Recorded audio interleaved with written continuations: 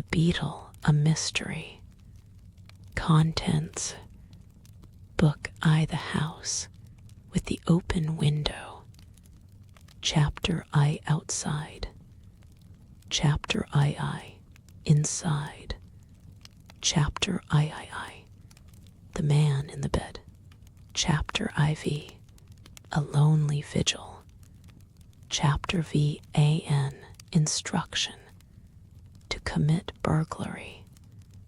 Chapter VI, a singular felony. Chapter VII, the great PAUL, LESSINGHAM. Chapter VII, the man in the street. Chapter IX, the contents of the packet. Book II, the haunted man. Chapter X, rejected. Chapter XI, a midnight episode. Chapter XII, a morning visitor. Chapter XII, the picture. Chapter XIV, the Duchess Ball. Chapter XV, Mr. LESSINGHAM, SPAKS. Chapter XVI, ATHERTON'S, magic vapor. Chapter XVII, magic or miracle. Chapter XVII, the apotheosis of the beetle. Chapter XIX, the lady rages. Chapter XX, a heavy father. Chapter XXI, the terror in the night. Chapter XXII, the haunted man. Book III, the terror by night and the terror by day. Chapter XXII, the way he told her. Chapter XXIV, a woman's view. Chapter XXV, the man in the street. Chapter XXVI, a father's no. Chapter XXVII, the terror by night. Chapter XXVII, the strange story of the man in the street. Chapter XXIX, the house on the road from the workhouse. Chapter XXX, the singular behavior of Mr. Holt. Chapter XXXI, the terror by day. Book IV, in pursuit. Chapter XXXII, a new client. Chapter XXXII, what came of looking through a lattice. Chapter XXXIV, after 20 years. Chapter XXXV, a bringer of tidings. Chapter XXXVI, what the tidings were. Chapter XXXVII, what was hidden under the floor. Chapter XXXVII, the rest of the find. Chapter XXXIX, Miss Loisa Coleman. Chapter XL, what Miss Coleman saw through the window. Chapter XLI, the constable, his clue, and the cab. Chapter XLII, the quarry doubles. Chapter XLII, the murder at Mrs. ENDRSON's. Chapter XLIV, the man who was murdered. Chapter XLV, all that Mrs. ENDRSON knew. Chapter XLVI, The Sudden Stopping.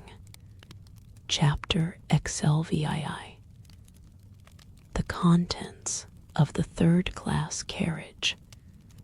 Chapter XLVII, The Conclusion of the Matter. Book I, The House with the Open Window. The Surprising Narration of Robert Holt. Chapter I, Outside. No room full up. He banged the door in my face. That was the final blow. To have tramped about all day looking for work. To have begged even for a job which would give me money enough to buy a little food. And to have tramped and to have begged in vain. That was bad. But sick at heart, depressed in mind and in body, exhausted by hunger and fatigue, to have been compelled to pocket any little pride I might have left, and solicit, as the penniless, homeless tramp which indeed I was, a night's lodging in the casual ward, and to solicit it in vain. That was worse. Much worse. About as bad could be. I stared stupidly at the door which had just been banged in my face. I could scarcely believe that the thing was possible. I had hardly expected to figure as a tramp, but supposing it conceivable that I could become a tramp, that I should be refused admission to that abode of all ignominy, the tramp's ward, was to have attained a depth of misery of which never even in nightmares I had dreamed. As I stood wondering what I should do, a man slouched towards me out of the shadow of the wall. "Won't 'e let yer in? He says it's full. Says it's full, does 'e? That's the lay at Fulham. They always says it's full. They wants to keep the number down." I looked at the man askance. His head hung forward. His hands were in his trouser pockets. His clothes were rags. His tone was husky. "Do you mean that they say it's full when it isn't? That they won't let me in although there's room? That's it, blokes, a kitten you're. But if there's room, aren't they bound to let me in? Course they are, and blimey, if I was you I'd make 'em. Blimey, I would." He broke into a volley of execrations. But what am I to do? Why, give 'em another rouser. Let 'em know as you won't be kidded. I hesitated then, acting on his suggestion. For the second time, I rang the bell. The door was flung wide open, and the grizzled pauper, who had previously responded to my summons, stood in the open doorway. Had he been the chairman of the Board of Guardians himself, he could not have addressed me with greater scorn. "What, here again? What's your little game? Think I've nothing better to do than to wait upon the likes of you?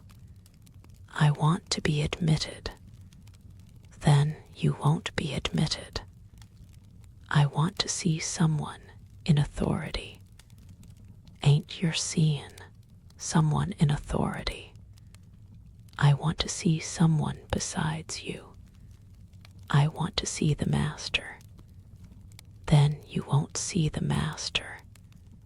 He moved the door swiftly too, but prepared for such a maneuver, I thrust my foot sufficiently inside to prevent his shutting it.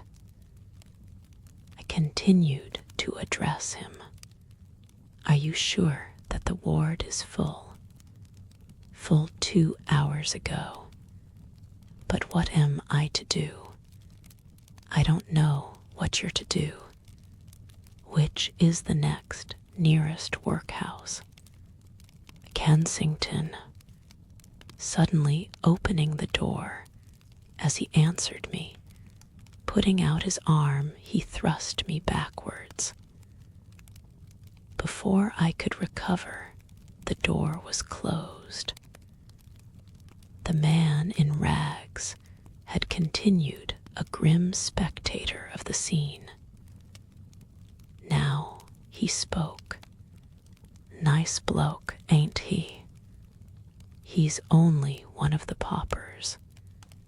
Has he any right to act as one of the officials? I tell yer some of them paupers is wuss than the orficers, a long sight wuss. They thinks they owns the oozes, blimey they do. Oh, it's a fine world this is. He paused. I hesitated. For some time there had been a suspicion of rain in the air.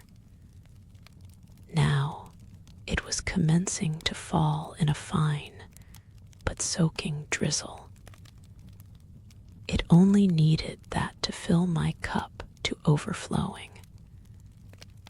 My companion was regarding me with a sort of sullen curiosity. Ain't you got no money? Not a farthing. Done much of this sort of thing. It's the first time I've been to a casual ward, and it doesn't seem as if I'm going to get in now.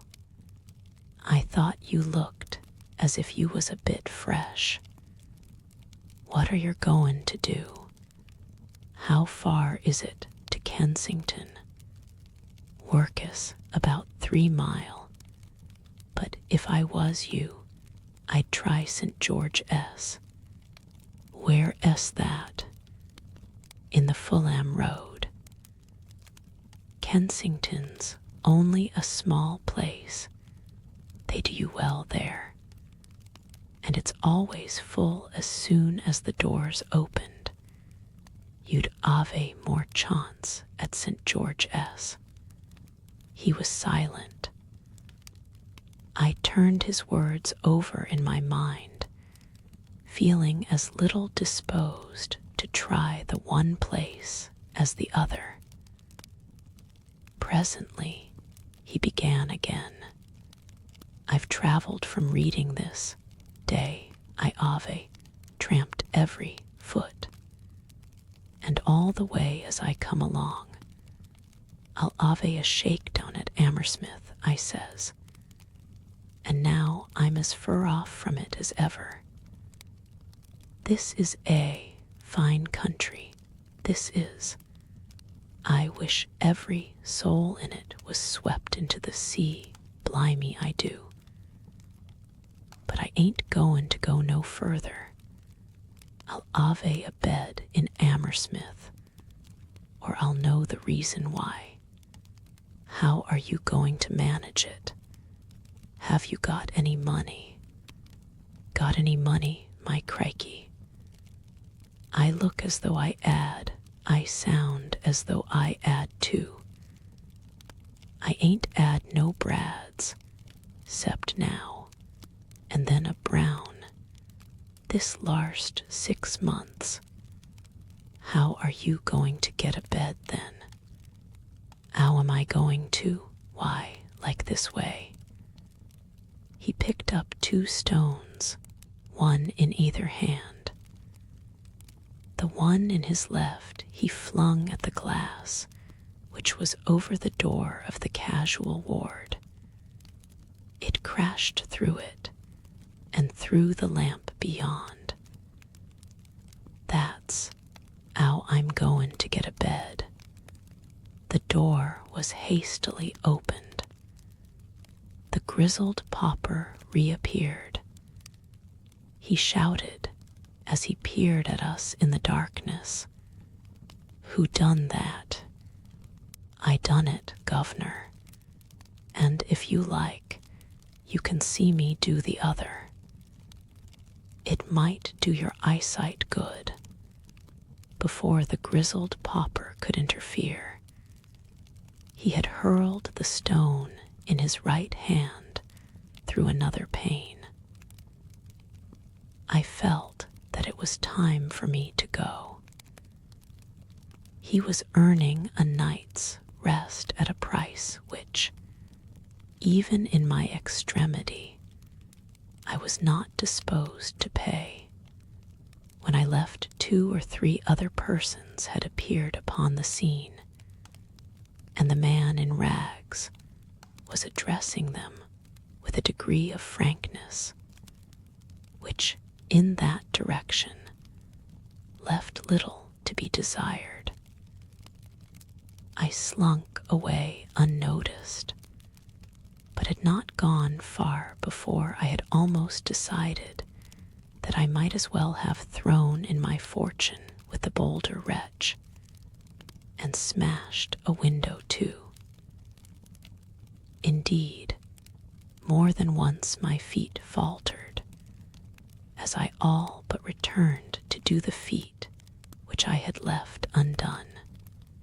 A more miserable night for an out-of-door excursion I could hardly have chosen. The rain was like a mist, and was not only drenching me to the skin, but it was rendering it difficult to see more than a little distance in any direction. The neighborhood was badly lighted. It was one in which I was a stranger. I had come to Hammersmith as a last resource. It had seemed to me that I had tried to find some occupation which would enable me to keep body and soul together in every other part of London, and that now only Hammersmith was left. And at Hammersmith, even the workhouse would have none of me. Retreating from the inhospitable portal of the casual ward, I had taken the first turning to the left, and at the moment had been glad to take it. In the darkness and the rain, the locality which I was entering appeared unfinished. I seemed to be leaving civilization behind me. The path was unpaved, the road rough and uneven, as if it had never been properly made. Houses were few and far between. Those which I did encounter seemed, in the imperfect light, amid the general desolation, to be cottages which were crumbling to decay. Exactly where I was, I could not tell. I had a faint notion that, if I only kept on long enough, I should strike some part of Walham Green. How long I should have to keep on, I could only guess. Not a creature seemed to be about of whom I could make inquiries. It was as if I was in a land of desolation. I suppose it was between 11 o'clock and midnight. I had not given up my quest for work till all the shops were closed, and in Hammersmith At any rate, they were not early closers. Then I had lounged about dispiritedly, wondering what was the next thing could do. It was only because I feared that if I attempted to spend the night in the open air without food, when the morning came I should be broken up and fit for nothing, that I sought a night's free board and lodging.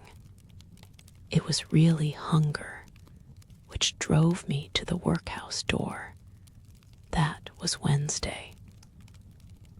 Since the Sunday night preceding, nothing had passed my lips save water from the public fountains, with the exception of a crust of bread, which a man had given me whom I had found crouching at the root of a tree in Holland Park.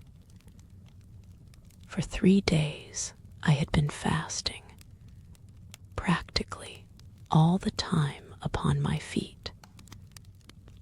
It seemed to me that if I had to go hungry till the morning I should collapse, there would be an end. Yet in that strange and inhospitable place, where was I to get food at that time of night? And how? I do not know how far I went. Every yard I covered, my feet dragged more. I was dead beat inside and out.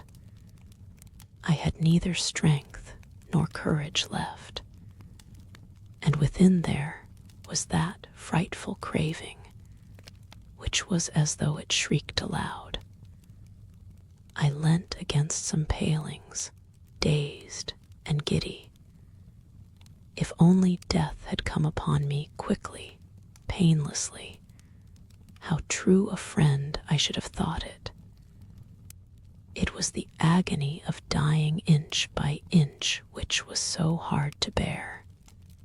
It was some minutes before I could collect myself sufficiently to withdraw from the support of the railings and to start afresh. I stumbled blindly over the uneven road. Once, like a drunken man, I lurched forward and fell upon my knees. Such was my backboneless state that for some seconds I remained where I was, half disposed to let things slide, accept the good the gods had sent me, and make a night of it just there. A long night, I fancy, it would have been, stretching from time unto eternity. Having regained my feet, I had gone perhaps another couple of 100 yards along the road. Heaven knows that it seemed to me just then a couple of miles, when there came over me again that overpowering giddiness which, I take it, was born of my agony of hunger. I staggered helplessly against a low wall which, just there, was at the side of the path. Without it, I should have fallen in a heap. The attack appeared to last for hours. I suppose it was only seconds. And when I came to myself, it was as though I had been aroused from a swoon of sleep, aroused to an extremity of pain. I exclaimed aloud, "For a loaf of bread, what wouldn't I do?" I looked about me in a kind of frenzy. As I did so, I, for the first time, became conscious that behind me was a house. It was not a large one. It was one of those so-called villas which are springing up in multitudes all round London, and which are let at rentals of from £25 to £40 a year. It was detached. So far as I could see, in the imperfect light, there was not another building within 20 or 30 yards of either side of it. It was in 2 stories. There were 3 windows in the upper story. Behind each, the blinds were closely drawn. The hall door was on my right. It was approached by a little wooden gate. The house itself was so close to the public road that by leaning over the wall, I could have touched either of the windows on the lower floor. There were 2 of them. One of them was a bow window. The bow window was open. The bottom center sash was raised about 6 inches.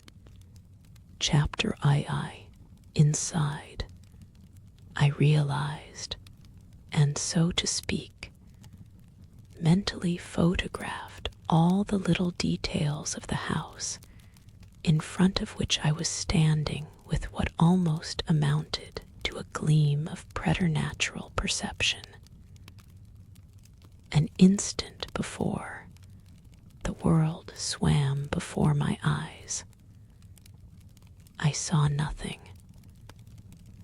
Now I saw everything with a clearness which, as it were, was shocking. Above all, I saw the open window. I stared at it, conscious, as I did so, of a curious catching of the breath. It was so near to me, so very near. I had but to stretch out my hand to thrust it through the aperture. Once inside, my hand would at least be dry. How it rained out there. My scanty clothing was soaked. I was wet to the skin. I was shivering. And each second, it seemed to rain still faster. My teeth were chattering. The damp was liquefying the very marrow in my bones. And inside that open window it was. It must be so warm, so dry. There was not a soul in sight, not a human being anywhere near. I listened. There was not a sound. I alone was at the mercy of the sodden night. Of all God's creatures, the only one unsheltered from the fountains of heaven which he had opened. There was not one to see what I might do, not one to care. I need fear no spy. Perhaps the house was empty, nay, probably. It was my plain duty to knock at the door, rouse the inmates, and call attention to their oversight, the open window. The least they could do would be to reward me for my pains. But suppose the place was empty, what would be the use of knocking? It would be to make a useless clatter, possibly to disturb the neighborhood for nothing. And even if the people were at home, I might go unrewarded. I had learned in a hard school the world's ingratitude. To have caused the window to be closed, the inviting window, the tempting window, the convenient window, and then to be no better for it after all, but still to be penniless, hopeless, hungry out in the cold and the rain better anything than that. In such a situation, too late, I should say to myself that mine had been the conduct of a fool. And I should say it justly too.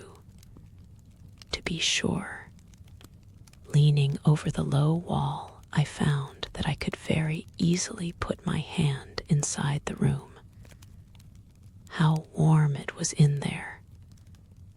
I could feel the difference of temperature in my fingertips. Very quietly, I stepped right over the wall. There was just room to stand in comfort between the window and the wall. The ground felt to the foot as if it were cemented. Stooping down, I peered through the opening. I could see nothing. It was black as pitch inside. The blind was drawn right up. It seemed incredible that anyone could be at home and have gone to bed, leaving the blind up and the window open. I placed my ear to the crevice. How still it was! Beyond doubt, the place was empty. I decided to push the window up another inch or two, so as to enable me to reconnoiter. If anyone caught me in the act, then there would be an opportunity to describe the circumstances and to explain how I was just on the point of giving the alarm. Only, I must go carefully. In such damp weather it was probable that the sash would creak. Not a bit of it. It moved as readily and as noiselessly as if it had been oiled. This silence of the sash so emboldened me that I raised it more than I intended. In fact, as far as it would go. Not by a sound did it betray me. Bending over the sill, I put my head and half my body into the room. But I was no forwarder. I could see nothing. Not a thing. For all I could tell, the room might be unfurnished. Indeed, the likelihood of such an explanation began to occur to me. I might have chanced upon an empty house. In the darkness, there was nothing to suggest the contrary. What was I to do? Well, if the house was empty, in such a plight as mine, I might be said to have a moral, if not a legal, right to its bare shelter. Who, with a heart in his bosom, would deny it me? Hardly the most punctilious landlord. Raising myself by means of the sill, I slipped my legs into the room. The moment I did so, I became conscious that, at any rate, the room was not entirely unfurnished. The floor was carpeted. I have had my feet on some good carpets in my time. I know what carpets are, but never did I stand upon a softer one than that. It reminded me, somehow, even then of the turf in Richmond Park. It caressed my instep and sprang beneath my tread. To my poor, travel-worn feet, it was luxury after the puddly, uneven road. Should I, now I had ascertained that the room was, at least, partially furnished, beat a retreat? Or should I push my researches further? It would have been rapture to have thrown off my clothes and to have sunk down on the carpet, then and there, to sleep. But I was so hungry, so famine-goaded, have lighted on something good to eat. I moved a step or two forward gingerly, reaching out with my hands, lest I struck unawares against some unseen thing. When I had taken 3 or 4 such steps, without encountering an obstacle, or indeed anything at all, I began all at once to wish I had not seen the house, that I had passed it by, that I had not come through the window, that I were safely out of it again. I became, on a sudden, aware that something was with me in the room. There was nothing ostensible to lead me to such a conviction. It may be that my faculties were unnaturally keen, but all at once I knew that there was something there. What was more, I had a horrible persuasion that, though unseeing, I was seen, that my every movement was being watched. What it was that was with me I could not tell. I could not even guess. It was as though something in my mental organization had been stricken by a sudden paralysis.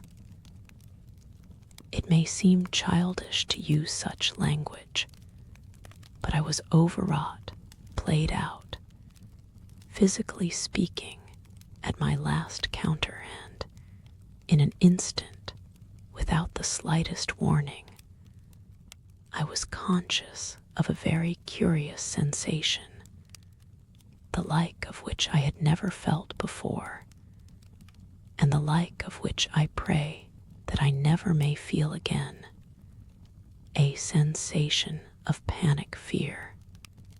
I remained rooted to the spot on which I stood, not daring to move, fearing to draw my breath. I felt that the presence with me in the room was something strange, something evil. I do not know how long I stood there, spellbound, but certainly for some considerable space of time. By degrees, as nothing moved, nothing was seen, nothing was heard, and nothing happened, I made an effort to better play the man. I knew that, at the moment, I played the cur, and endeavored to ask myself of what it was I was afraid. I was shivering at my own imaginings.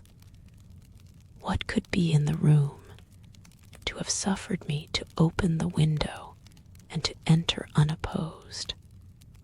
Whatever it was surely to the full as great a coward as I was, or why permit, unchecked, my burglarious entry? Since I had been allowed to enter, the probability was that I should be at liberty to retreat, and I was sensible of a much keener desire to retreat than I had ever had to enter. I had to put the greatest amount of pressure upon myself before I could summon up sufficient courage to enable me to even turn my head upon my shoulders, and the moment I did so, I turned it back again. What constrained me? To save my soul, I could not have said, but I was constrained. My heart was palpitating in my bosom. I could hear it beat. I was trembling so that I could scarcely stand. I was overwhelmed by a fresh flood of terror. I stared in front of me with eyes in which, had it been light, would have been seen the frenzy of unreasoning fear. My ears were strained so that I listened with an acuteness of tension which was painful. Something moved, slightly, with so slight a sound that it would scarcely have been audible to other ears save mine. But I heard. I was looking in the direction from which the movement came, and as I looked, I saw in front of me 2 specks of light. They had not been there a moment before, that I would swear. They were there now. They were eyes. I told myself they were eyes.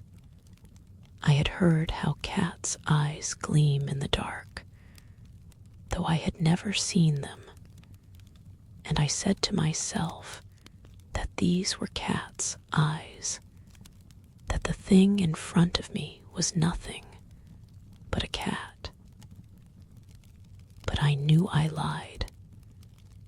I knew that these were eyes, and I knew they were not cats' eyes, but what eyes they were I did not know, nor dared to think. They moved towards me. The creature to which the eyes belonged was coming closer. So intense was my desire to fly that I would much rather have died than stood there still. Yet I could not control a limb. My limbs were as if they were not mine.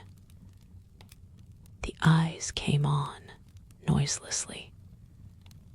At first, they were between 2 and 3 feet from the ground, but on a sudden, there was a squelching sound, as if some yielding body had been squashed upon the floor. The eyes vanished to reappear a moment afterwards, at what I judged to be a distance of some 6 inches from the floor. And they again came on, so it seemed that the creature, whatever it was to which the eyes belonged, was, after all, but small. Why I did not obey the frantic longing which I had to flee from it, I cannot tell. I only know I could not. I take it that the stress and privations which I had lately undergone, and which I was, even then, still undergoing, had much to do with my conduct at that moment, and with the part I played in all that followed. Ordinarily, I believe that I have as high a spirit as the average man, and as solid a resolution. But when one has been dragged through the valley of humiliation, and plunged again and again into the waters of bitterness and privation, a man can be constrained to a course of action of which, in his happier moments, he would have deemed himself incapable. I know this of my own knowledge. Slowly the eyes came on, with a strange slowness, and as they came, they moved from side to side, as if their owner walked unevenly.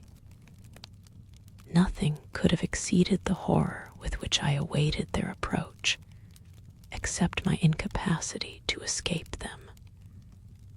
Not for an instant did my glance pass from them.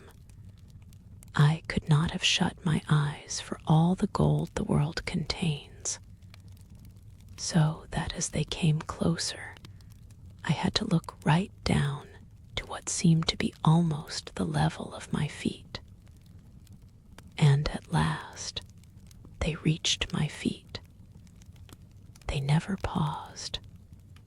On a sudden, I felt something on my boot, and with a sense of shrinking, horror, nausea, rendering me momentarily more helpless, I realized that the creature was beginning to ascend my legs, to climb my body.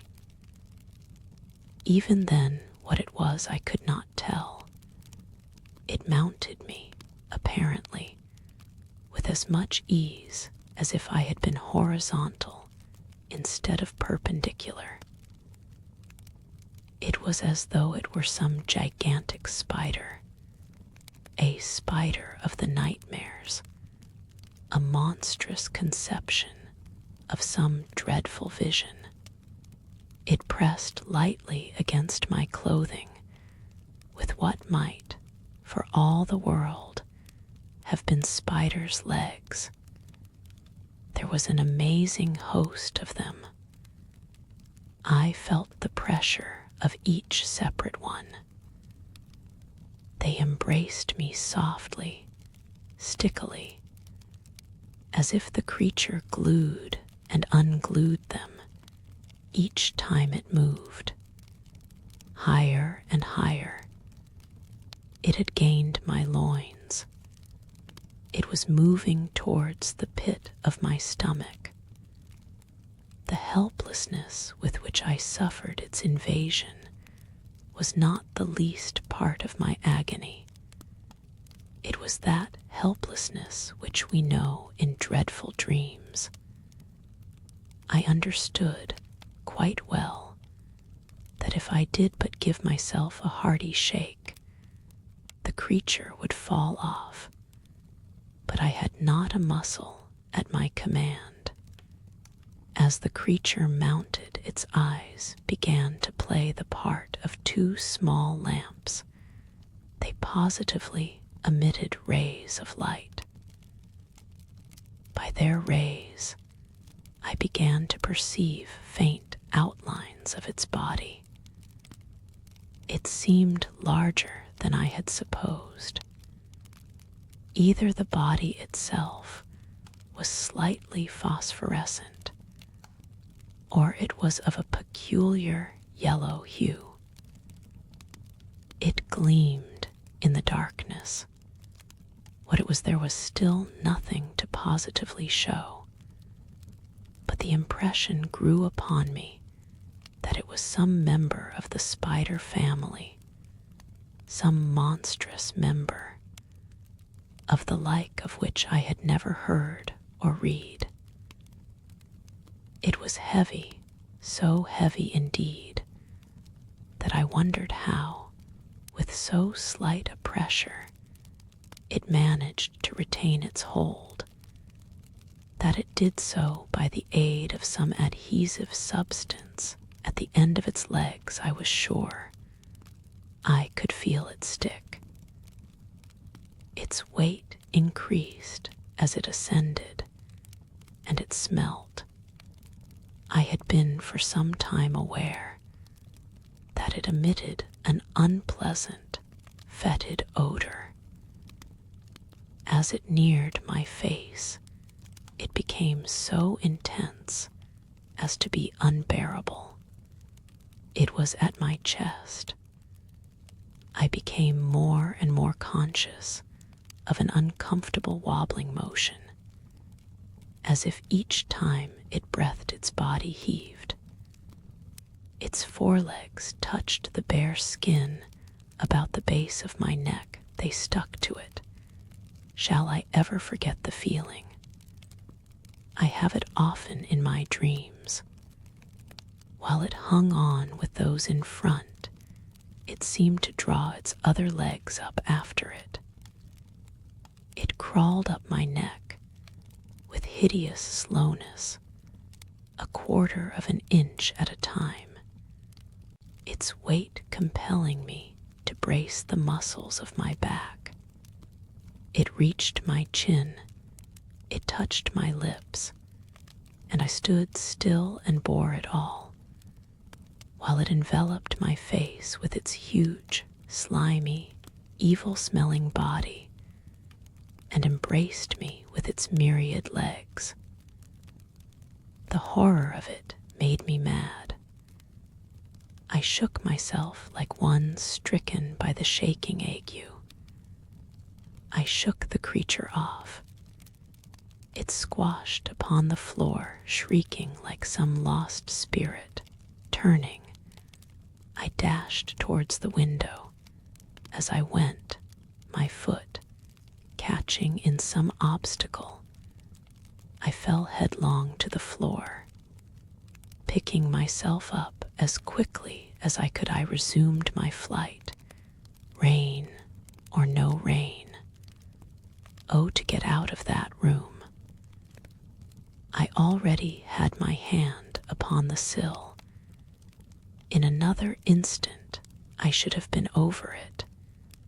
Then, despite my hunger, my fatigues, let anyone have stopped me if they could. When someone behind me struck a light. Chapter III. The man in the bed. The illumination which instantly followed was unexpected. It startled me, causing a moment's check, from which I was just recovering when a voice said, "Keep still." There was a quality in the voice which I cannot describe.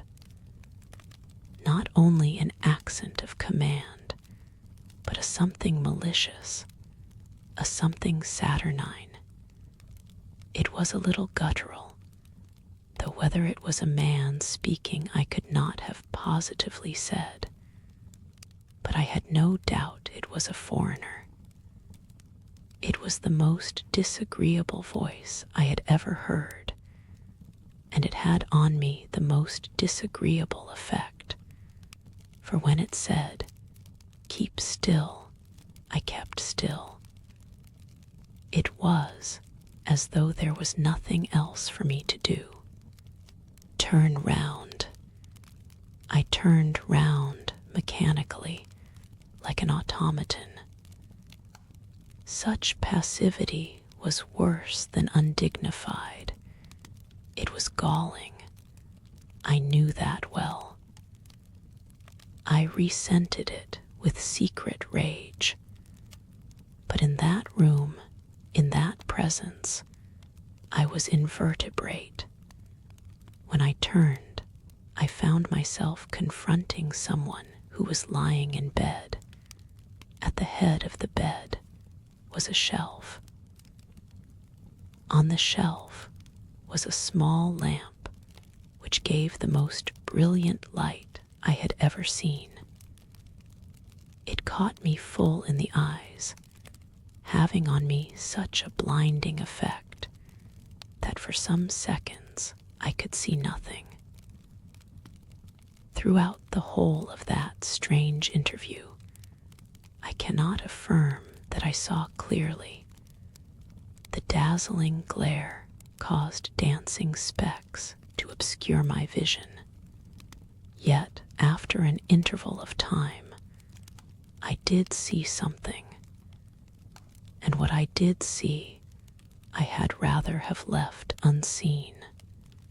I saw someone in front of me lying in a bed.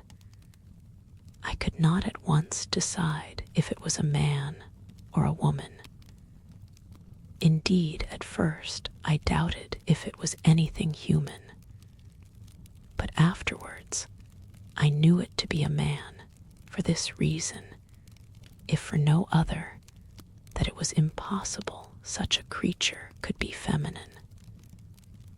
The bedclothes were drawn up to his shoulders. Only his head was visible. He lay on his left side, his head resting on his left hand, motionless, eyeing me as if he sought to read my inmost soul. And in very truth, I believe he read it. His age, I could not guess such a look of age I had never imagined. Had he asserted that he had been living through the ages, I should have been forced to admit that, at least, he looked it. And yet, I I felt that it was quite within the range of possibility that he was no older than myself. There was a vitality in his eyes which was startling. It might have been that he had been afflicted by some terrible disease, and it was that which had made him so supernaturally ugly. There was not a hair upon his face or head, but to make up for it, the skin, which was a saffron yellow, was an amazing mass of wrinkles. The cranium, and indeed the whole skull, was so small as to be disagreeably suggestive of something animal. The nose, on the other hand, was abnormally large, so extravagant were its dimensions, and so peculiar its shape. It resembled the beak of some bird of prey, a characteristic of the face, and an uncomfortable one, was that practically it stopped short at the mouth. The mouth, with its blubber lips, came immediately underneath the nose, and chin, to all intents and purposes, there was none. This deformity, for the absence of chin amounted to that, it was which gave to the face the appearance of something not human, that, and the eyes. For so marked a feature of the man were his eyes, that, ere long, it seemed to me that he was nothing but eyes. His eyes ran, literally, across the whole of the upper portion of his face. Remember, the face was unwontedly small, and the columna of the nose was razor-edged. They were long, and they looked out of narrow windows, and they seemed to be lighted by some internal radiance, for they shone out like lamps in a lighthouse tower. Escape them I could not, while, as I endeavored to meet them, it was as if I shriveled into nothingness. Never before had I realized what was meant by the power of the eye. They held me enchained, helpless, spellbound. I felt that they could do with me as they would, and they did. Their gaze was unfaltering, having the bird-like trick of never blinking. This man could have glared at me for hours and never moved an eyelid. It was he who broke the silence. I was speechless. Shut the window. I did as he bade me. Pull down the blind. I obeyed. Turn round again. I was still obedient. What is your name? Then I spoke to answer him. There was this odd thing about the words I uttered, that they came from me, not in response to my willpower, but in response to his. It was not I who willed that I should speak, it was he. What he willed that I should say, I said. Just that, and nothing more. For the time I was no longer a man, my manhood was merged in his. I was, in the extremest sense, an example of passive obedience. Robert Holt, what are you? A clerk. You look as if you were a clerk. There was a flame of scorn in his voice, which scorched me even then. What sort of a clerk are you? I am out of a situation. You look as if you were out of a situation. Again the scorn.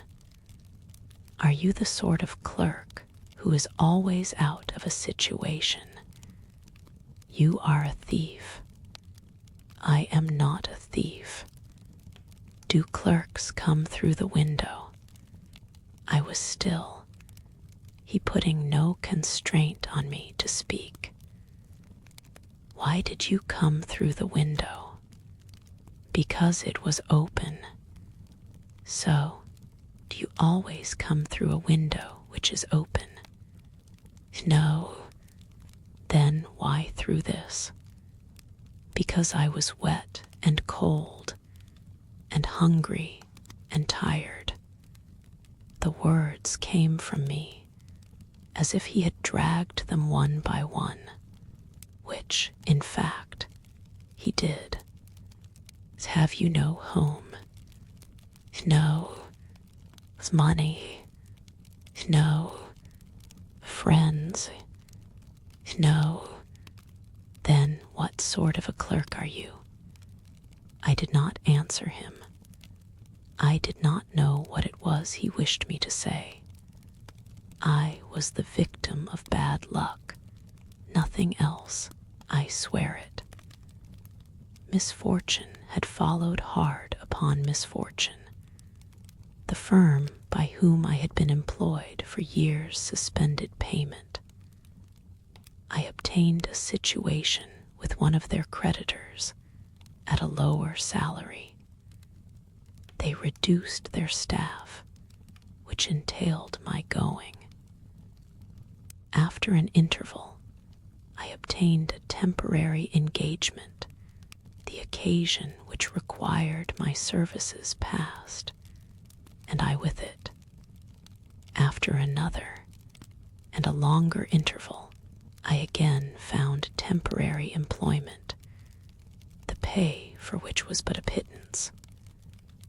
When that was over, I could find nothing.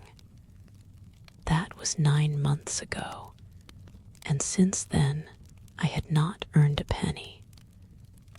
It is so easy to grow shabby when you are on the everlasting tramp and are living on your stock of clothes. I had trudged all over London in search of work.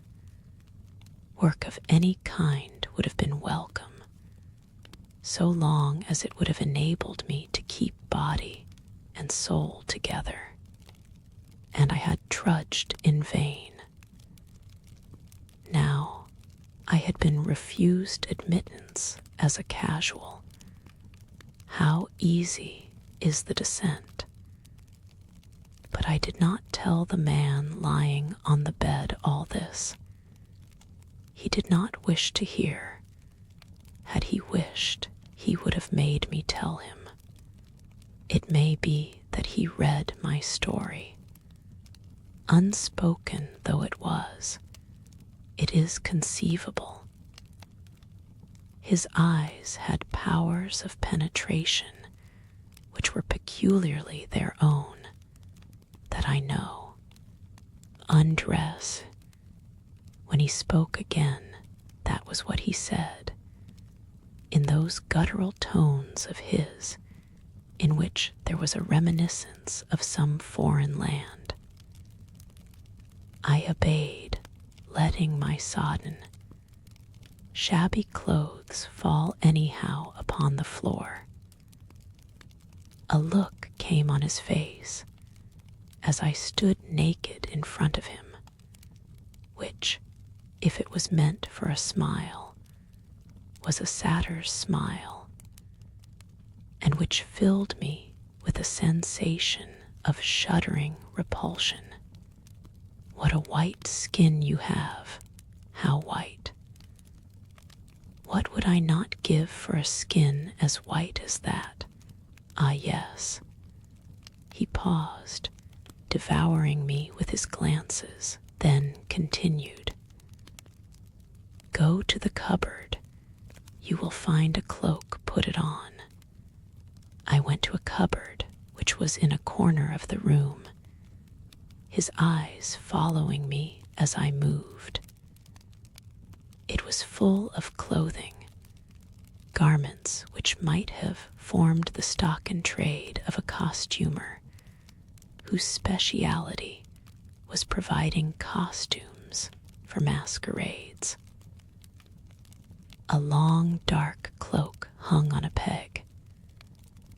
My hand moved towards it, apparently of its own volition. I put it on, its ample folds falling to my feet. In the other cupboard you will find meat and bread and wine. Eat and drink. On the opposite side of the room, near the head of his bed, there was a second cupboard. In this, upon a shelf, I found what looked like pressed beef, several round cakes of what tasted like rye bread, and some thin, sour wine in a straw-covered flask. But I was in no mood to criticize.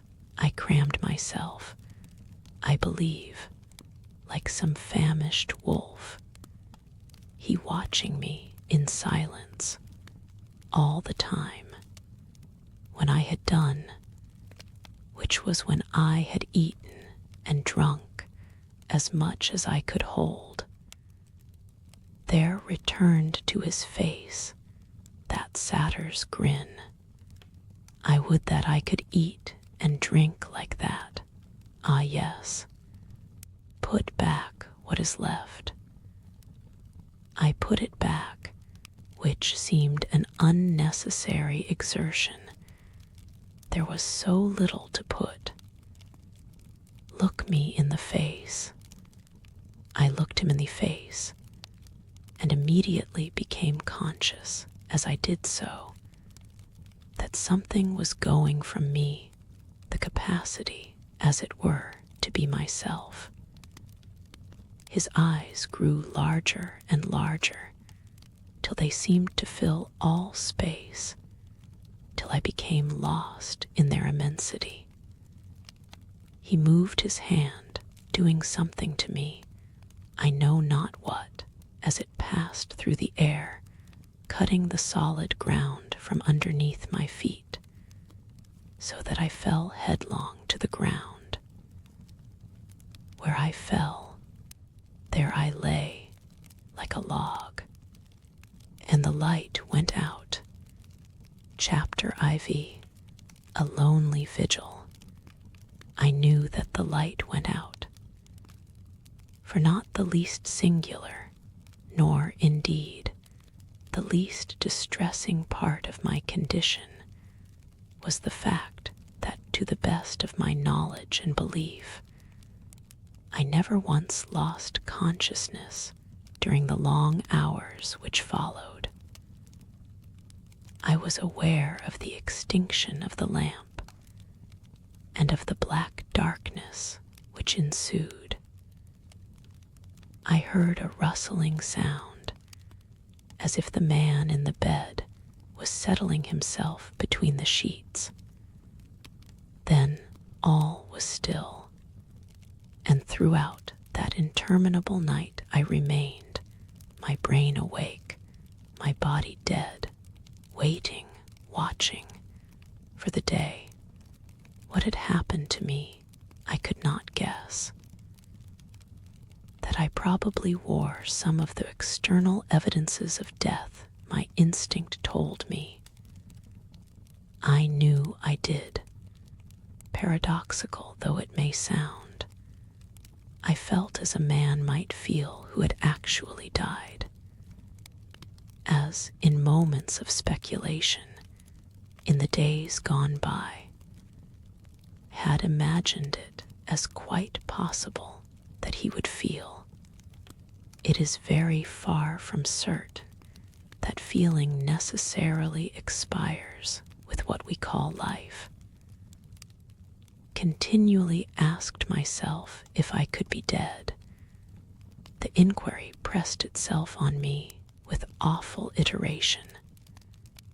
Does the body die, and the brain, the I, the ego still live on? God only knows. But then, the agony of the thought. The hours passed. By slow degrees, the silence was eclipsed. Sounds of traffic, of hurrying footsteps, life, were ushers of the morn outside the window. Sparrows twittered, a cat mewed, a dog barked. There was the clatter of a milk can. Shafts of light stole past the blind, increasing in intensity. It still rained, now and again. It pattered against the pane. The wind must have shifted because, for the first time, there came, on a sudden, the clang of a distant clock striking the hour, 7. Then, with the interval of a lifetime between each chiming, 8, 9, 10. So far, in the room itself, there had not been a sound. When the clock had struck 10, as it seemed to me years ago, there came a rustling noise from the direction of the bed. Feet stepped upon the floor, moving towards where I was lying.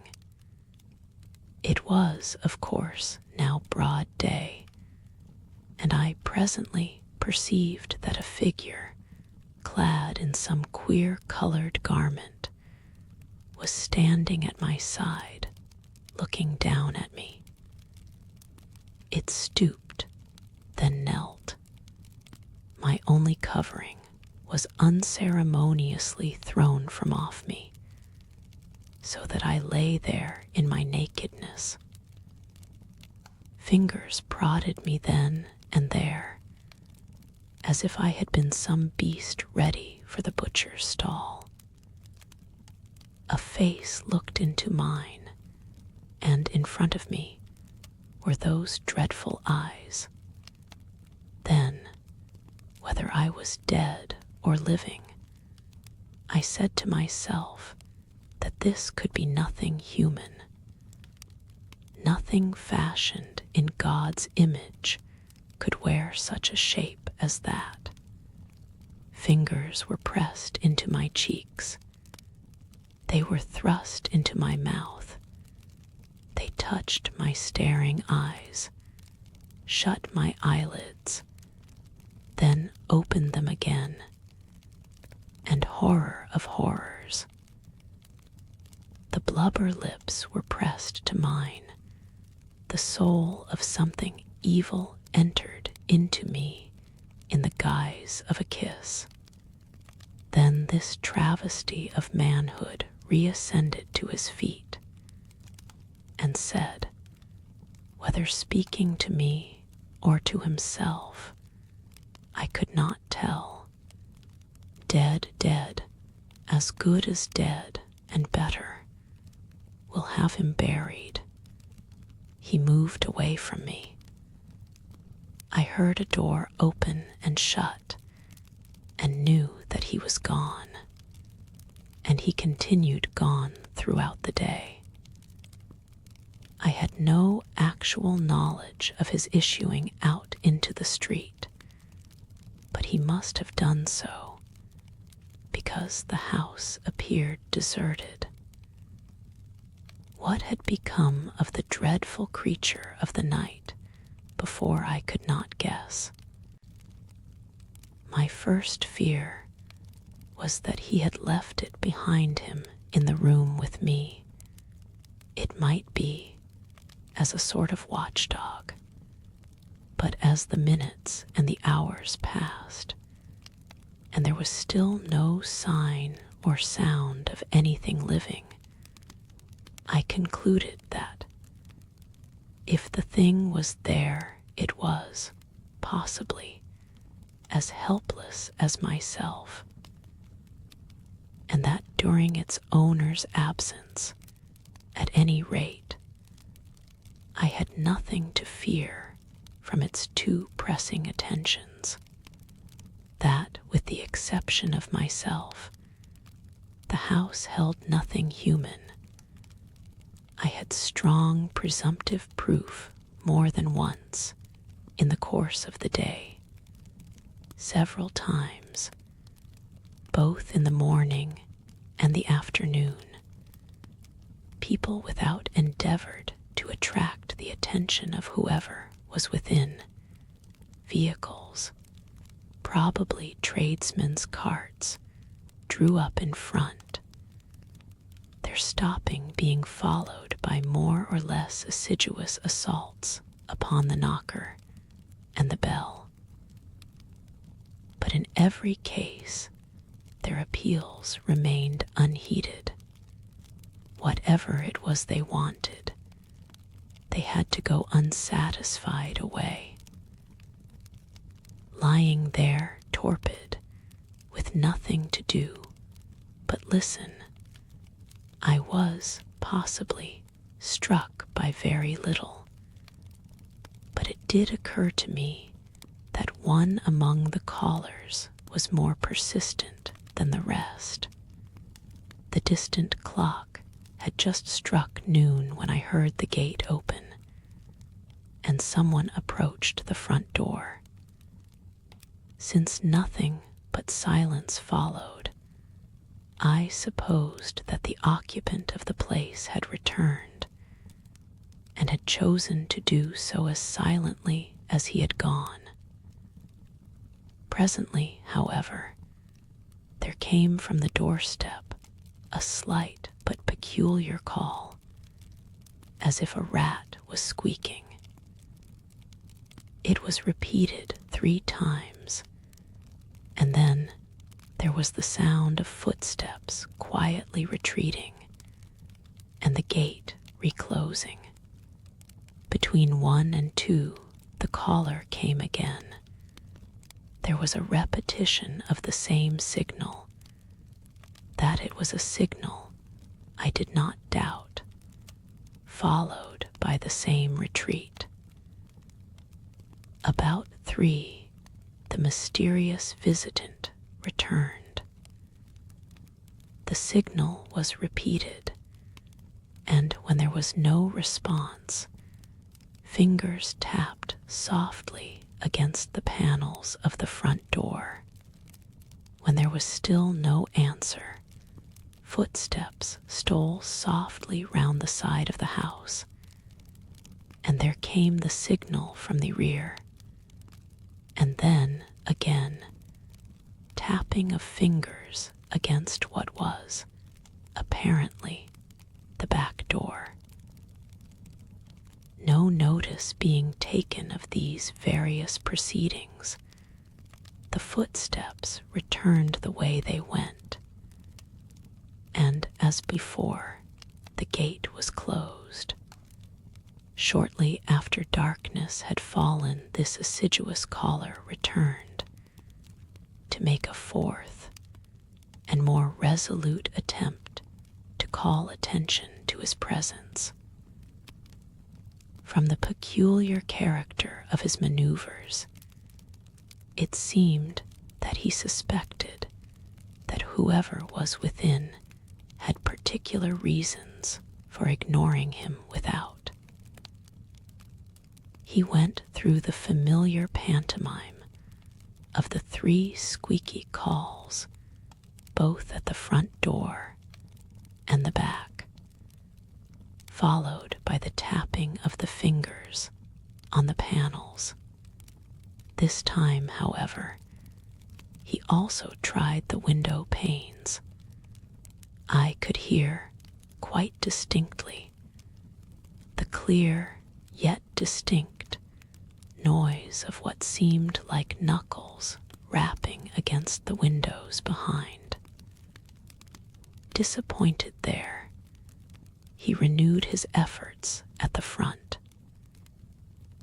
The curiously quiet footsteps came round the house, to pause before the window of the room in which I lay.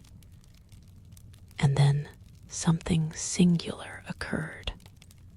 While I waited for the tapping, there came instead the sound of someone or something scrambling on to the windowsill, as if some creature, unable to reach the window from the ground, was endeavoring to gain the vantage of the sill.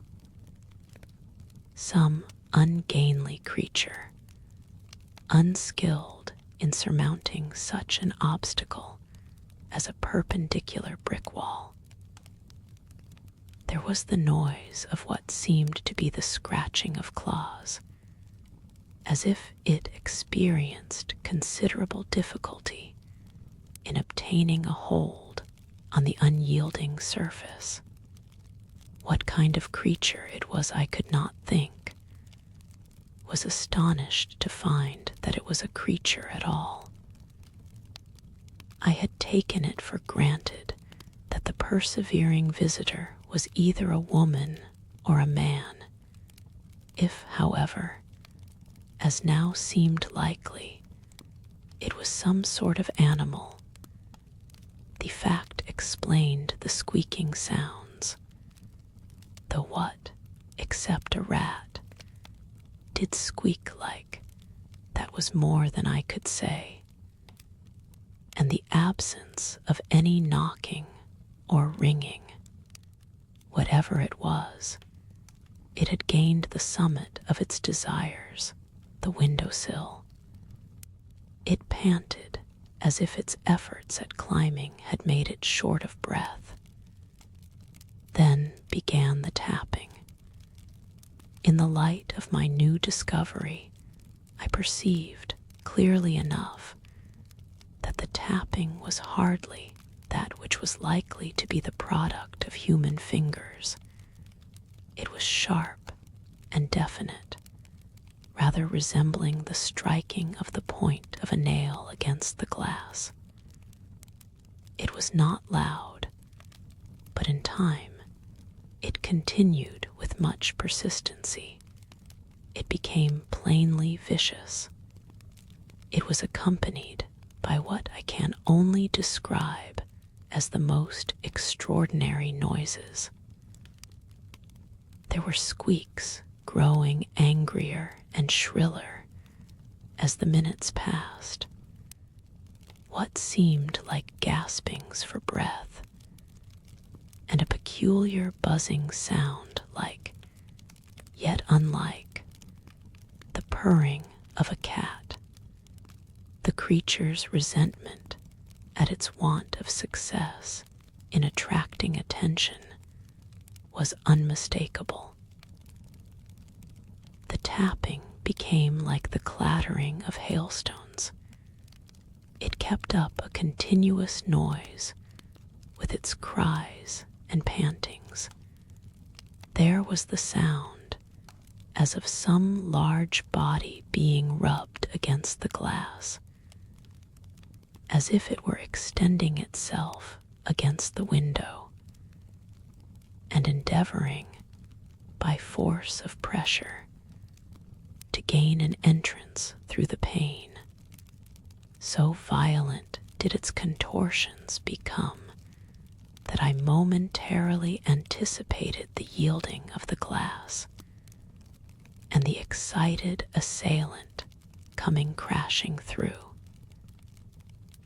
Considerably to my relief, the window proved more impregnable than seemed at one time likely.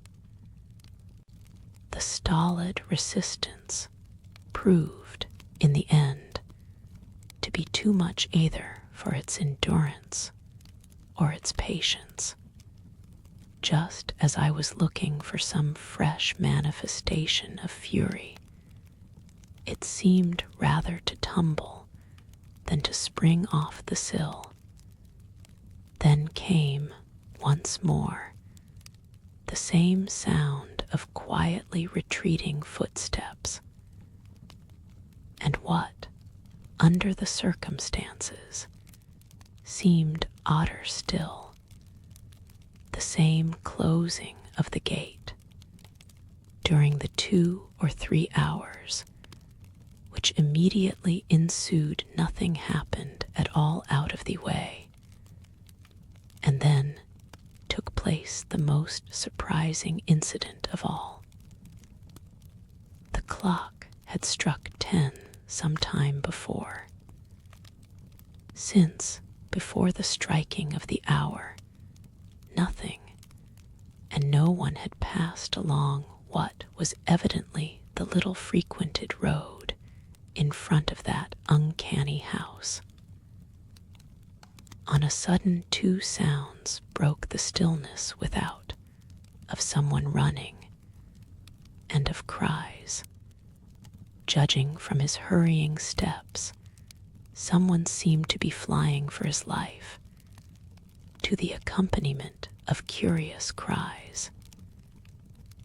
It was only when the runner reached the front of the house that, in the cries, I recognized the squeaks of the persistent caller.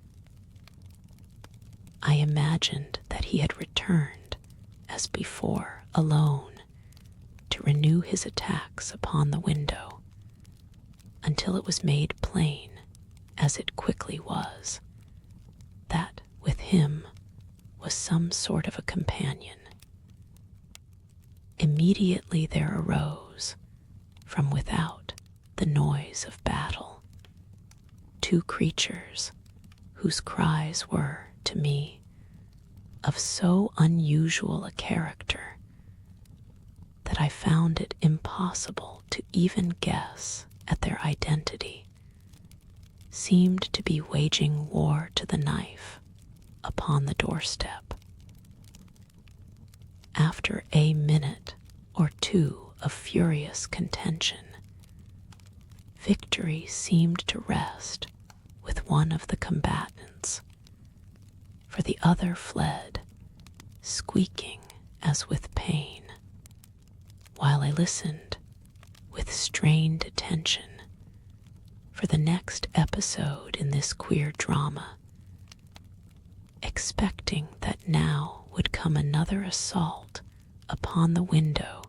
To my unbounded surprise, I heard a key thrust in the keyhole, the lock turned, and the front door thrown open with a furious bang. It was closed as loudly as it was opened.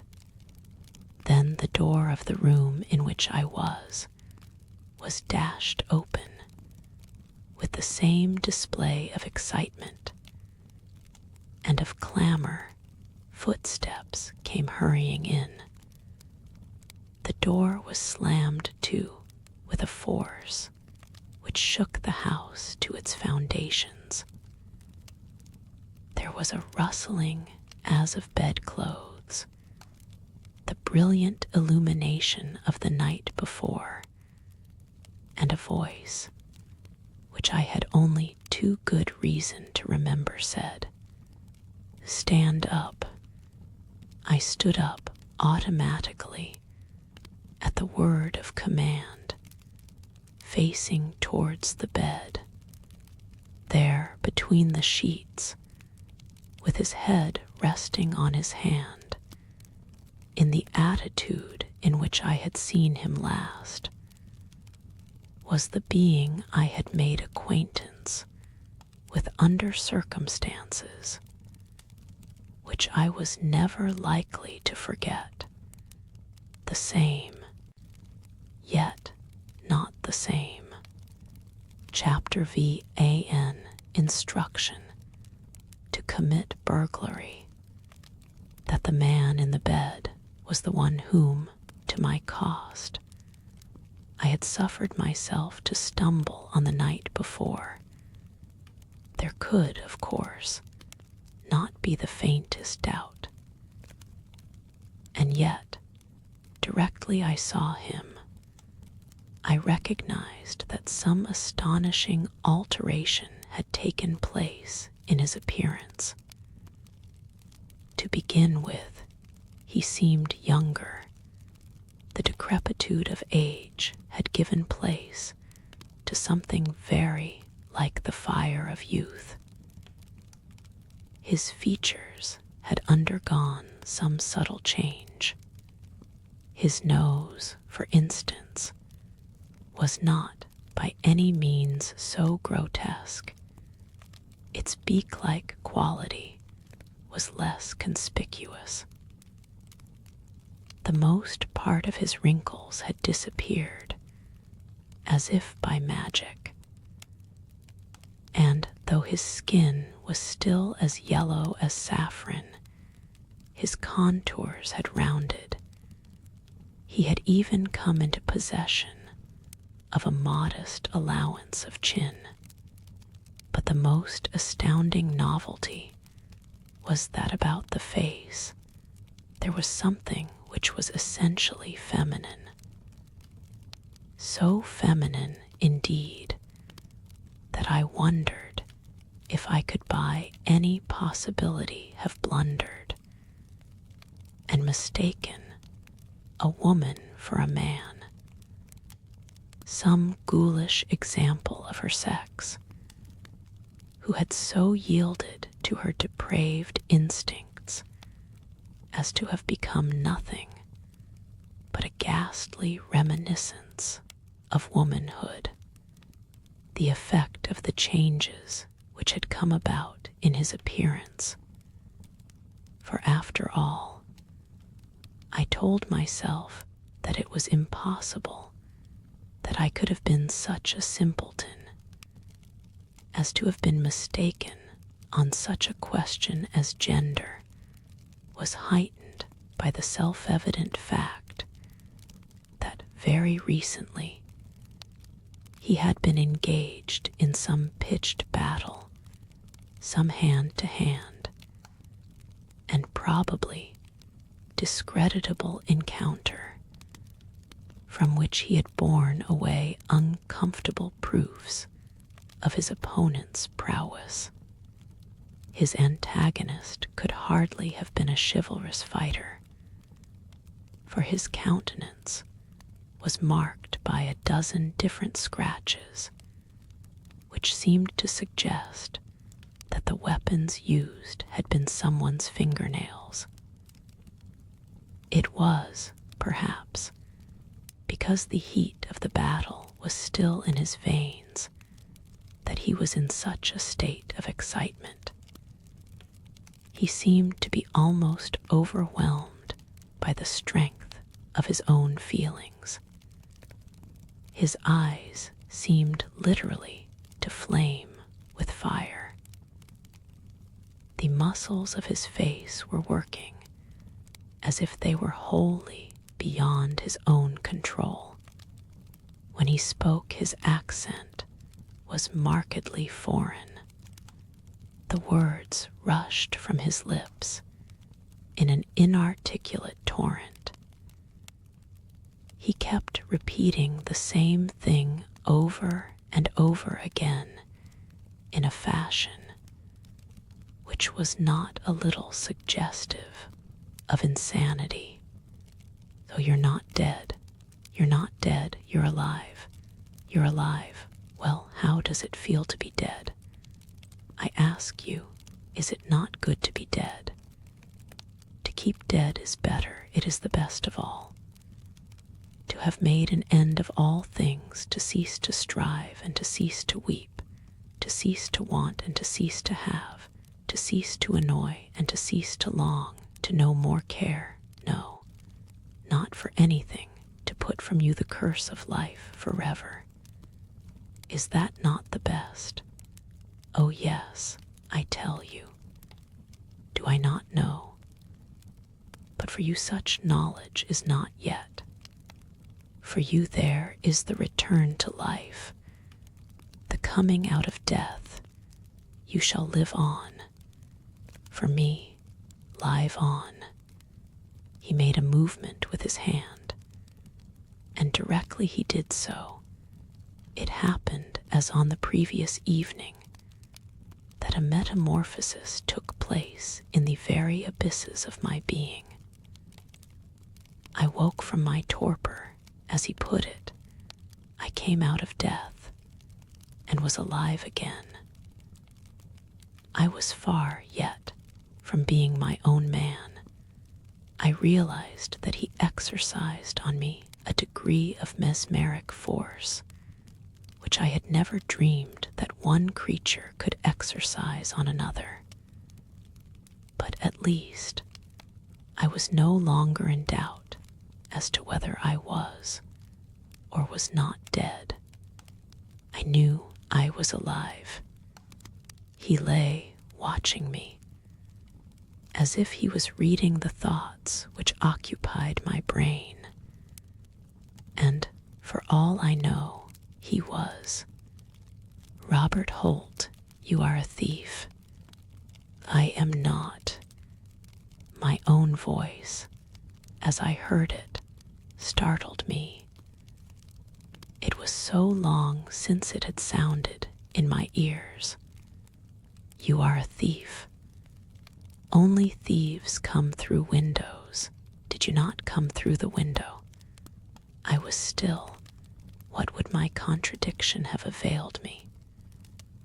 "But it is well that you came through the window. Well, you are a thief. Well, for me. For me, it is you that I am wanting. At the happy moment you have dropped yourself into my hands, in the nick of time. For you are my slave, at my beck and call, my familiar spirit to do with as I will. You know this, A. I did know it, and the knowledge of my impotence was terrible. I felt that if I could only get away from him, only release myself from the bonds with which he had bound me about, only remove myself from the horrible glamour of his near neighborhood, only get 1 or 2 square meals, and have an opportunity of recovering from the enervating stress of mental and bodily fatigue. I felt that then I might be something like his match, and that a second time he would endeavor in vain to bring me within the compass of his magic. But as it was, I was conscious that I was helpless, and the consciousness was agony. He persisted in reiterating his former falsehood. "I say you are a thief. A thief, Robert Holt, a thief. You came through a window for your own pleasure. Now you will go through a window for mine, not this window, but another." Where the jest lay did not perceive, but it tickled him, for a grating sound came from his throat, which was meant for laughter.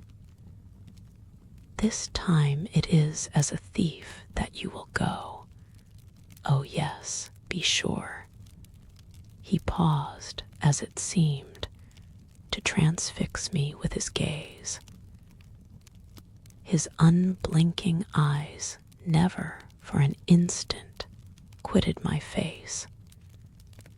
With what a frightful fascination they constrained me, and how I loathed them.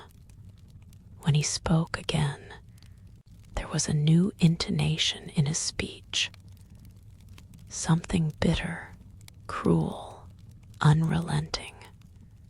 "Do you know Paul Lessingham?"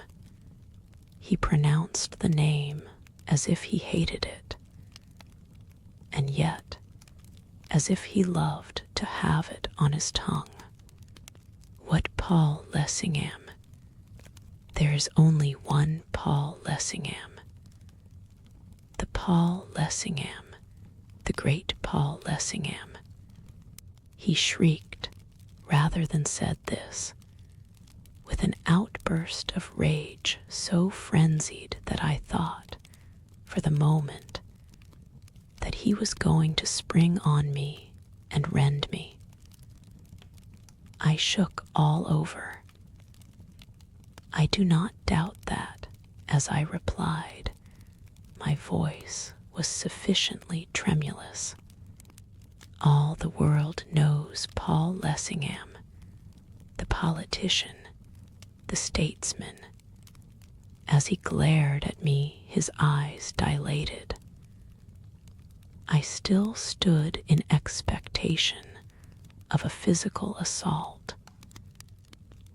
But for the present, he contented himself with words.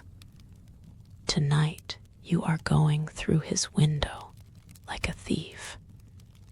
I had no inkling of his meaning, and apparently, judging from his next words, I looked something of the bewilderment I felt.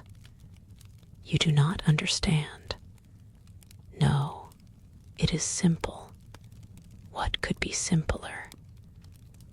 I say that tonight, you are going through his window like a thief. You came through my window. Why not through the window of Paul Lessingham, the politician, the statesman? He repeated my words as if in mockery.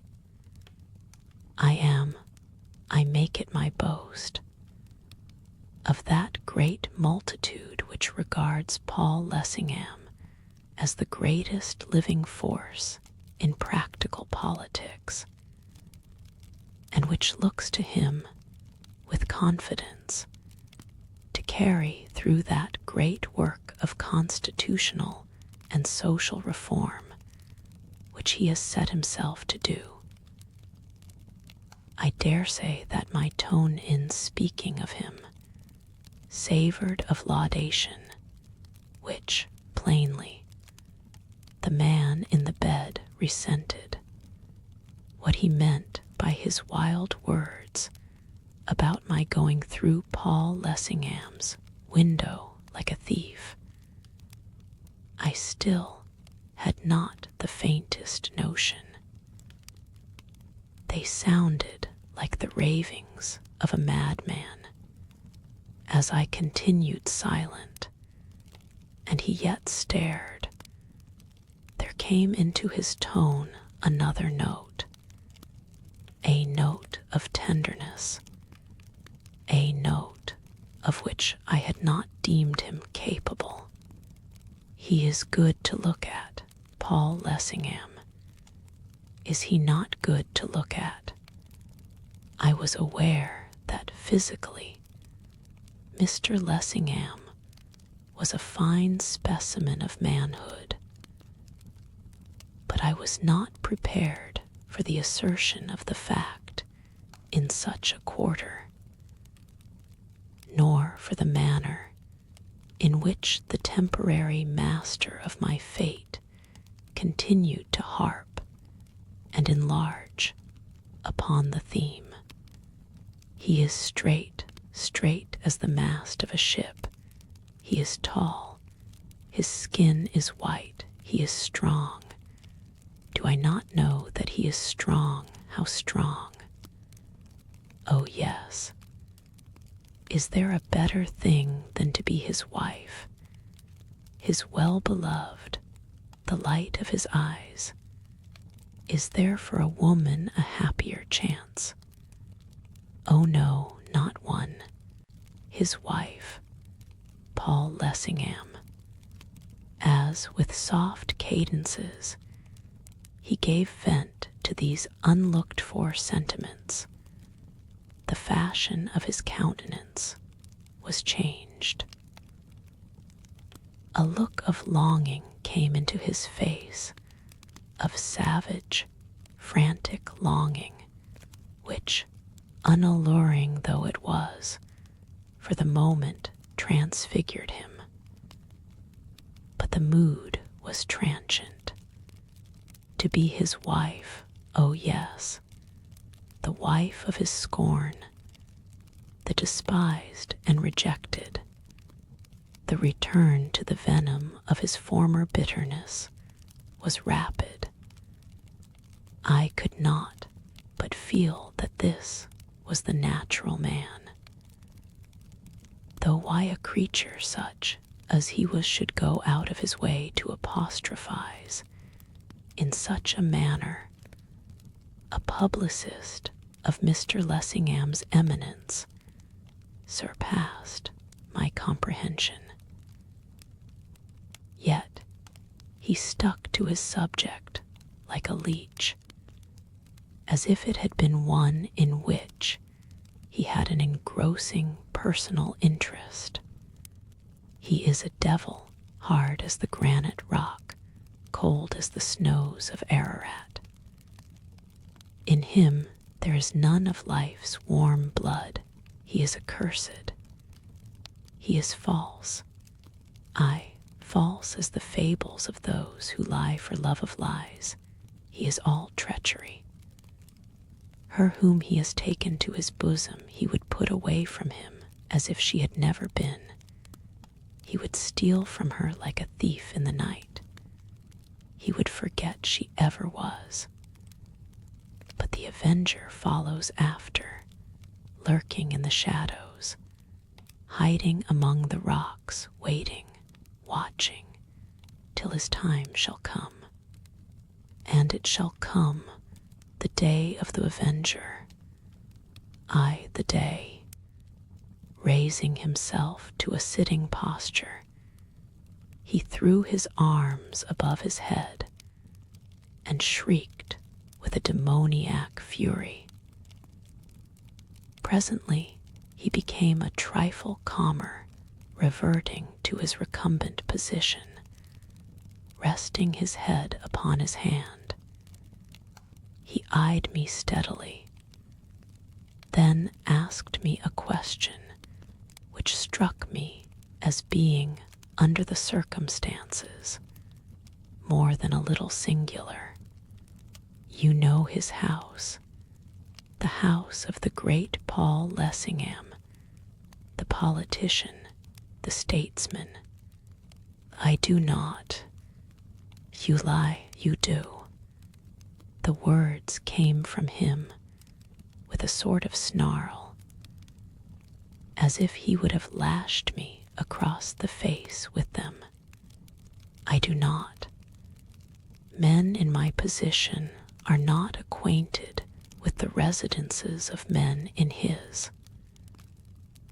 I may, at some time, have seen his address in print, but if so, I have forgotten it. He looked at me intently for some moments, as if to learn if I spoke the truth, and apparently, at last, was satisfied that I did. You do not know it. Well, I will show it you. I will show the house of the great Paul Lessingham. What he meant I did not know, but I was soon to learn. An astounding revelation it proved to be. There was about his manner something hardly human, something which, for want of a better phrase, I would call vulpine. In his tone there was a mixture of mockery and bitterness, as if he wished his words to have the effect of corrosive sublimate, and to sear me as he uttered them. Listen with all your ears. Give me your whole attention. Hearken to my bidding, so that you may do as I bid you. Not that I fear your obedience. Oh no. He paused, as if to enable me to fully realize the picture of my helplessness conjured up by his jibes. You came through my window like a thief. You will go through my window like a fool.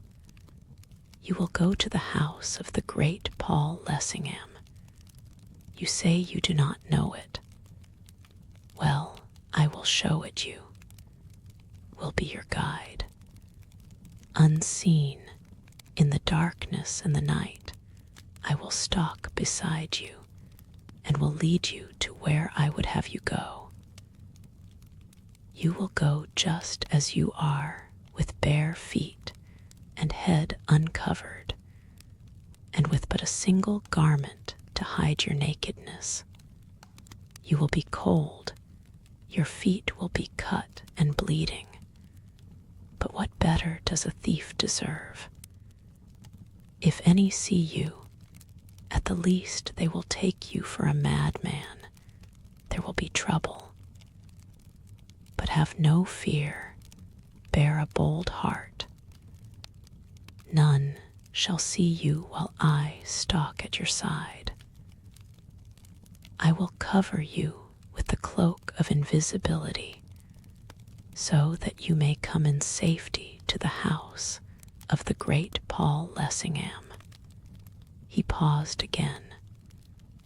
What he said, wild and wanton though it was beginning to fill me with a sense of the most extreme discomfort. His sentences, in some strange, indescribable way, seemed, as they came from his lips, to warp my limbs, to enwrap themselves about me, to confine me tighter and tighter within, as it were, swaddling clothes to make me more and more helpless. I was already conscious that whatever mad freak he chose to set me on, I should have no option but to carry it through. When you come to the house, you will stand and look and seek for a window convenient for entry. It may be that you will find one open as you did mine. If not, you will open one. How? That is your affair, not mine. You will practice the arts of a thief to steal into his house. The monstrosity of his suggestion fought against the spell which he again was casting upon me, and forced me into speech, endowed me with the power to show that there still was in me something of a man, though every second the strands of my manhood, as it seemed, were slipping faster through the fingers which were strained to clutch them. I will not. He was silent. He looked at me. The pupils of his eyes dilated until they seemed all pupil. You will, do you hear? I say you will. I am not a thief. I am an honest man. Why should I do this thing? Because I bid you. Have mercy. On whom? On you, or on Paul Lessingham, who at any time has shown mercy unto me, that I should show mercy unto any. He stopped, and then again went on, reiterating his former incredible suggestion with an emphasis which seemed to eat its way into my brain. You will practice the arts of a thief to steal into his house, and being in, will listen. If all be still, you will make your way to the room he calls his study. How shall I find it? I know nothing of his house. The question was wrung from me. I felt that the sweat was standing in great drops upon my brow. I will show it you. shall you go with me? I shall go with you. All the time I shall be with you. You will not see me, but I shall be there. Be not afraid. His claim to supernatural powers, for what he said amounted to nothing less, was, on the face of it, preposterous. But then, I was in no condition to even hint at its absurdity. He continued, when you have gained the study, you will go to a certain drawer, which is in a certain bureau, in a corner of the room. I see it now. When you are there, you shall see it too, and you will open it. Should it be locked, you still will open it. But how shall I open it if it is locked? By those arts in which a thief is skilled. I say to you again that that is your affair, not mine. I made no attempt to answer him. Even supposing that he forced me by the wicked and unconscionable exercise of what I presumed were the hypnotic powers with which nature had to such a dangerous degree endowed him, to carry the adventure to a certain stage, since he could hardly, at an instant's notice, endow me with the knack of picking locks, should the drawer he alluded to be locked, which might Providence permit. Nothing serious might issue from it after all. He read my thoughts. You will open it, though it be doubly and trebly locked. I say that you will open it. In it you will find, he hesitated, as if to reflect some letters. It may be 2 or 3. I know not just how many. They are bound about by a silken ribbon. You will take them out of the drawer, and having taken them, you will make the best of your way out of the house, and bear them back to me. And should anyone come upon me while engaged in these nefarious proceedings, for instance, should I encounter Mr. Lessingham himself, what then? Paul Lessingham, you need have no fear if you encounter him. I need have no fear. If he finds me in his own house at dead of night, committing burglary, you need have no fear of him, on your account or on my own. At least he will have me haled to jail. I say you need have no fear of him. I say what I mean. How then shall I escape his righteous vengeance? He is not the man to suffer a midnight robber to escape him scatheless. Shall I have to kill him? You will not touch him with a finger, nor will he touch you. By what spell shall I prevent him? By the spell of 2 words. What words are they?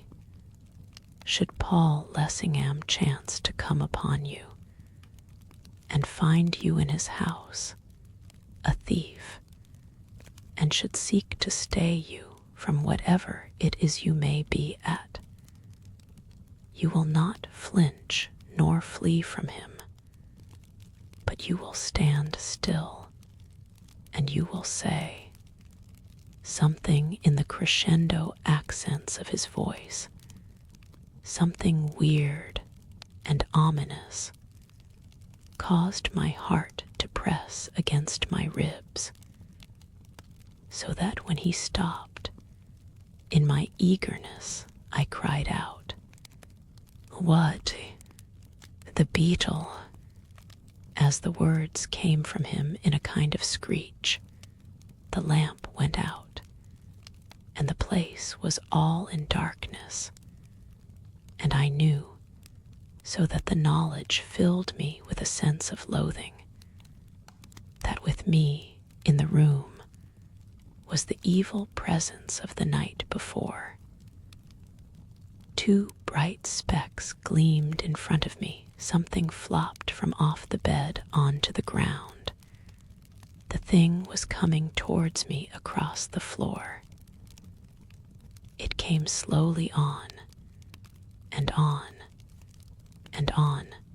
I stood still, speechless in the sickness of my horror, until, on my bare feet, it touched me with slimy feelers, and my terror, lest it should creep up my naked body, lent me voice, and I fell shrieking like a soul in agony. It may be that my shrieking drove it from me. At least it went.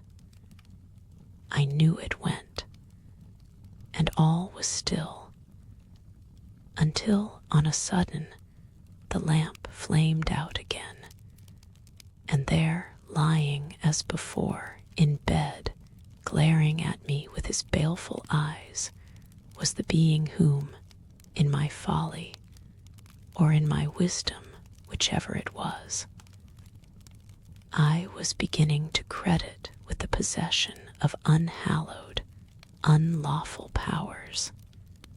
You will say that to him, those two words, they only, no more, and you will see what you will see. But Paul Lessingham is a man of resolution should he still persist in interference, or seek to hinder you. You will say those two words again. You need do no more. Twice will suffice, I promise you. Now go, draw up the blind, open the window, climb through it. Hasten to do what I have bidden you. I wait here for your return, and all the way I shall be with you. Chapter VI. A singular felony. I went to the window. I drew up the blind, unlatching the sash. I threw it open, and clad, or rather unclad as I was, I clambered through it into the open air. I was not only incapable of resistance, I was incapable of distinctly formulating the desire to offer resistance. Some compelling influence moved me hither and hither, with completest disregard of whether I would or would not. And yet, when I found myself without, I was conscious of a sense of exultation at having escaped from the miasmic atmosphere of that room of unholy memories. And a faint hope began to dawn within my bosom that, as I increased the distance between myself and it, I might shake off something of the nightmare helplessness which numbed and tortured me. I lingered for a moment by the window, then stepped over the short dividing wall into the street. And then again I lingered. My condition was one of dual personality. While, physically, I was bound mentally to a considerable extent, I was free. But this measure of freedom on my mental side made my plight no better. For, among other things, I realized what a ridiculous figure I must be cutting, barefooted and bareheaded, abroad, at such an hour of the night, in such a boisterous breeze. For I quickly discovered that the wind amounted to something like a gale. Apart from all other considerations, the notion of parading the streets in such a condition filled me with profound disgust. And I do believe that if my tyrannical oppressor had only permitted me to attire myself in my own garments, I should have started with a comparatively light heart on the felonious mission on which he apparently was sending me. I believe, too, that the consciousness of the incongruity of my attire increased my sense of helplessness, and that, had I been dressed as Englishmen are wont to be, who take their walks abroad, he would not have found in me, on that occasion, the facile instrument which, in fact, he did. There was a moment in which the gravelled pathway first made itself known to my naked feet, and the cutting wind to my naked flesh, when I think it possible that, had I gritted my teeth and strained my every nerve, I might have shaken myself free from the bonds which shackled me, and bade defiance to the ancient sinner, who, for all I knew, was peeping at me through the window.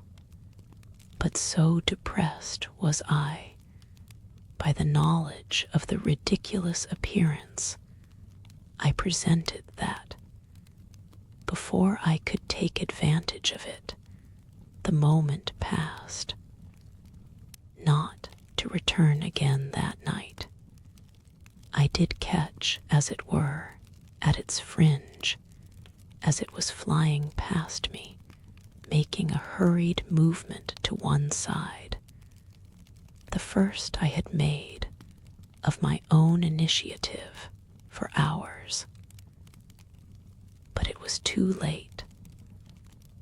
My tormentor, as if though unseen, he saw tightened his grip, I was whirled round and sped hastily onwards in a direction in which I certainly had no desire of traveling. All the way I never met a soul. I have since wondered whether in that respect my experience was not a normal one, whether it might not have happened to any. If so, there are streets in London, long lines of streets, which, at a certain period of the night, in a certain sort of weather, probably the weather had something to do with it, are clean deserted, in which there is neither foot passenger nor vehicle, not even a policeman. The greater part of the route along which I was driven, I know no juster word, was one with which I had some sort of acquaintance. It led, at first, through what, I take it, was some part of Walham Green, then along the Lily Road through Brompton, across the Fulham Road, through the network of streets leading to Sloane Street, across Sloane Street into Loan Square. Who goes that way goes some distance, and goes through some important thoroughfares. Yet not a creature did I see, nor, I imagine, was there a creature who saw me. As I crossed Sloane Street, I fancied that I heard the distant rumbling of a vehicle along the Knightsbridge Road, but that was the only sound I heard. It is painful even to recollect the plight in which I was when I was stopped. For stopped I was, as shortly and as sharply as the beast of burden, with a bridle in its mouth, whose driver puts a period to his career. I was wet. Intermittent gusts of rain were borne on the scurrying wind. In spite of the pace at which I had been brought, I was chilled to the bone. And worst of all, my mud-stained feet, all cut and bleeding, were so painful for, unfortunately, I was still susceptible enough to pain that it was agony to have them come into contact with the cold and the slime of the hard, unyielding pavement. I had been stopped on the opposite side of the square, that nearest to the hospital, in front of a house which struck me as being somewhat smaller than the rest. It was a house with a portico. About the pillars of this portico was trellis work, and on the trellis work was trained some climbing plant. As I stood, shivering, wondering what would happen next, some strange impulse mastered me, and immediately, to my own unbounded amazement, I found myself scrambling up the trellis towards the veranda above. I am no gymnast, either by nature or by education. I doubt whether, previously, I had ever attempted to climb anything more difficult than a step ladder. The result was that, though the impulse might be given me, the skill could not, and I had only ascended a yard or so when, losing my footing, I came slithering down upon my back. Bruised and shaken though I was not allowed to inquire into my injuries. In a moment, I was on my feet again, and again I was impelled to climb, only, however, again to come to grief. This time the demon, or whatever it was, that had entered into me, seeming to appreciate the impossibility of getting me to the top of that veranda, directed me to try another way. I mounted the steps leading to the front door, got on to the low parapet, which was at one side, thence on to the sill of the adjacent window. Had I slipped then, I should have fallen a sheer descent of at least 20 feet to the bottom of the deep area down below. But the sill was broad, and if it is proper to use such language in connection with a transaction of the sort in which I was engaged, fortune favored me. I did not fall. In my clenched fist, I had a stone. With this, I struck the pane of glass, as with a hammer through the hole which resulted. I could just insert my hand and reach the latch within. in another minute the sash was raised, and I was in the house. I had committed burglary. As I look back and reflect upon the audacity of the whole proceeding, even now I tremble. Hapless slave of another's, well, although in very truth I was, I cannot repeat too often that I realized to the full just what it was that I was being compelled to do, a fact which was very far from rendering my situation less distressful, and every detail of my involuntary actions was projected upon my brain in a series of pictures, whose clear-cut outlines, so long as memory endures, will never fade. Certainly no professional burglar, nor, indeed, any creature in his senses, would have ventured to emulate my surprising rashness. The process of smashing the pane of glass, it was plate glass, was anything but a noiseless one. There was first the blow itself, then the shivering of the glass, then the clattering of fragments into the area beneath. One would have thought that the whole thing would have made din enough to have roused the 7 sleepers. But here, again, the weather was on my side. About that time, the wind was howling wildly. It came shrieking across the square. It is possible that the tumult which it made deadened all other sounds. Anyhow, as I stood within the room which I had violated, listening for signs of someone being on the alert, I could hear nothing. Within the house, there seemed to be the silence of the grave. I drew down the window and made for the door. It proved by no means easy to find. The windows were obscured by heavy curtains, so that the room inside was dark as pitch.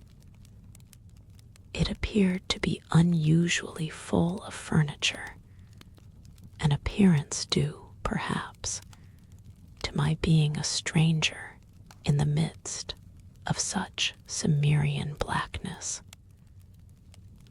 I had to feel my way, very gingerly indeed, among the various impedimenta. As it was, I seemed to come into contact with most of the obstacles there were to come into contact with, stumbling more than once over footstools and over what seemed to be dwarf chairs. It was a miracle that my movements still continued to be unheard, but I believe that the explanation was that the house was well built, that the servants were the only persons in it at the time, that their bedrooms were on the top floor, that they were fast asleep, and that they were little likely to be disturbed by anything that might occur in the room which I had entered. Reaching the door at last, I opened it, listening for any promise of being interrupted, and to adapt a hackneyed phrase directed by the power which shaped my end, I went across the hall and up the stairs, passed up the first landing, and on the second moved to a door upon the right. I turned the handle It yielded. The door opened. I entered, closing it behind me. I went to the wall just inside the door, found a handle, jerked it, and switched on the electric light. Doing, I make no doubt, all these things from a spectator's point of view, so naturally that a judge and jury would have been with difficulty persuaded that they were not the product of my own volition. In the brilliant glow of the electric light, I took a leisurely survey of the contents of the room. It was, as the man in the bed had said it would be, a study, a fine, spacious apartment, evidently intended rather for work than for show. There were 3 separate writing tables, one very large and 2 smaller ones, all covered with an orderly array of manuscripts and papers. A typewriter stood at the side of one. On the floor, under and about them, were piles of books, portfolios, and official-looking documents. Every available foot of wall space on 3 sides of the room was lined with shelves, full as they could hold with books. On the 4th side, facing the door, was a large lock-up oak bookcase, and in the farther corner, a quaint old bureau. So soon as I saw this bureau, I went for it, straight as an arrow from a bow. Indeed, it would be no abuse of metaphor to say that I was propelled towards it like an arrow from a bow. It had drawers below, glass doors above, and between the drawers and the doors was a flap to let down. It was to this flap my attention was directed. I put out my hand to open it. It was locked at the top. I pulled at it with both hands. It refused to budge.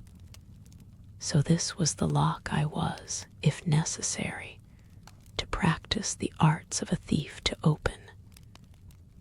I was no picklock. I had flattered myself that nothing, and no one, could make me such a thing.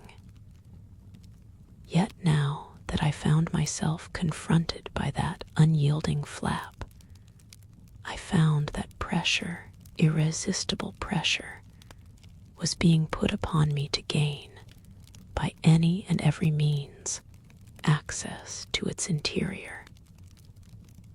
I had no option but to yield. I looked about me in search of some convenient tool with which to ply the felon's trade. I found it close beside me. Leaning against the wall, within a yard of where I stood, were examples of various kinds of weapons, among them spearheads. Taking one of these spearheads, with much difficulty, forced the point between the flap and the bureau. Using the leverage thus obtained, I attempted to prise it open. The flap held fast, the spearhead snapped in 2. I tried another, with the same result, a third, to fail again. There were no more. The most convenient thing remaining was a queer, heavy-headed, sharp-edged hatchet. This I brought the sharp edge down with all my force upon the refractory flap. The hatchet went through. Before I had done with it, it was open with a vengeance. But I was destined, on the occasion of my first, and I trust last experience of the burglar's calling, to carry the part completely through. I had gained access to the flap itself, only to find that at the back were several small drawers, on one of which my observation was brought to bear in a fashion which it was quite impossible to disregard. As a matter of course it was locked, and once more I had to search for something which would serve as a rough and ready substitute for the missing key. There was nothing at all suitable among the weapons. I could hardly for such a purpose use the hatchet. The drawer in question was such a little one that to have done so would have been to shiver it to splinters.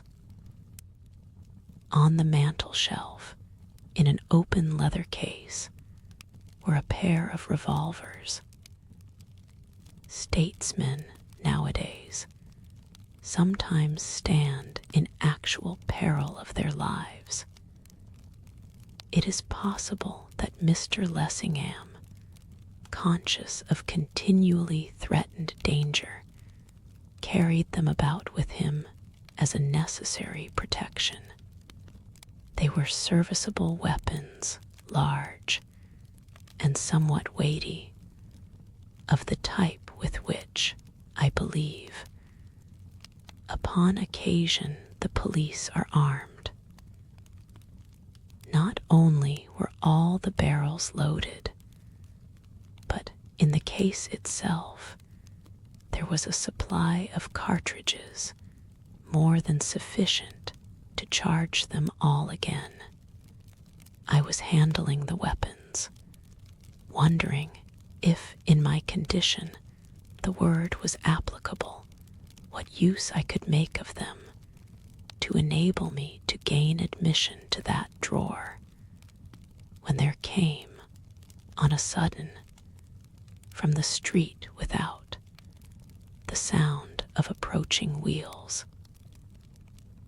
There was a whirring within my brain, as if someone was endeavoring to explain to me to what service to apply the revolvers, and I, perforce, strained every nerve to grasp the meaning of my invisible mentor. While I did so, the wheels drew rapidly nearer, and just as I was expecting them to go whirling by, stopped in front of the house. My heart leapt in my bosom. In a convulsion of frantic terror, again, during the passage of one frenzied moment, I all but burst the bonds that held me and fled haphazard from the imminent peril. But the bonds were stronger than I. It was as if I had been rooted to the ground. A key was inserted in the keyhole of the front door. The lock was turned. The door thrown open, firm footsteps entered the house. If I could, I would not have stood upon the order of my going, but gone at once, anywhere, anyhow.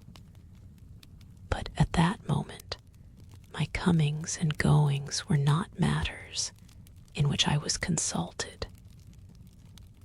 Panic fear raging within, outwardly I was calm as possible, and stood, turning the revolvers over and over, asking myself what it could be that I was intended to do with them. All at once it came to me in an illuminating flash. I was to fire at the lock of the drawer and blow it open, a madder scheme it would have been impossible to hit upon.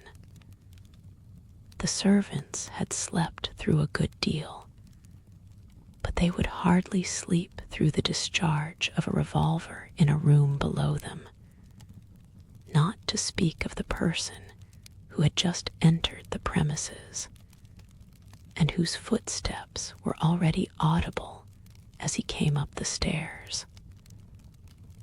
I struggled to make a dumb protest against the insensate folly which was hurrying me to infallible destruction, without success. For me, there was only obedience. With a revolver in either hand, I marched towards the bureau as unconcernedly as if I would not have given my life to have escaped the denouement which I needed. But a slight modicum of common sense to be aware was close at hand. I placed the muzzle of one of the revolvers against the keyhole of the drawer to which my unseen guide had previously directed me, and pulled the trigger. The lock was shattered. The contents of the drawer were at my mercy. I snatched up a bundle of letters, about which a pink ribbon was wrapped. Startled by a noise behind me, immediately following the report of the pistol, I glanced over my shoulder. The room door was open, and Mr. Lessingham was standing with the handle in his hand. Chapter VI.A. The Great PAUL Elias SINGHAM. He was in evening dress. He carried a small portfolio in his left hand. If the discovery of my presence startled him, as it could scarcely have failed to do, he allowed no sign of surprise to escape him. Paul Lessingham's impenetrability is proverbial. Whether on platforms addressing excited crowds, or in the midst of heated discussion in the House of Commons, all the world knows that his coolness remains unruffled. It is generally understood that he owes his success in the political arena in no slight measure to the adroitness which is born of his invulnerable presence of mind. He gave me a taste of its quality then, standing in the attitude which has been familiarized to us by caricaturists, his feet apart, his broad shoulders well set back, his handsome head a little advanced, his keen blue eyes having in them something suggestive of a bird of prey considering just when, where, and how to pounce. He regarded me for some seconds in perfect silence. Whether outwardly I flinched, I cannot say. Inwardly, I know I did. When he spoke, it was without moving from where he stood, and in the calm, airy tones in which he might have addressed an acquaintance who had just dropped in. May I ask, sir, to what I am indebted for the pleasure of your company? He paused, as if waiting for my answer. When none came, he put his question in another form. "Pray, sir, who are you? And on whose invitation do I find you here?" As I still stood speechless, motionless, meeting his glance without a twitching of an eyebrow, nor a tremor of the hand, I imagined that he began to consider me with an even closer intentness than before, and that the, to say the least of it, peculiarity of my appearance caused him to suspect that he was face to face with an adventure of a peculiar kind. Whether he took me for a lunatic, I cannot certainly say, but from his manner, I think it possible he did. He began to move towards me from across the room, addressing me with the utmost suavity and courtesy. "Be so good as to give me the revolver and the papers you are holding in your hand."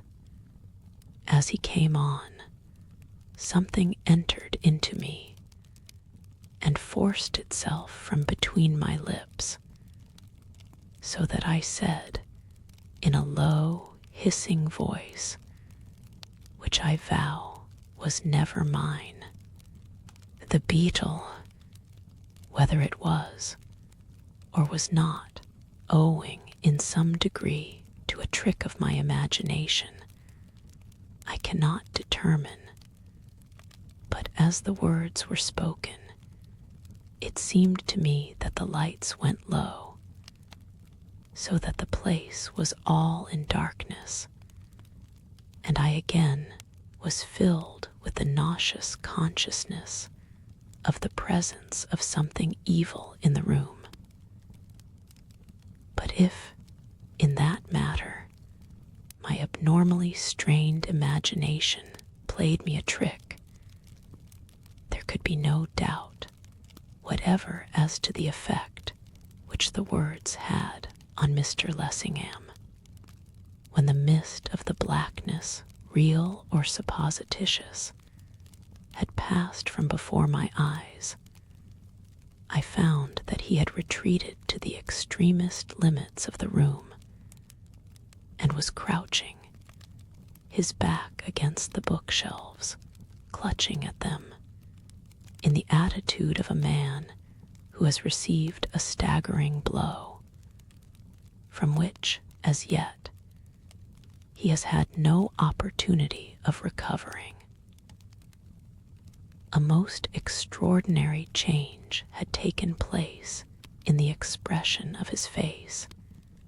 In his countenance, amazement, fear, and horror seemed struggling for the mastery. I was filled with a most discomforting qualm as I gazed at the frightened figure in front of me, and realized that it was that of the great Paul Lessingham, the god of my political idolatry. "Who are you? In God's name, who are you?" His very voice seemed changed. His frenzied, choking accents would hardly have been recognized by either friend or foe. "Who are you? Do you hear me ask, who are you? In the name of God, I bid you say." As he perceived that I was still, he began to show a species of excitement which it was unpleasant to witness, especially as he continued to crouch against the bookshelf, as if he was afraid to stand up straight, so far from exhibiting the impassivity for which he was renowned. All the muscles in his face and all the limbs in his body seemed to be in motion at once. He was like a man afflicted with the shivering ague. His very fingers were twitching aimlessly as they were stretched out on either side of him, as if seeking for support from the shelves against which he leaned. "Where have you come from? What do you want? Who sent you here? What concern have you with me? Is it necessary that you should come and play these childish tricks with me? Why? The questions came from him with astonishing rapidity. When he saw that I continued silent, they came still faster, mingled with what sounded to me like a stream of inchoate abuse. "Why do you stand there in that extraordinary garment? It's worse than nakedness. Yes, worse than nakedness. For that alone I could have you punished, and I will, and try to play the fool. Do you think I am a boy to be bamboozled by every bogey a blunderer may try to conjure up? If so, you're wrong, as whoever sent you might have had sense enough to let you know. If you tell me who you are, and who sent you here, and what it is you want, I will be merciful. If not, the police shall be sent for, and the law shall take its course to the bitter end. Warn you. Do you hear?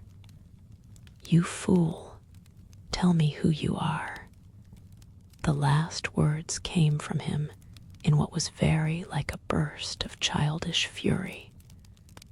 He himself seemed conscious, the moment after, that his passion was sadly lacking in dignity, and to be ashamed of it. He drew himself straight up. With a pocket handkerchief which he took from an inner pocket of his coat, he wiped his lips. Then, clutching it tightly in his hand, he eyed me with a fixedness which, under any other circumstances, I should have found unbearable. "Well, sir, is your continued silence part of the business of the role you have set yourself to play?" His tone was firmer, and his bearing more in keeping with his character. "If it be so, I presume that I, at least, have liberty to speak. When I find a gentleman, even one gifted with your eloquence of silence, playing the part of burglar, I think you will grant that a few words on my part cannot justly be considered to be out of place." Again he paused. I could not but feel that he was employing the vehicle of somewhat cumbrous sarcasm to gain time, and to give himself the opportunity of recovering, if the thing was possible, his pristine courage. That, for some cause wholly hidden from me, the mysterious utterance had shaken his nature to its deepest foundations, was made plainer by his endeavor to treat the whole business with a sort of cynical levity, to commence with, "May I ask if you have come through London, or through any portion of it, in that costume, or rather, in that want of costume?"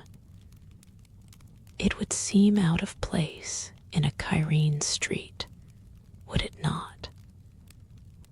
Even in the Rue de Rabagas, was it not the Rue de Rabagas?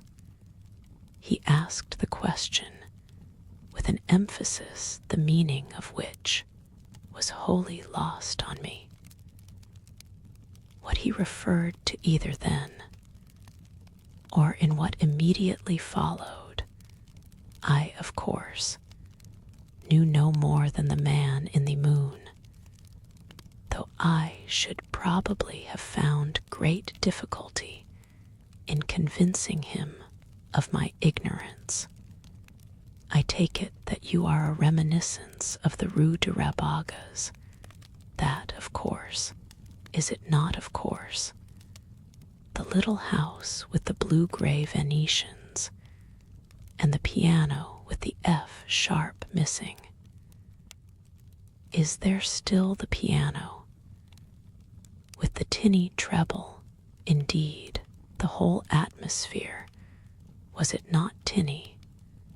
You agree with me. I have not forgotten. I am not even afraid to remember, you perceive it. A new idea seemed to strike him, born, perhaps, of my continued silence. You look English. Is it possible that you are not English? What are you then, French? We shall see. He addressed me in a tongue which I recognized as French, but with which I was not sufficiently acquainted to understand. Although I flatter myself that, as the present narrative should show, I have not made an ill use of the opportunities which I have had to improve my originally modest education. I regret that I have never had so much as a ghost of a chance to acquire an even rudimentary knowledge of any language except my own, recognizing, I suppose, from my looks, that he was addressing me in a tongue to which I was a stranger. After a time he stopped, added something with a smile, and then began to talk to me in a lingo to which, in a manner of speaking, I was even stranger. For this time I had not the faintest notion what it was. It might have been gibberish for all that I could tell. Quickly perceiving that he had succeeded no better than before, he returned to English. You do not know French, nor the patois of the Rue de Rabagas. Very good. Then what is it that you do know? Are you under a vow of silence, or are you dumb, except upon occasion? Your face is English. What can be seen of it? And I will take it, therefore, that English spoken words convey some meaning to your brain. So listen, sir, to what I have to say. Do me the favor to listen carefully. He was becoming more and more his former self. In his clear, modulated tones, there was a ring of something like a threat, a something which went very far beyond his words. You know something of a period which I choose to have forgotten. That is plain. You come from a person who, probably, knows still more. Go back to that person and say that what I have forgotten, I have forgotten. Nothing will be gained by anyone by an endeavor to induce me to remember. Be very sure upon that point. Say that nothing will be gained by anyone. That time was one of mirage, of delusion, of disease. I was in a condition, mentally and bodily, in which pranks could have been played upon me by any trickster. Such pranks were played. I know that now quite well. I do not pretend to be proficient in the modus operandi of the hanky-panky man, but I know that he has a method, all the same, one susceptible, too, of facile explanation. Go back to your friend and tell him that I am not again likely to be made the butt of his old method, nor of his new one either. You hear me, sir. I remained motionless and silent, an attitude which, plainly, he resented. Are you deaf and dumb? You certainly are not dumb, for you spoke to me just now. Be advised by me, and do not compel me to resort to measures which will be the cause to you of serious discomfort. You hear me, sir. Still from me, not a sign of comprehension, to his increased annoyance. So be it. Keep your own counsel if you choose. Yours will be the bitterness, not mine. You may play the lunatic, and play it excellently well, but that you do understand what is said to you is clear. Come to business, sir. Give me that revolver and the packet of letters which you have stolen from my desk. He had been speaking with the air of one who desired to convince himself as much as me. And about his last words, there was almost a flavor of braggadocio. I remained unheeding. Are you going to do as I require, or are you insane enough to refuse? In which case I shall summon assistance, and there will quickly be an end of it. Pray do not imagine that you can trick me into supposing that you do not grasp the situation. I know better. Once more, are you going to give me that revolver and those letters? Yet no reply.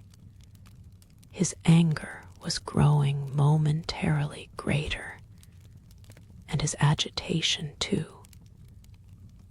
On my first introduction to Paul Lessingham, I was not destined to discover in him any one of those qualities of which the world held him to be the undisputed possessor. He showed himself to be as unlike the statesman I had conceived and esteemed as he easily could have done. Do you think I stand in awe of you? You, of such a thing as you? Do as I tell you, or I myself will make you, and at the same time teach you a much-needed lesson. He raised his voice. In his bearing there was a would-be defiance. He might not have been aware of it, but the repetitions of the threats were, in themselves, confessions of weakness. He came a step or two forward, then, stopping short, began to tremble.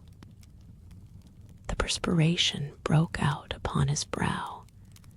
He made spasmodic little dabs at it his crumpled up handkerchief. His eyes wandered hither and thither, as if searching for something which they feared to see yet were constrained to seek. He began to talk to himself, out loud, in odd, disconnected sentences, apparently ignoring me entirely. What was that? It was nothing. It was my imagination. My nerves are out of order. I have been working too hard. I am not well. What's that? This last inquiry came from him in a half-stifled shriek, as the door opened to admit the head and body of an elderly man in a state of considerable undress. He had the tousled appearance of one who had been unexpectedly roused out of slumber and unwillingly dragged from bed. Mr. Lessingham stared at him as if he had been a ghost, while he stared back at Mr. Lessingham as if he found a difficulty in crediting the evidence of his own eyes. It was he who broke the silence, stutteringly. "I am sure I beg your pardon, sir, but one of the maids thought that she heard the sound of a shot, and we came down to see if there was anything the matter. I had no idea, sir, that you were here." His eyes traveled from Mr. Lessingham towards me, suddenly increasing when they saw me to about twice their previous size. God save us! Who is that? The man's self-evident cowardice possibly impressed Mr. Lessingham with the conviction that he himself was not cutting the most dignified of figures.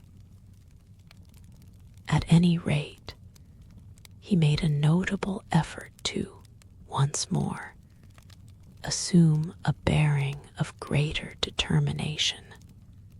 "You are quite right, Matthews, quite right. I am obliged by your watchfulness. At present, you may leave the room. I propose to deal with this fellow myself.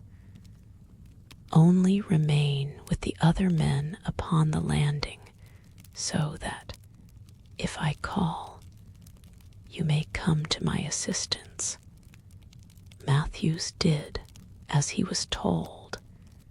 He left the room with, I fancy, more rapidity than he had entered it.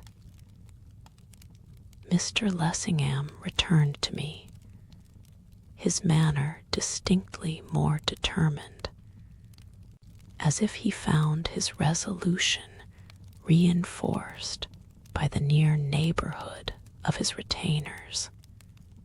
"Now, my man, you see how the case stands. At a word from me, you will be overpowered and doomed to undergo a long period of imprisonment. Yet I am still willing to listen to the dictates of mercy. Put down that revolver. Give me those letters. You will not find me disposed to treat you hardly. For all the attention I paid him, I might have been a graven image. He misunderstood, or pretended to misunderstand, the cause of my silence. Come, I see that you suppose my intentions to be harsher than they really are. Do not let us have a scandal, and a scene. Be sensible. Give me those letters. Again, he moved in my direction. Again, after he had taken a step or two, to stumble and stop and look about him with frightened eyes, again to begin to mumble to himself aloud. It's a conjurer's trick, of course. Nothing more. What else could it be? I'm not to be fooled. I'm older than I was. I've been overdoing it, that's all. Suddenly, he broke into cries. Matthews, Matthews, help, help. Matthews entered the room, followed by 3 other men, younger than himself. Evidently, all had slipped into the first articles of clothing they could lay their hands upon, and each carried a stick or some similar rudimentary weapon. Their masters spurred them on. Strike the revolver out of his hand, Matthews. Knock him down. Take the letters from him. Don't be afraid. I'm not afraid. In proof of it, he rushed at me, as it seemed half blindly. As he did so, I was constrained to shout out, in tones which I should not have recognized as mine, "The Beetle!" And that moment, the room was all in darkness, and there were screams as of someone in an agony of terror or of pain. I felt that something had come into the room, I knew not whence nor how, something of horror. And the next action of which I was conscious was that under cover of the darkness, I was flying from the room, propelled by I knew not what. Chapter VI.A. The man in the street. Whether anyone pursued, I cannot say. I have some dim recollection, as I came out of the room, of women being huddled against the wall upon the landing, and of their screaming as I went past. But whether any effort was made to arrest my progress, I cannot tell. My own impression is that not the slightest attempt to impede my headlong flight was made by anyone. In what direction I was going, I did not know. I was like a man flying through the phantasmagoric happenings of a dream, knowing neither how nor whither. I tore along what I suppose was a broad passage, through a door at the end into what, I fancy, was a drawing room. Across this room I dashed, helter-skelter, bringing down, in the gloom, unseen articles of furniture, with myself sometimes on top and sometimes under them. In a trice, each time I fell, I was on my feet again, until I went crashing against a window which was concealed by curtains. It would not have been strange had I crashed through it, but I was spared that. Thrusting aside the curtains, I fumbled for the fastening of the window. It was a tall French casement, extending, so far as I could judge, from floor to ceiling.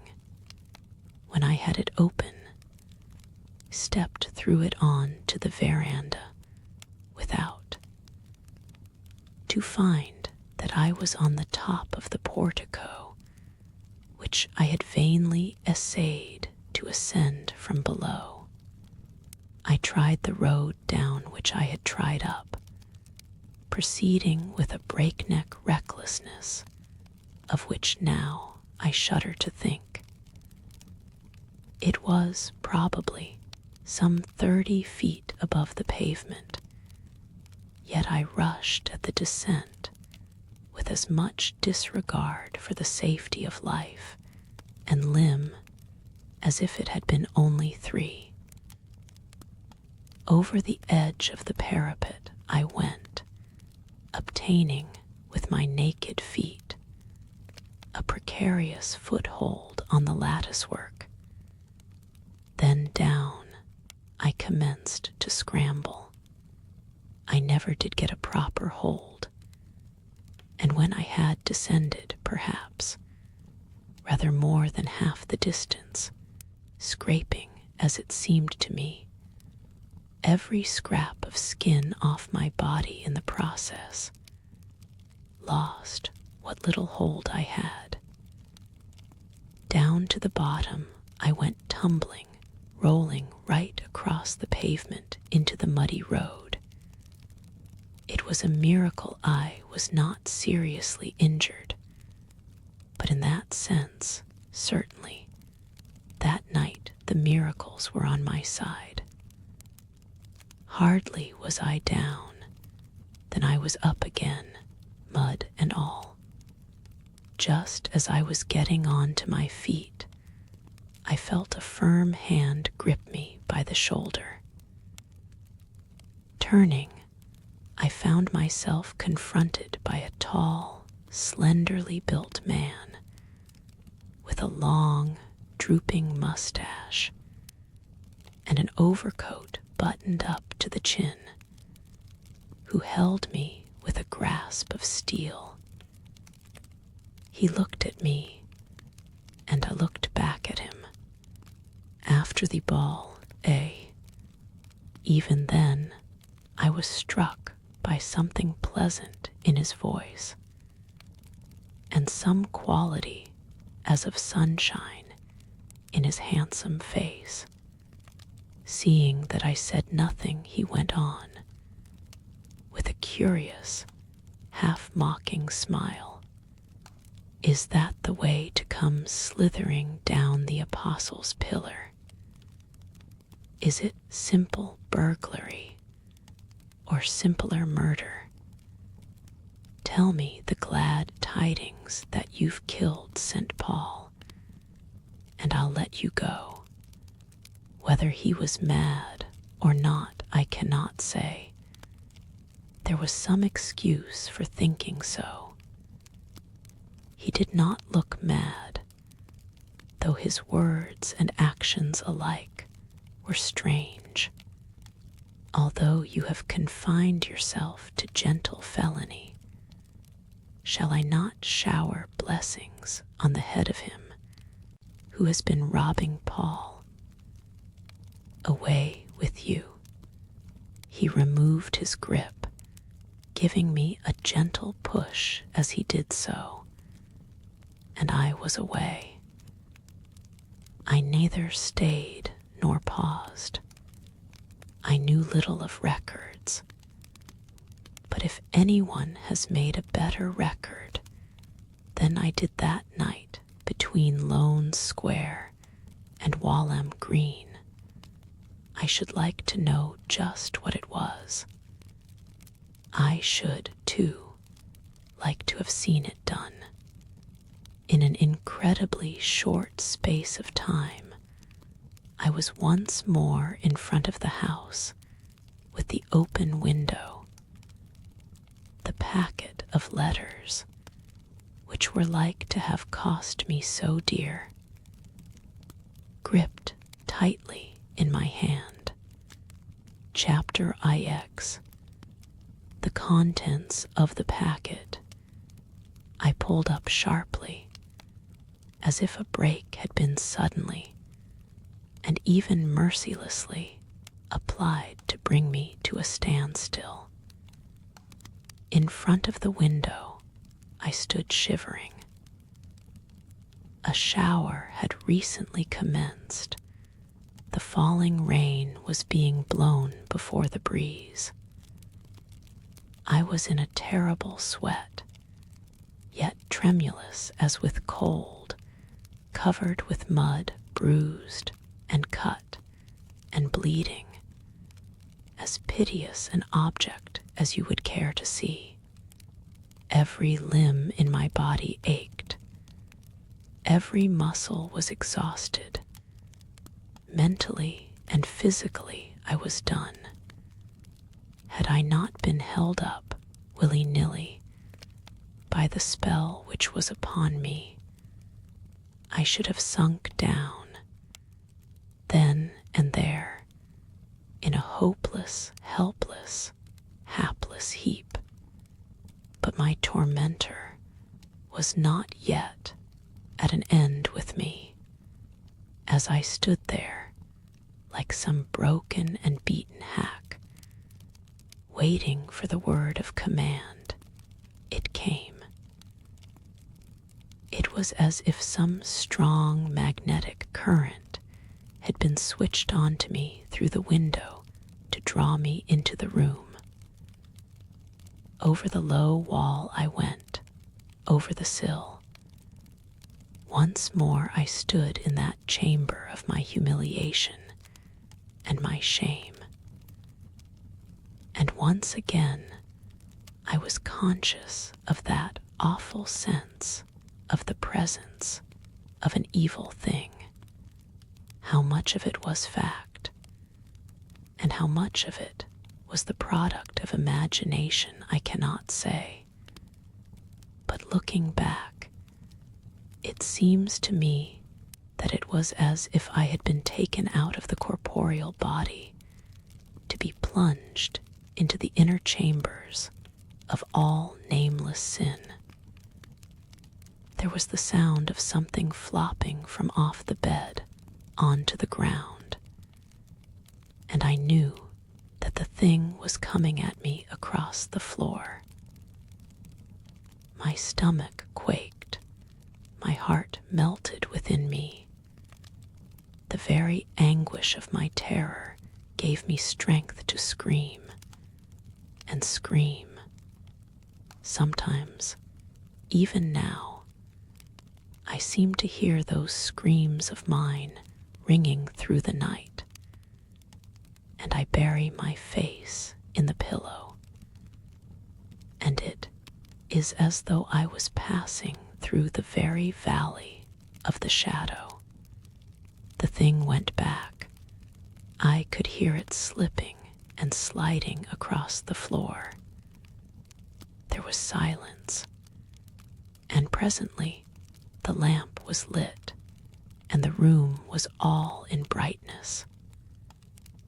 There, on the bed, in the familiar attitude between the sheets, his head resting on his hand, his eyes blazing like living coals, was the dreadful cause of all my agonies.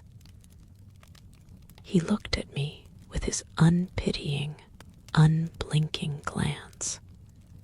So, through the window again, like a thief. Is it always through that door that you come into a house? He paused, as if to give me time to digest his jibe. You saw Paul Lessingham, well, the great Paul Lessingham. Was he then so great?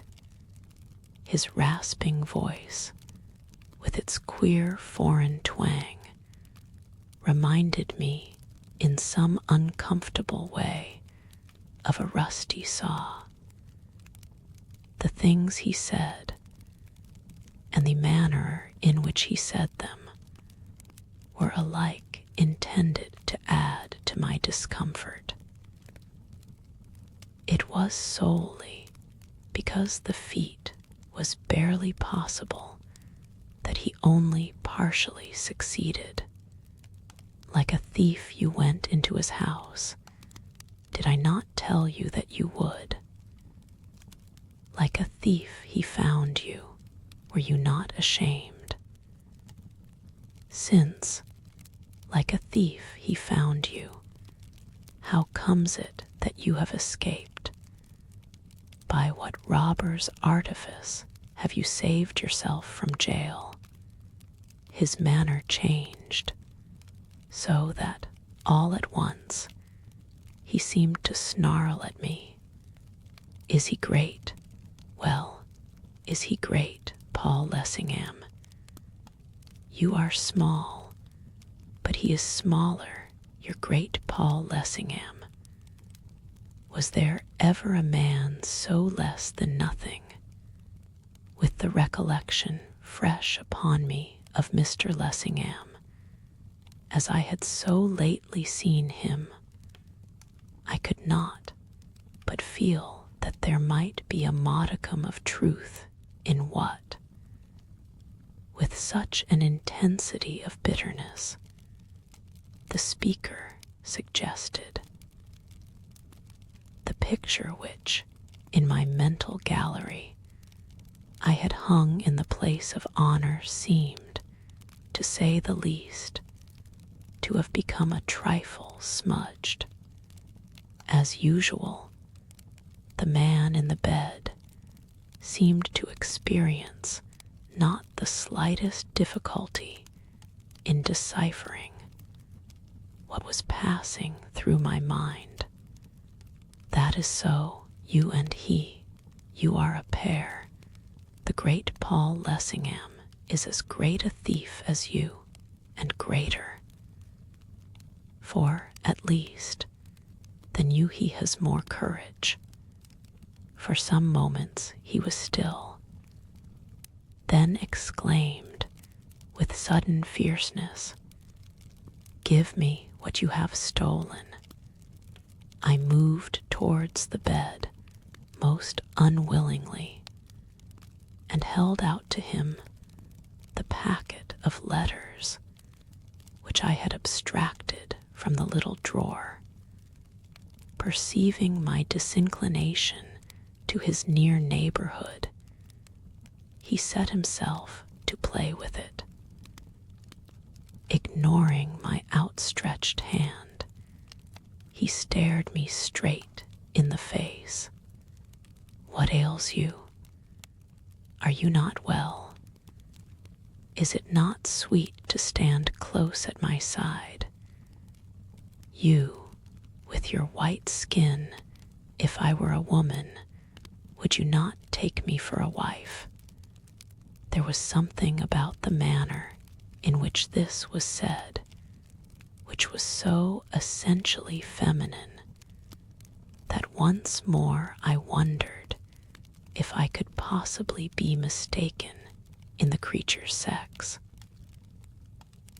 I would have given much to have been able to strike him across the face, or, better, to have taken him by the neck and thrown him through the window and rolled him in the mud.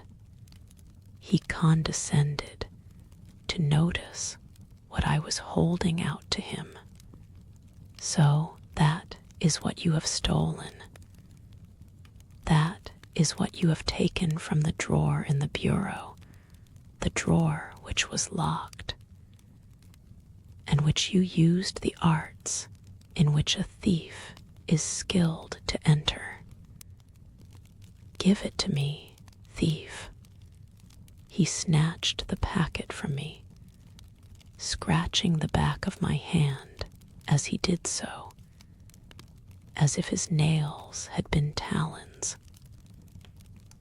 He turned the packet over and over, glaring at it as he did so. It was strange what a relief it was to have his glance removed from off my face.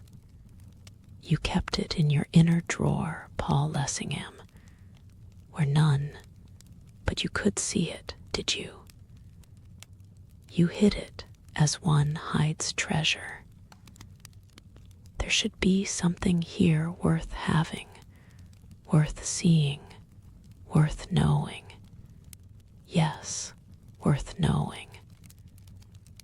Since you found it worth your while to hide it up so closely, as I have said, the packet was bound about by a string of pink ribbon, a fact on which he presently began to comment. With what a pretty string you have encircled it, and how neatly it is tied. Surely only a woman's hand could tie a knot like that. Who would have guessed yours were such agile fingers? So, an endorsement on the cover. What's this? Let's see what's written. The letters of my dear love, Marjorie Linden. As he read these words, which, as he said, were endorsed upon the outer sheet of paper, which served as a cover for the letters which were enclosed within, his face became transfigured. Never did I suppose that rage could have so possessed a human countenance. His jaw dropped open so that his yellow fangs gleamed through his parted lips. He held his breath so long that each moment I looked to see him fall down in a fit. The veins stood out all over his face and head like seams of blood. I know not how long he continued speechless. When his breath returned, it was with chokings and gaspings, in the midst of which he hissed out his words, as if their mere passage through his throat brought him near to strangulation. The letters of his dear love, his, Paul Lessingham's. So, it is as I guessed, as I knew, as I saw. Marjorie Linden, sweet Marjorie, his dear love. Paul Lessingham's dear love. She with the lily face, the corn-hued hair. What is it his dear love has found in her fond heart to write Paul Lessingham? Sitting up in bed, he tore the packet open. It contained, perhaps, 8 or 9 letters, some mere notes, some long epistles. But short or long, he devoured them with equal appetite, each one over and over again, till I thought he never would have done rereading them. They were on thick white paper, of a peculiar shade of whiteness, with untrimmed edges. On each sheet, a crest and an address were stamped in gold, and all the sheets were of the same shape and size. I told myself that if anywhere, at any time, I saw writing paper like that again, I should not fail to know it. The calligraphy was, like the paper, unusual, bold, decided, and I should have guessed, produced by a J pen. All the time that he was reading, he kept emitting sounds, more resembling yelps and snarls than anything more human, like some savage beast nursing its pent-up rage. When he had made an end of reading, for the season, he let his passion have full vent. So that is what his dear love has found it in her heart to write Paul Lessingham. Paul Lessingham, pen cannot describe the concentrated frenzy of hatred with which the speaker dwelt upon the name. It was demoniac. It is enough. It is the end. It is his doom. He shall be ground between the upper and the nether stones in the towers of anguish, and all that is left of him shall be cast on the accursed stream of the bitter waters, to stink under the blood-grimed sun. And for her, for Marjorie Linden, for his dear love, it shall come to pass that she shall wish that she was never born, nor he, and the gods of the shadows shall smell the sweet incense of her suffering. It shall be, it shall be. It is I that say it, even I. In the madness of his rhapsodical frenzy, I believe that he had actually forgotten I was there. But on a sudden glancing aside, he saw me and remembered, and was prompt to take advantage of an opportunity to wreak his rage upon a tangible object. It is you, you thief, you still live, to make a mock of one of the children of the gods. He leaped, shrieking, off the bed, and sprang at me, clasping my throat with his horrid hands, bearing me backwards on to the floor. I felt his breath mingle with mine, and then God, in his mercy, sent oblivion. Book II, The Haunted Man, the story according to Sidney Atherton, Esquire, Chapter X, Rejected. It was after our second waltz I did it. In the usual quiet corner, which, that time, was in the shadow of a palm in the hall. Before I had got into my stride, she checked me, touching my sleeve with her fan, turning towards me with startled eyes. "Stop, please." But I was not to be stopped. Cliff Challoner passed, with Gertie Kazel. I fancy that, as he passed, he nodded. I did not care. I was wound up to go, and I went it. No man knows how he can talk till he does talk to the girl he wants to marry. It is my impression that I gave her recollections of the Restoration poets.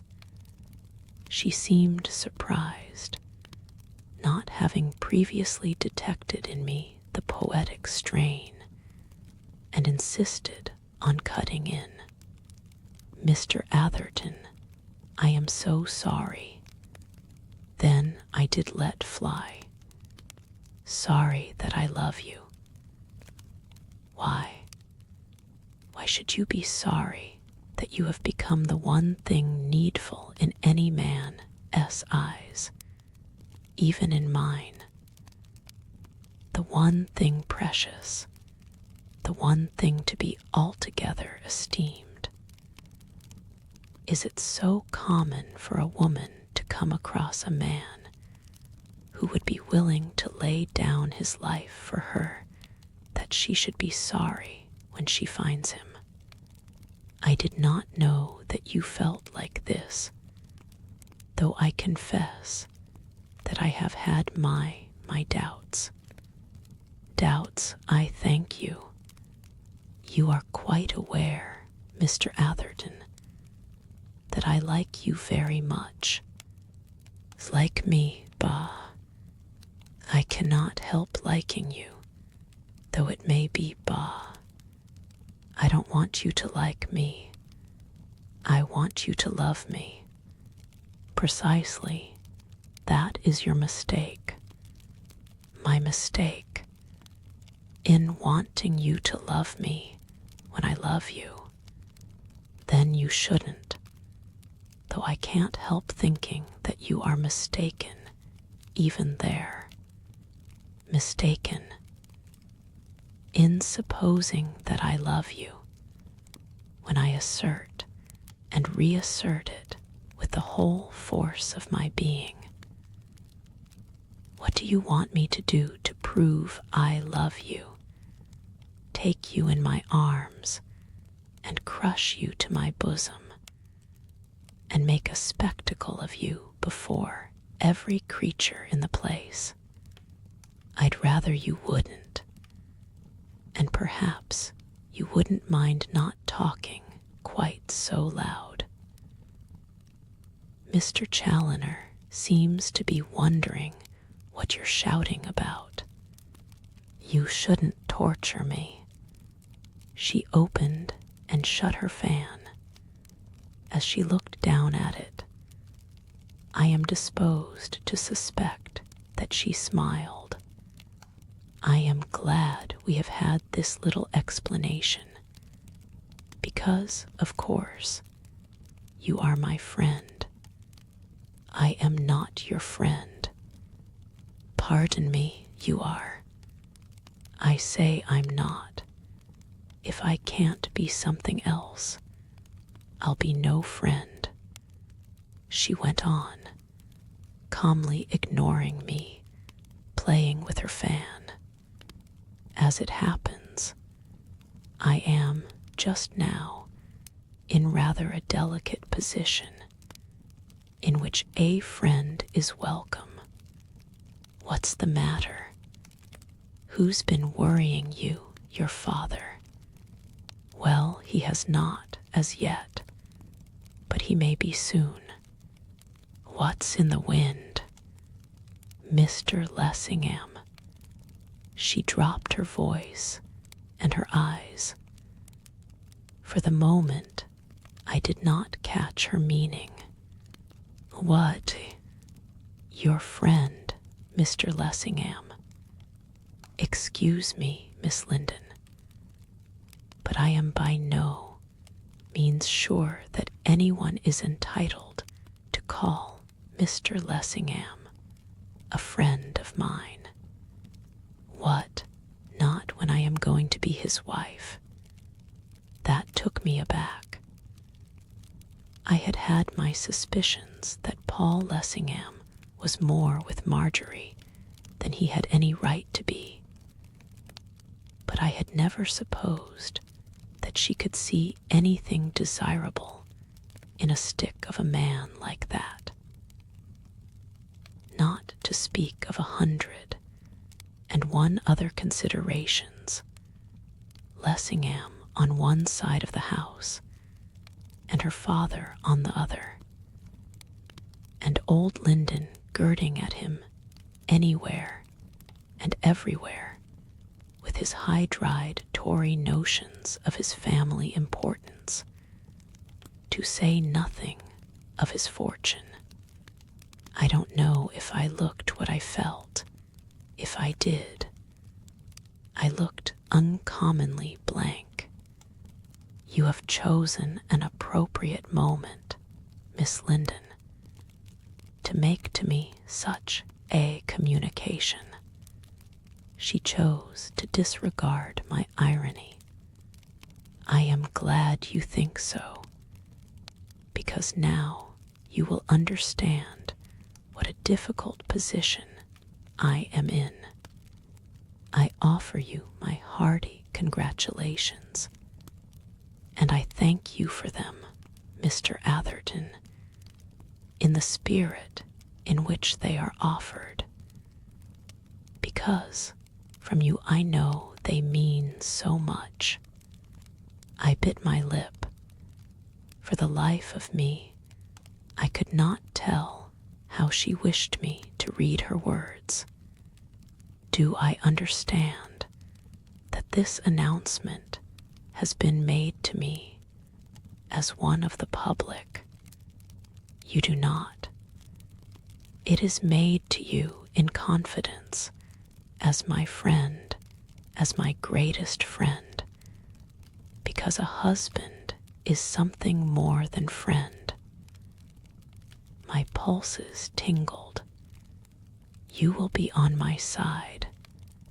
She had paused, and I stayed silent. On your side, or Mr. Lessingham's. His side is my side, and my side is his side. You will be on our side. I am not sure that I altogether follow you. You are the first I have told. When Papa hears, it is possible that there will be trouble, as you know. He thinks so much of you and of your opinion. When that trouble comes, I want you to be on our side, on my side. Why should I? What does it matter? You are stronger than your father. It is just possible that Lessingham is stronger than you together. From your father's point of view, you will be invincible. You are my friend. Are you not my friend? In effect, you offer me an apple of Sodom. Thank you. I did not think you so unkind. And you, are you kind? I make you an avowal of my love, and straightway you ask me to act as chorus to the love of another. How could I tell you loved me, as you say? I had no notion. You have known me all your life, yet you have not breathed a word of it till now. If I had spoken before, I imagine that there was a slight movement of her shoulders, almost amounting to a shrug. I do not know that it would have made any difference. I do not pretend that it would. But I do know this. I believe that you yourself have only discovered the state of your own mind within the last half hour. If she had slapped my face, she could not have startled me more. I had no notion if her words were uttered at random, but they came so near the truth they held me breathless. It was a fact that only during the last few minutes had I really realized how things were with me. Only since the end of that first waltz that the flame had burst out in my soul, which was now consuming me. She had read me by what seemed so like a flash of inspiration that I hardly knew what to say to her. I tried to be stinging. You flatter me, Miss Linden. You flatter me at every point. Had you only discovered to me the state of your mind a little sooner, I should not have discovered to you the state of mine at all. We will consider it terra incognita, since you wish it. Her provoking calmness stung me, and the suspicion that she was laughing at me in her sleeve. I gave her a glimpse of the cloven hoof. But at the same time, since you assert that you have so long been innocent, I beg that you will continue so no more. At least, your innocence shall be without excuse. For I wish you to understand that I love you, that I have loved you, that I shall love you. Any understanding you may have with Mr. Lessingham will not make the slightest difference.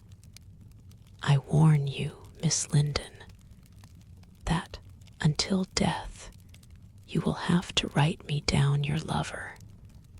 She looked at me with wide open eyes, as if I almost frightened her. To be frank, that was what I wished to do.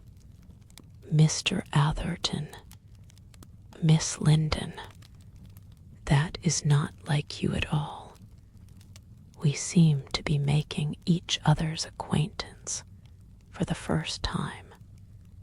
She continued to gaze at me with her big eyes, which, to be candid, I found it difficult to meet. On a sudden, her face was lighted by a smile, which I resented. Not after all these years.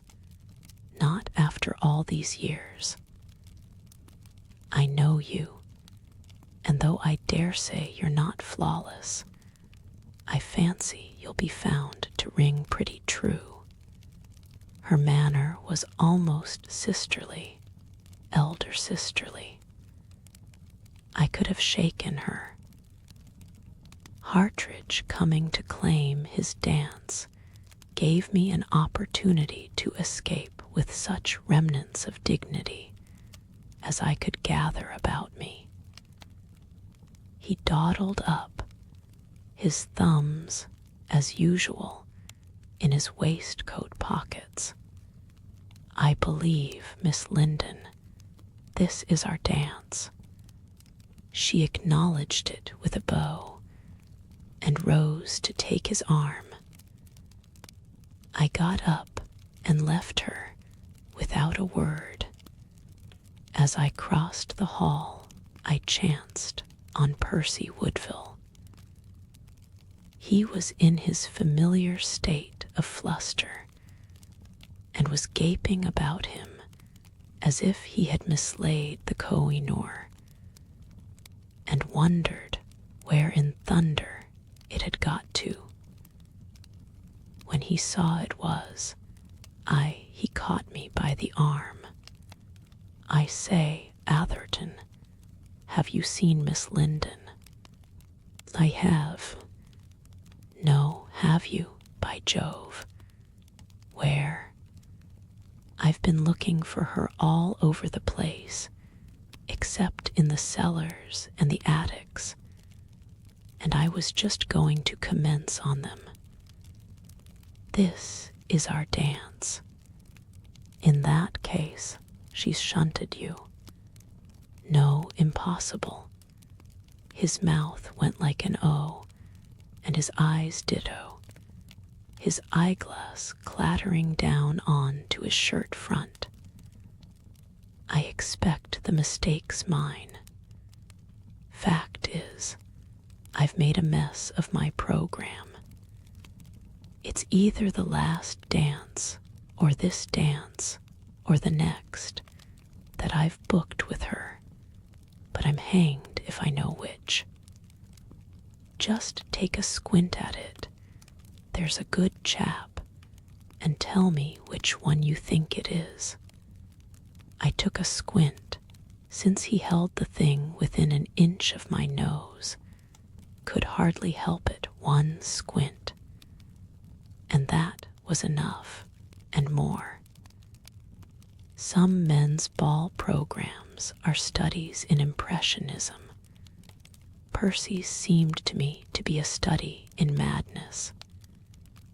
It was covered with hieroglyphics, but what they meant, or what they did there anyhow, it was absurd to suppose that I could tell. I never put them there. Proverbially, the man's a champion hasher. I regret, my dear Percy, that I am not an expert in cuneiform writing. If you have any doubt as to which dance is yours, you'd better ask the lady. She'll feel flattered. Leaving him to do his own addling, I went to find my coat.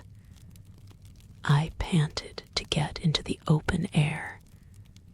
As for dancing, I felt that I loathed it. Just as I neared the cloakroom, someone stopped me. It was Dora grailing. "Have you forgotten that this is our dance?"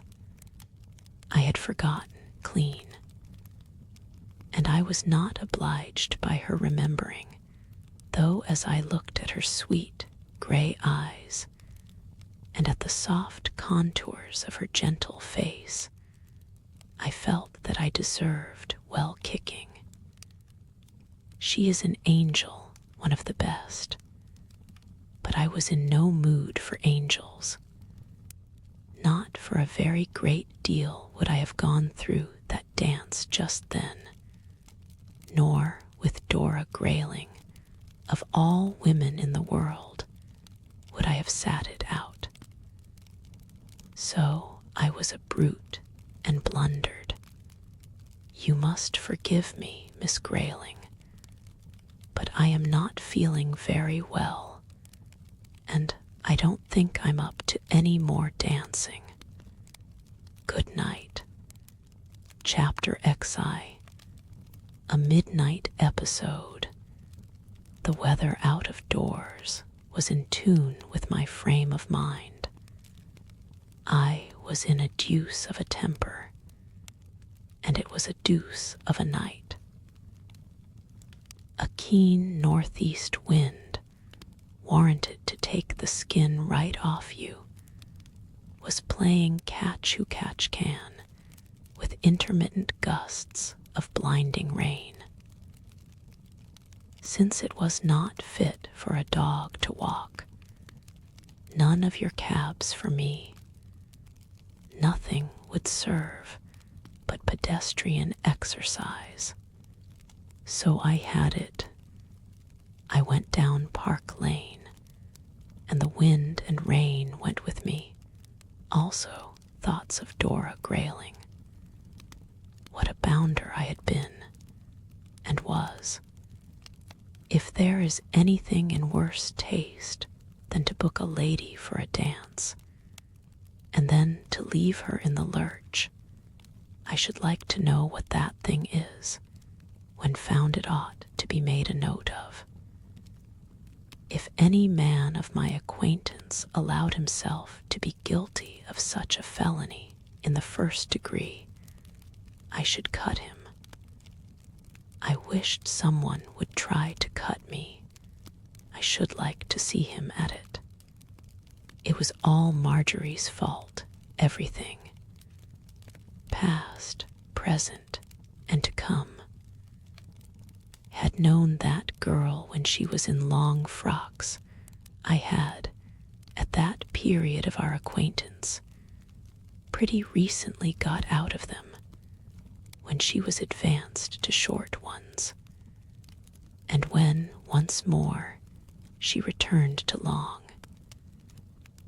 And all that time, well, I was nearly persuaded that the whole of the time I had loved her. If I had not mentioned it, it was because I had suffered my affection, like the worm, to lie hidden in the bud, or whatever it is the fellow says. At any rate, I was perfectly positive that if I had had the faintest notion that she would ever seriously consider such a man as Lessingham, I should have loved her long ago. Lessingham. Why, he was old enough to be her father. At least, he was a good many years older than I was. And a wretched radical. It is true that on certain points I, also, am what some people would call a radical, but not a radical of the kind he is. Thank heaven, no. No doubt I have admired traits in his character until I learnt this thing of him. I am even prepared to admit that he is a man of ability in his way, which is emphatically not mine. But to think of him in connection with such a girl as Marjorie Linden, preposterous. Why, the man's as dry as a stick, drier, and cold as an iceberg. Nothing but a politician, absolutely. He a lover. How I could fancy such a stroke of humor setting all the benches in a roar, both by education and by nature. He was incapable of even playing such a part. As for being the thing, absurd.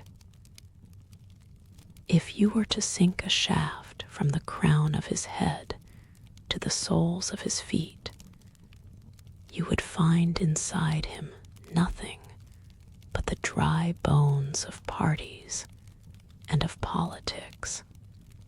What my Marjorie, if everyone had his own, she is mine, and in that sense, she always will be mine. What my Marjorie could see in such a dry-as-dust out of which even to construct the rudiments of a husband was beyond my fathoming. Such like agreeable reflections were fit company for the wind and the wet, so they bore me company all down the lane. I crossed at the corner, going round the hospital towards the square. This brought me to the abiding place of Paul the Apostle. Like the idiot I was, I went out into the middle of the street and stood a while in the mud to curse him and his house. On the whole, when one considers that that is the kind of man I can be, it is, perhaps, not surprising that Marjorie disdained me. "May your following," I cried.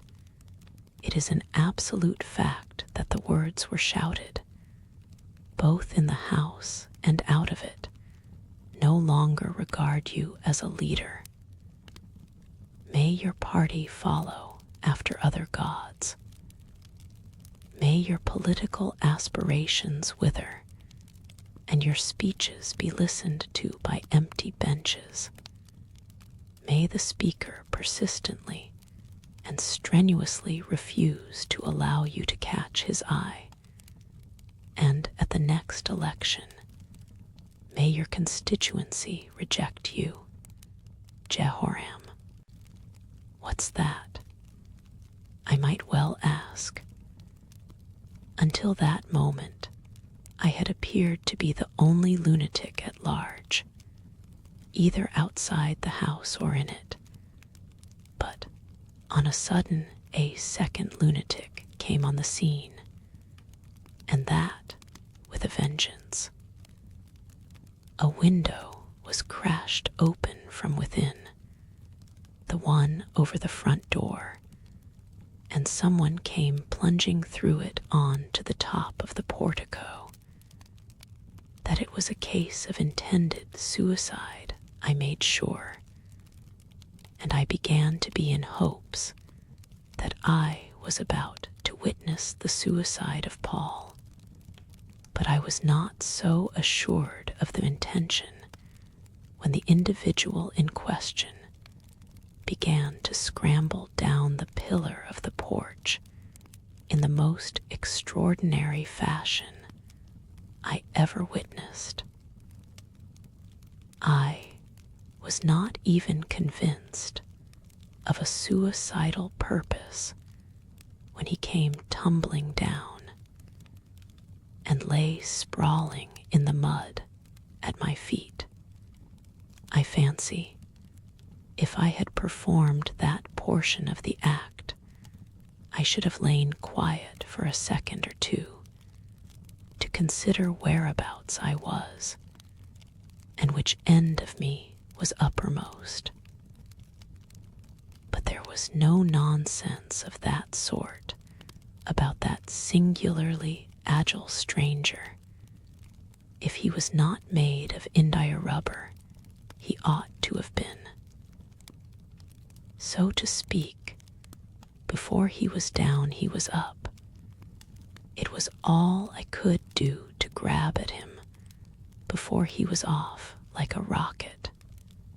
Such a figure as he presented is seldom seen, at least in the streets of London. What he had done with the rest of his apparel, I am not in a position to say. All that was left of it was a long, dark cloak which he strove to wrap round him. Save for that and mud, he was bare as the palm of my hand. Yet it was his face that held me. In my time, have seen strange expressions on men's faces, but never before one such as I saw on his. He looked like a man might look, who, after living a life of undiluted crime, at last finds himself face to face with the devil. It was not the look of a madman, far from it. It was something worse. It was the expression on the man's countenance, as much as anything else, which made me behave as I did. I said something to him, some nonsense, I know not what. He regarded me with a silence which was supernatural. I spoke to him again. Not a word issued from those rigid lips. There was not a tremor of those awful eyes. Eyes which I was tolerably convinced saw something which I had never seen or ever should. Then I took my hand from off his shoulder and let him go. Know not why I did. He had remained as motionless as a statue while I held him. Indeed, for any evidence of life he gave, he might have been a statue. But when my grasp was loosed, how he ran! He had turned the corner and was out of sight before I could say, "How do?" It was only then, when he had gone, and I had realized the extra double express flash of lightning rate at which he had taken his departure, that it occurred to me of what an extremely sensible act I had been guilty in letting him go at all. Here was an individual who had been committing burglary, or something very like it, in the house of a budding cabinet minister, and who had tumbled plump into my arms, so that all I had to do was to call a policeman and get him quodded. And all that I had done was something of a totally different kind. You're a nice type of an ideal citizen. I was addressing myself. A first chop specimen of a low-down idiot, to connive at the escape of the robber who's been robbing Paul. Since you've let the villain go, the least you can do is to leave a card on the apostle and inquire how he's feeling. I went to Lessingham's front door and knocked. I knocked once. I knocked twice. I knocked thrice. And the third time, I give you my word, I made the echoes ring. But still, there there was not a soul that answered. If this is a case of a 7 or 70-fold murder, and the gentleman in the cloak has made a fair clearance of every living creature the house contains, perhaps it's just as well I've chanced upon the scene. Still, I do think that one of the corpses might get up to answer the door. If it is possible to make noise enough to waken the dead, you bet I'm on to it. And I punished that knocker. Until I warrant the pounding, gave it was audible on the other side of Green Park. And at last I woke the dead, or rather, I roused Matthews to a consciousness that something was going on. Opening the door about 6 inches, through the interstice he protruded his ancient nose. "Who's there?" "Nothing, my dear sir, nothing, and no one." It must have been your vigorous imagination which induced you to suppose that there was. You let it run away with you. Then he knew me, and opened the door about 2 feet. "Oh, it's you, Mr. Atherton. I beg your pardon, sir. I thought it might have been the police. What then? Do you stand in terror of the minions of the law at last?" "A most discreet servant, Matthews. Just the fellow for a budding cabinet minister." He glanced over his shoulder. I had suspected the presence of a colleague at his back. Now I was assured.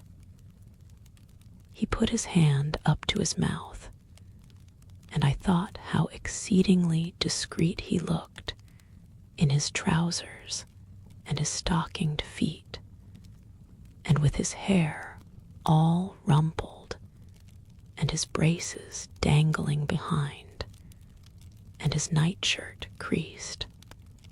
"Well, sir, I have received instructions not to admit the police." "The deuce you have, from whom?" Coughing behind his hand, leaning forward, he addressed me with an air which was flatteringly confidential. "From Mr. Lessingham, sir. Possibly Mr. Lessingham is not aware that a robbery has been committed on his premises, that the burglar has just come out of his drawing-room window with a hop, skip, and a jump, bounded out of the window like a tennis ball, flashed round the corner like a rocket." Again Matthews glanced over his shoulder, as if not clear which way discretion lay, whether fore or aft. "Thank you, sir. I believe that Mr. Lessingham is aware of something of the kind." He seemed to come to a sudden resolution, dropping his voice to a whisper.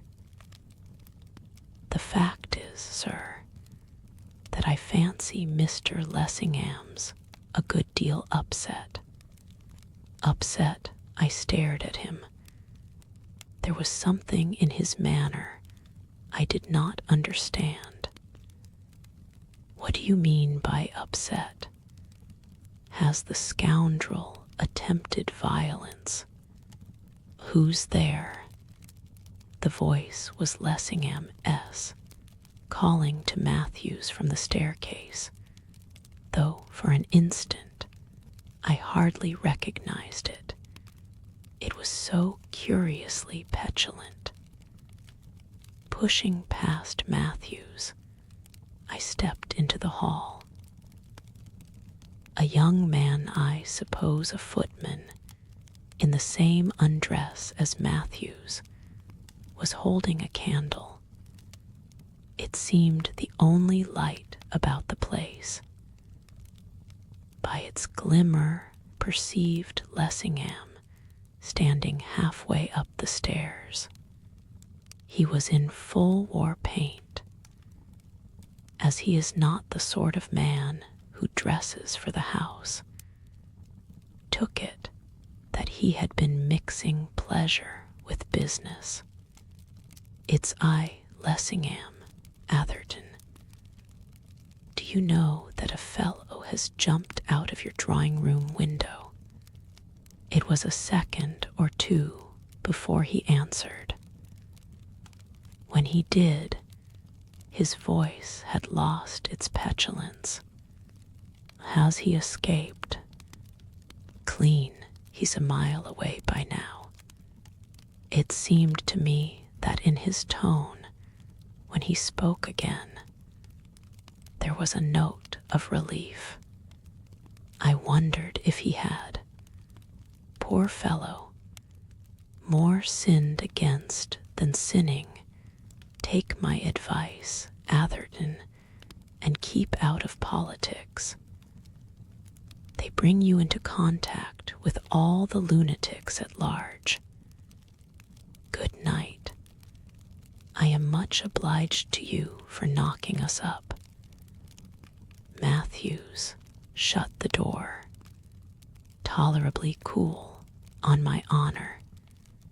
A man who brings news big with the fate of Rome does not expect to receive such treatment.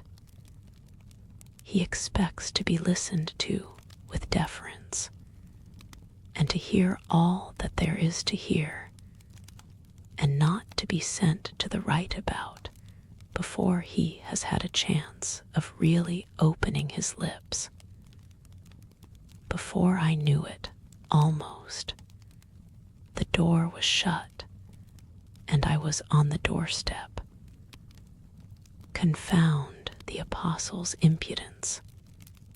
Next time, he might have his house burnt down, and him in it. Before I took the trouble to touch his dirty knocker, what did he mean by his allusion to lunatics in politics? Did he think to fool me? There was more in the business than met the eye, and a good deal more than he wished to meet mine, hence his insolence. The creature, what Marjorie Linden could see in such an opusculum, surpassed my comprehension, especially when there was a man of my sort walking about, who adored the very ground she trod upon. Chapter XII, a morning visitor, all through the night, waking and sleeping, and in my dreams, I wondered what Marjorie could see in him. In those same dreams, I satisfied myself that she could, and did, see nothing in him, but everything in me owe the comfort. The misfortune was that when I awoke I knew it was the other way round, so that it was a sad awakening. An awakening to thoughts of murder. So swallowing a mouthful and a peg, I went into my laboratory to plan murder, legalized murder, on the biggest scale it ever has been planned. I was on the track of a weapon which would make war not only an affair of a single campaign, but of a single half hour. It would not want sent an army to work it either. Once led an individual, or 2 or 3 at most, in possession of my weapon that was to be, get within a mile or so of even the largest body of disciplined troops that ever yet a nation put into the field, and poof, in about the time it takes you to say that they would be all dead men, if weapons of precision, which may be relied upon to slay, are preservers of the peace, and the man is a fool who says that they are not.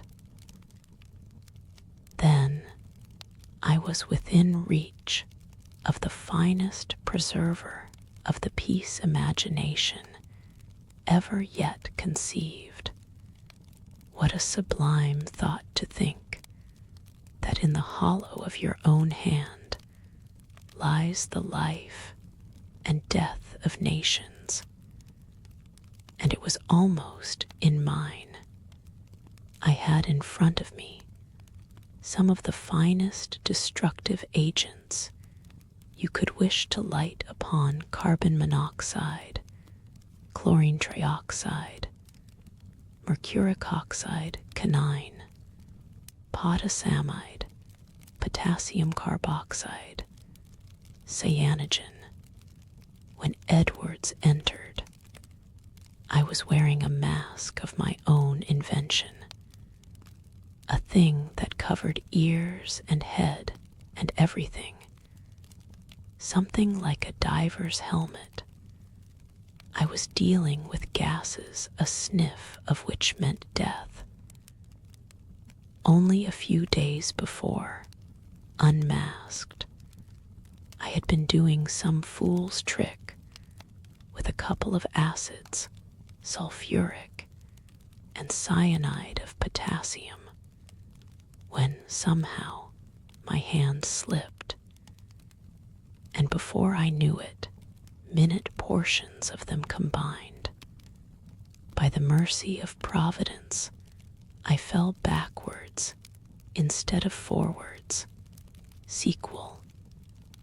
About an hour afterwards, Edwards found me on the floor, and it took the remainder of that day, and most of the doctors in town, to bring me back to life again. Edwards announced his presence by touching me on the shoulder. When I am wearing that mask, it isn't always easy to make me hear. Someone wishes to see you, sir. Then tell someone that I don't wish to see him. Well-trained servant, Edwards. He walked off with the message as decorously as you please. And then I thought there was an end, but there was. I was regulating the valve of a cylinder in which I was fusing some oxides when once more someone touched me on the shoulder. Without turning, I took it for granted it was Edwards back again. I have only to give a tiny twist to this tap, my good fellow, and you will be in the land where the bogies bloom. Why will you come where you're not wanted? Then I looked round. Who the devil are you? For it was not Edwards at all, but quite a different class of character. I found myself confronting an individual who might almost have sat for one of the bogies I had just alluded to. His costume was reminiscent of the Algerians whom one finds all over France, and who are the most persistent, insolent, and amusing of peddlers. I remember one who used to haunt the repetitions at the Alcazar at Tours. But there, this individual was like the originals, yet unlike. He was less gaudy, and a good deal dingier than his Gallic prototypes are apt to be. Then he wore a burnous, the yellow, grimy-looking article of the Arab of the Soudan, not the spick and span Arab of the boulevard. Chief difference of all, his face was clean-shaven, and whoever saw an Algerian of Paris, whose chiefest glory was not his well-trimmed mustache and beard, I expected that he would address me in the lingo which these gentlemen call French. But he didn't. You are Mr. Atherton, and you are Mr. Who? How did you come here? Where's my servant? The fellow held up his hand.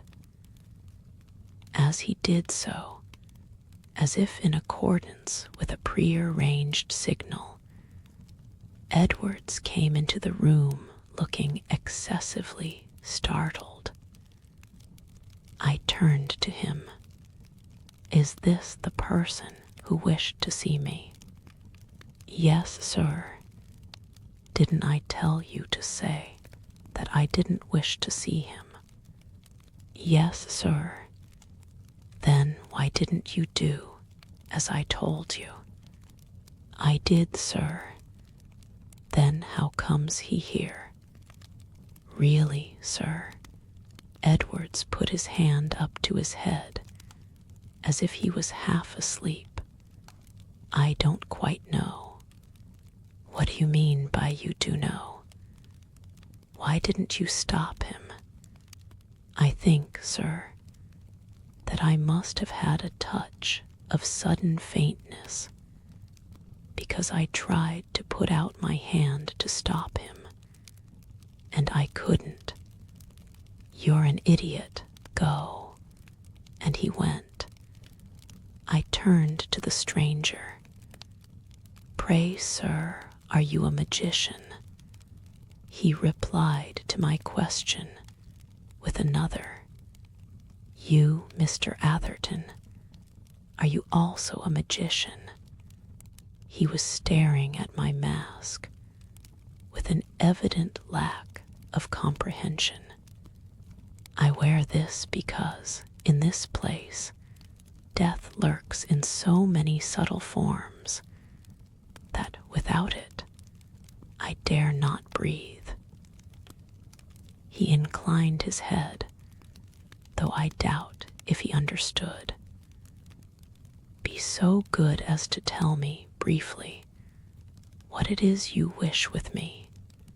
He slipped his hand into the folds of his burnous, and taking out a slip of paper, laid it on the shelf by which we were standing, glanced at it, expecting to find on it a petition, or a testimonial, or a true statement of his sad case. Instead, it contained 2 words only, Marjorie Linden. The unlooked-for sight of that well-loved name brought the blood into my cheeks. You come from Miss Linden. He narrowed his shoulders, brought his fingertips together, inclined his head in a fashion which was peculiarly oriental, but not particularly explanatory. So I repeated my question. Do you wish me to understand that you do come from Miss Linden? Again he slipped his hand into his burnous. Again he produced a slip of paper. Again, he laid it on the shelf. Again, I glanced at it. Again, nothing was written on it but a name, Paul Lessingham. Well, I see, Paul Lessingham. What then? She is good, he is bad. Is it not so?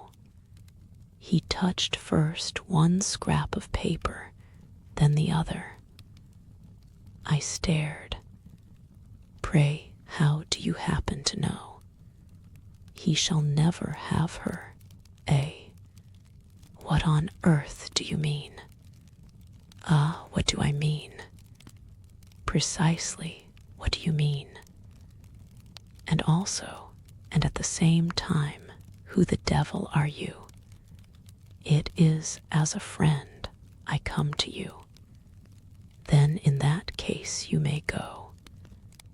I happen to be overstocked in that line just now, not with the kind of friend I am.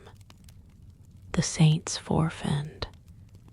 You love her, you love Miss Linden. Can you bear to think of him in her arms? I took off my mask, feeling that the occasion required it. As I did so, he brushed aside the hanging folds of the hood of his burnous, so that I saw more of his face. I was immediately conscious that in his eyes there was, in an especial degree, what, for want of a better term, one may call the mesmeric quality, that his was one of those morbid organizations which are oftener found, thank goodness, in the East than in the West, and which are apt to exercise an uncanny influence over the weak and the foolish folk with whom they come in contact, the kind of creature for whom it is always just as well to keep a seasoned rope close handy. I was also conscious that he was taking advantage of the removal of my mask to try his strength on me, than which he could not have found a tougher job. The sensitive something which is found in the hypnotic subject happens, in me, to be wholly absent. I see you are a mesmerist. He started. I am nothing, a shadow, and I'm a scientist. I should like, with your permission, or without it, to try an experiment or two on you. He moved further back. There came a gleam into his eyes, which suggested that he possessed his hideous power to an unusual degree, that, in the estimation of his own people, he was qualified to take his standing as a regular devil doctor. We will try experiments together, you and I, on Paul Lessingham. Why on him? You do not know. I do not. Why do you lie to me? I don't lie to you. I haven't the faintest notion what is the nature of your interest in Mr. Lessingham. My interest, that is another thing. It is your interest of which we are speaking. Pardon me, it is yours. Listen, you love her, and he. But at a word from you, he shall not have her, never. It is I who say it, I. And once more, sir, who are you? I am of the children of Isis. Is that so? It occurs to me that you have made a slight mistake. This is London, not a dog hole in the desert. Do I not know? What does it matter? You shall see. There will come a time when you will want me. You will find that you cannot bear to think of him in her arms, her whom you love. You will call to me, and I shall come. And of Paul Lessingham there shall be an end. While I was wondering whether he was really as mad as he sounded, or whether he was some impudent charlatan who had an axe of his own to grind, and thought that he had found in me a grindstone, he had vanished from the room. I moved after him. Hang it all, stop, I cried. He must have made pretty good traveling, because before I had a foot in the hall, I heard the front door slam, and when I reached the street, intent on calling him back, neither to the right nor to the left was there a sign of him to be seen. Chapter XII, the picture. I wonder what that nice-looking beggar really means, and who he happens to be. That was what I said to myself when I returned to the laboratory.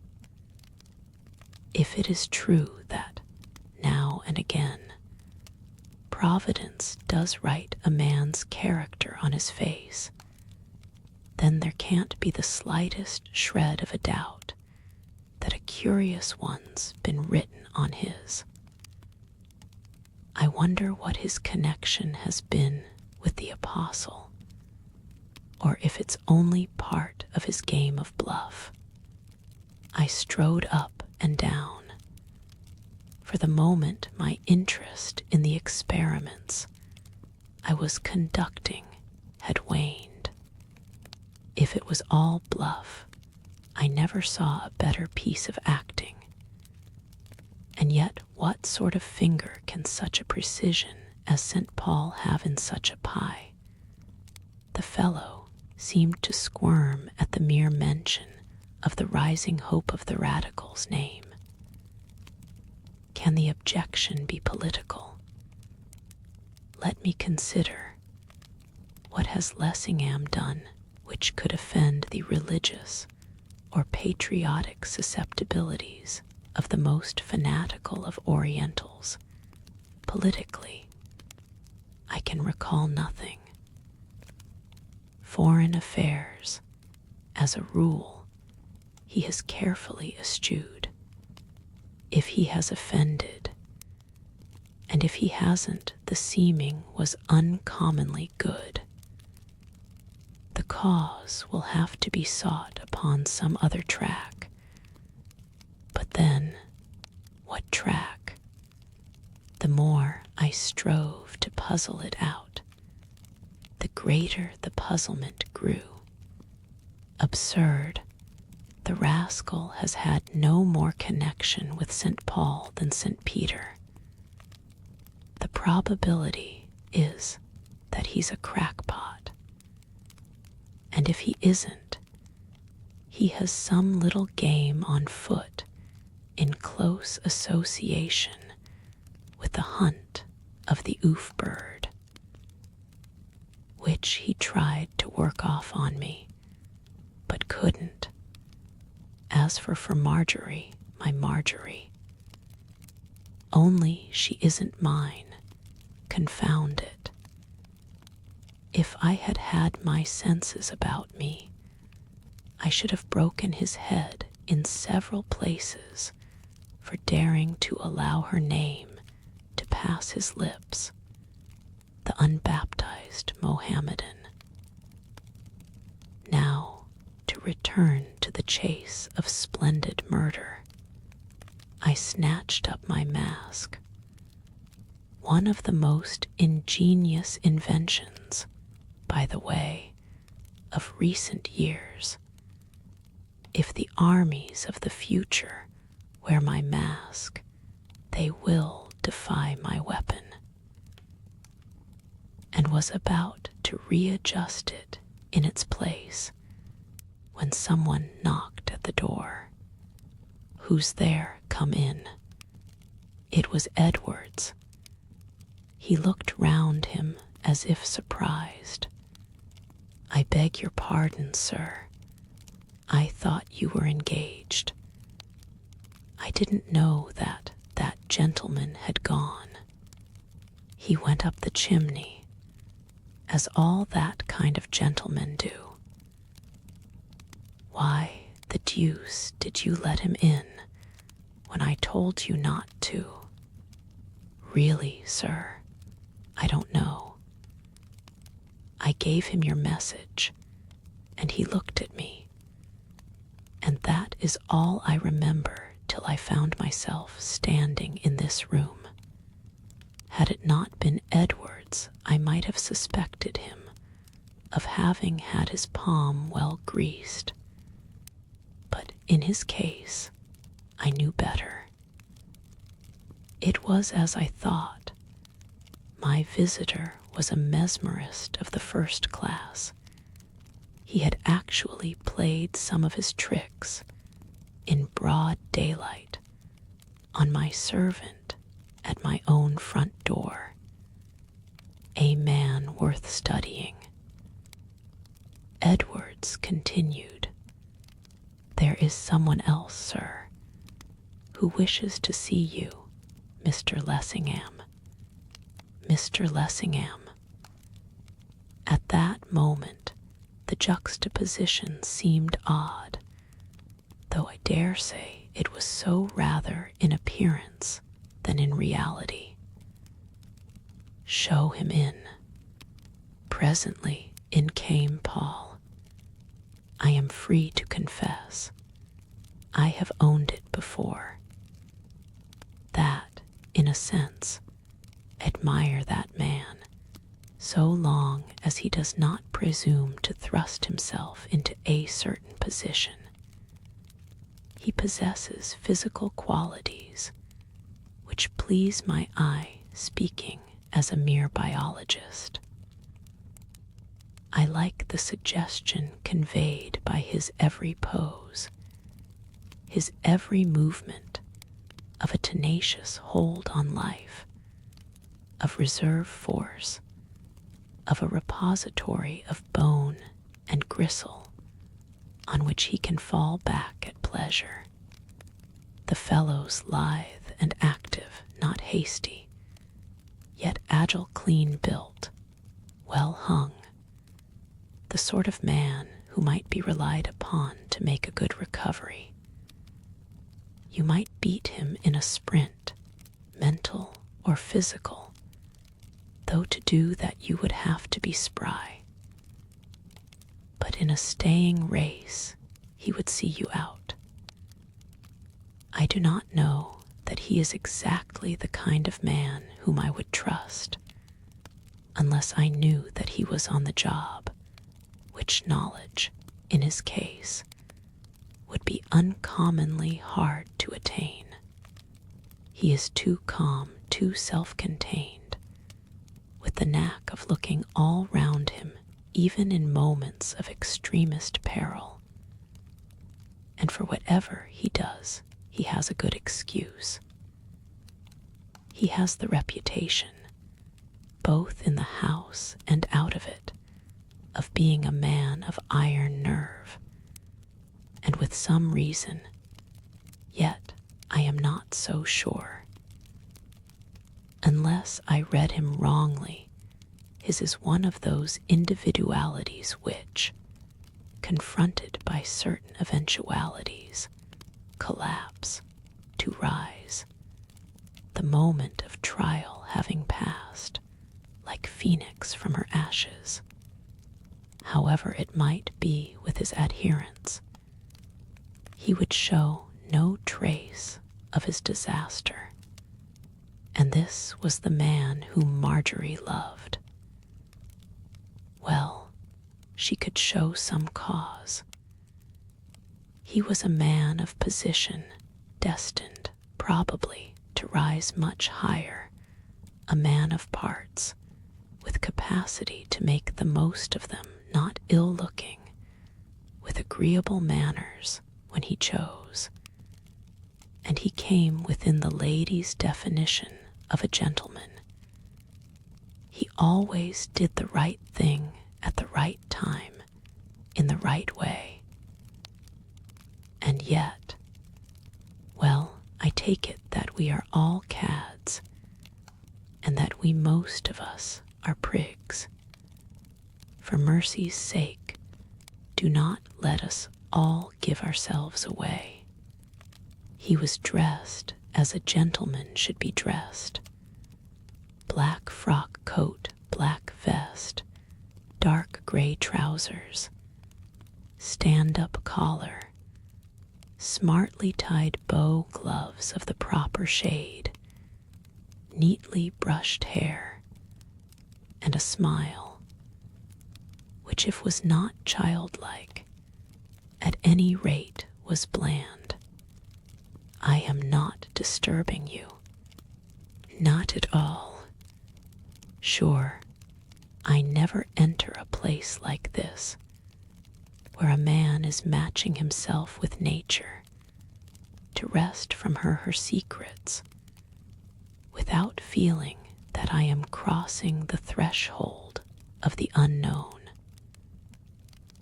The last time I was in this room was just after you had taken out the final patents for your system of telegraphy at sea, which the Admiralty purchased. Wisely. What is it now? Death? No, really. What do you mean? If you are a member of the next government, you will possibly learn. I may offer them the refusal of a new wrinkle in the art of murder. I see a new projectile. How long is this race to continue between attack and defense? Until the sun grows cold. And then there'll be no defense, nothing to defend. He looked at me with his calm, grave eyes. The theory of the age of ice towards which we are advancing is not a cheerful one. He began to finger a glass retort which lay upon a table. By the way, it was very good of you to give me a look in last night. I am afraid you thought me peremptory. I have come to apologize. I don't know that I thought you peremptory. I thought you queer. Yes. He glanced at me with that expressionless look upon his face which he could summon at will, and which is at the bottom of the superstition about his iron nerve. I was worried, and not well besides. One doesn't care to be burgled, even by a maniac. Was he a maniac? Did you see him? Very clearly. Where? In the street. How close were you to him? Closer than I am to you. Indeed, I didn't know you were so close to him as that. Did you try to stop him? Easier said than done. He was off at such a rate. Did you see how he was dressed? Or rather undressed? I did, in nothing but a cloak on such a night. Who but a lunatic would have attempted burglary in such a costume? Did he take anything? Absolutely nothing. It seems to have been a curious episode. He moved his eyebrows. According to members of the house, the only gesture in which he has been known to indulge. We become accustomed to curious episodes. Oblige me by not mentioning it to anyone.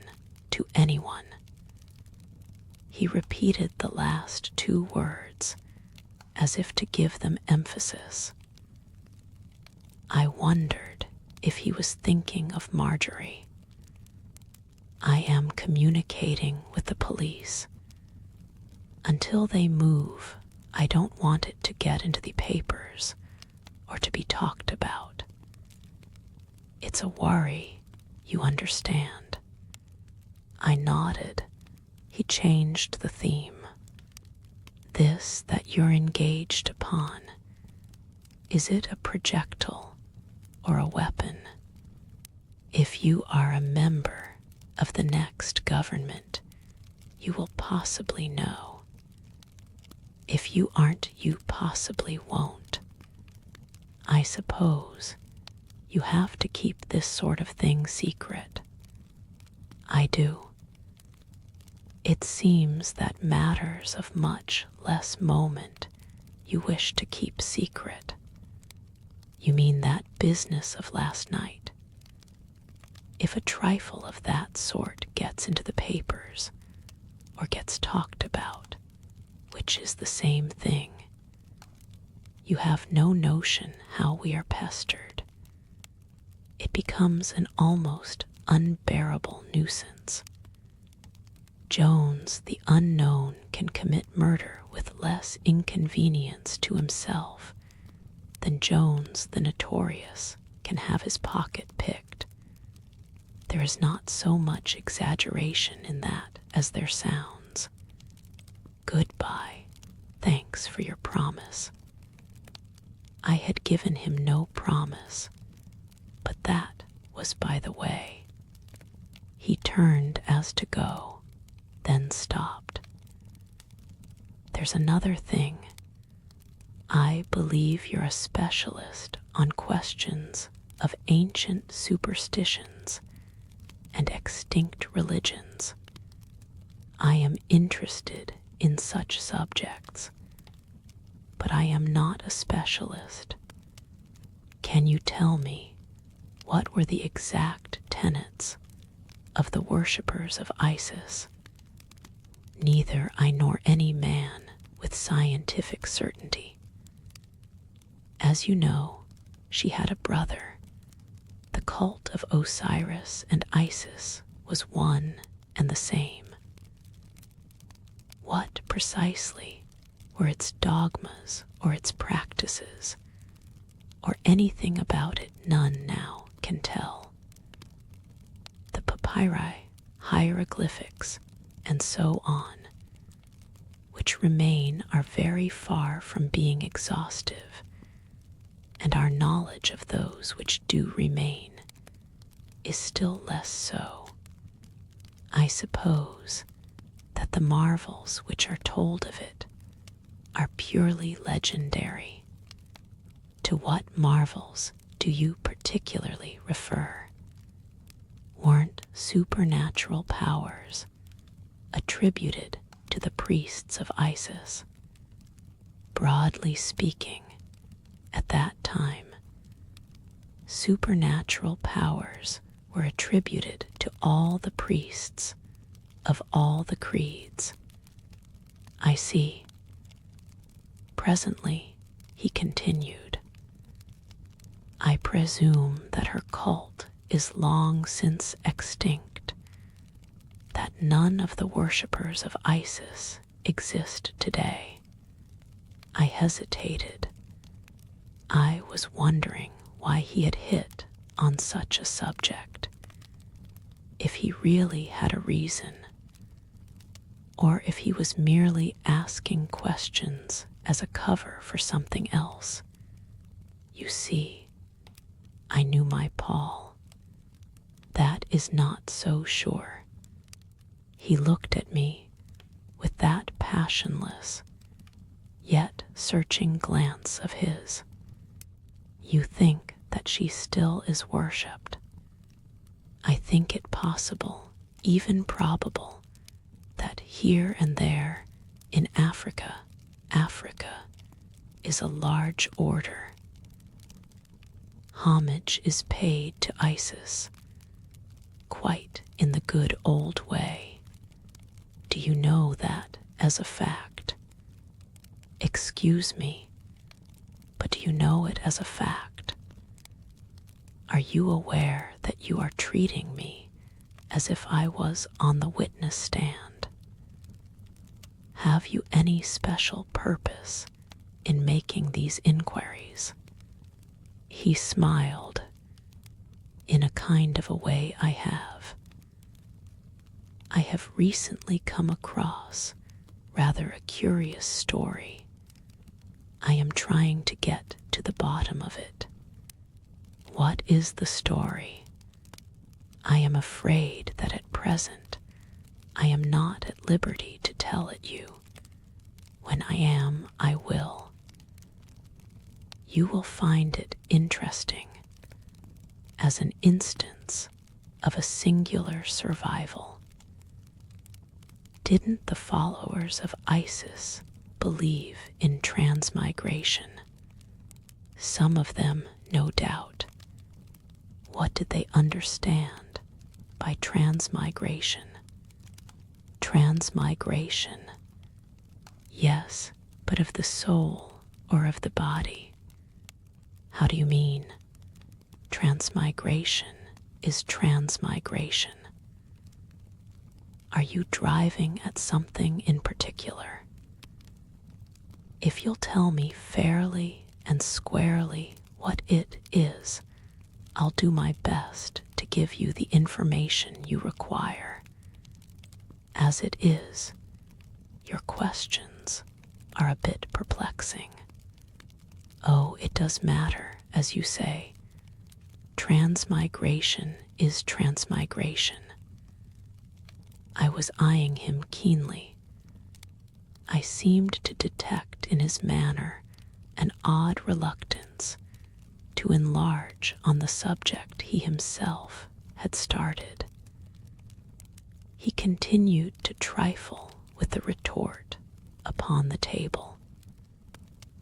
Hadn't the followers of Isis what shall I say, a sacred emblem? How hadn't they in especial regard for some sort of wasn't it? Some sort of a beetle. You mean Scarabaeus sacer, according to late-Victorian, Scarabaeus Egyptiarum. Undoubtedly, the scarab was venerated throughout Egypt. Indeed, speaking generally, most things that had life, for instance, cats. As you know, Orices continued among men in the figure of Apis, the bull. Weren't the priests of Isis, or some of them, supposed to assume, after death, the form of a scarabaeus? I never heard of it. Are you sure? Think. I shouldn't like to answer such a question positively, offhand. But I don't, on the spur of the moment, recall any supposition of the kind. Don't laugh at me. I'm not a lunatic. But I understand that recent researches have shown that even in some of the most astounding of the ancient legends, there was a substratum of fact. Is it absolutely certain that there could be no shred of truth in such a belief? In what belief? In the belief that a priest of Isis, or anyone, assumed after death the form of a scarabaeus. It seems to me, Lessingham, that you have lately come across some uncommonly interesting data, of a kind, too, which it is your bounden duty to give to the world, or, at any rate, to that portion of the world which is represented by me. Come, tell us all about it. What are you afraid of? I am afraid of nothing, and some day you shall be told, but not now. At present, answer my question. Then repeat your question clearly.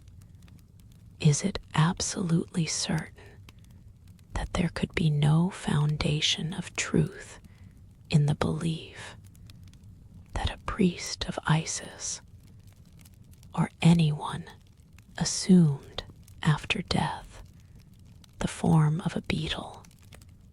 I know no more than the man in the moon. How the dickens should I? Such a belief may have been symbolical.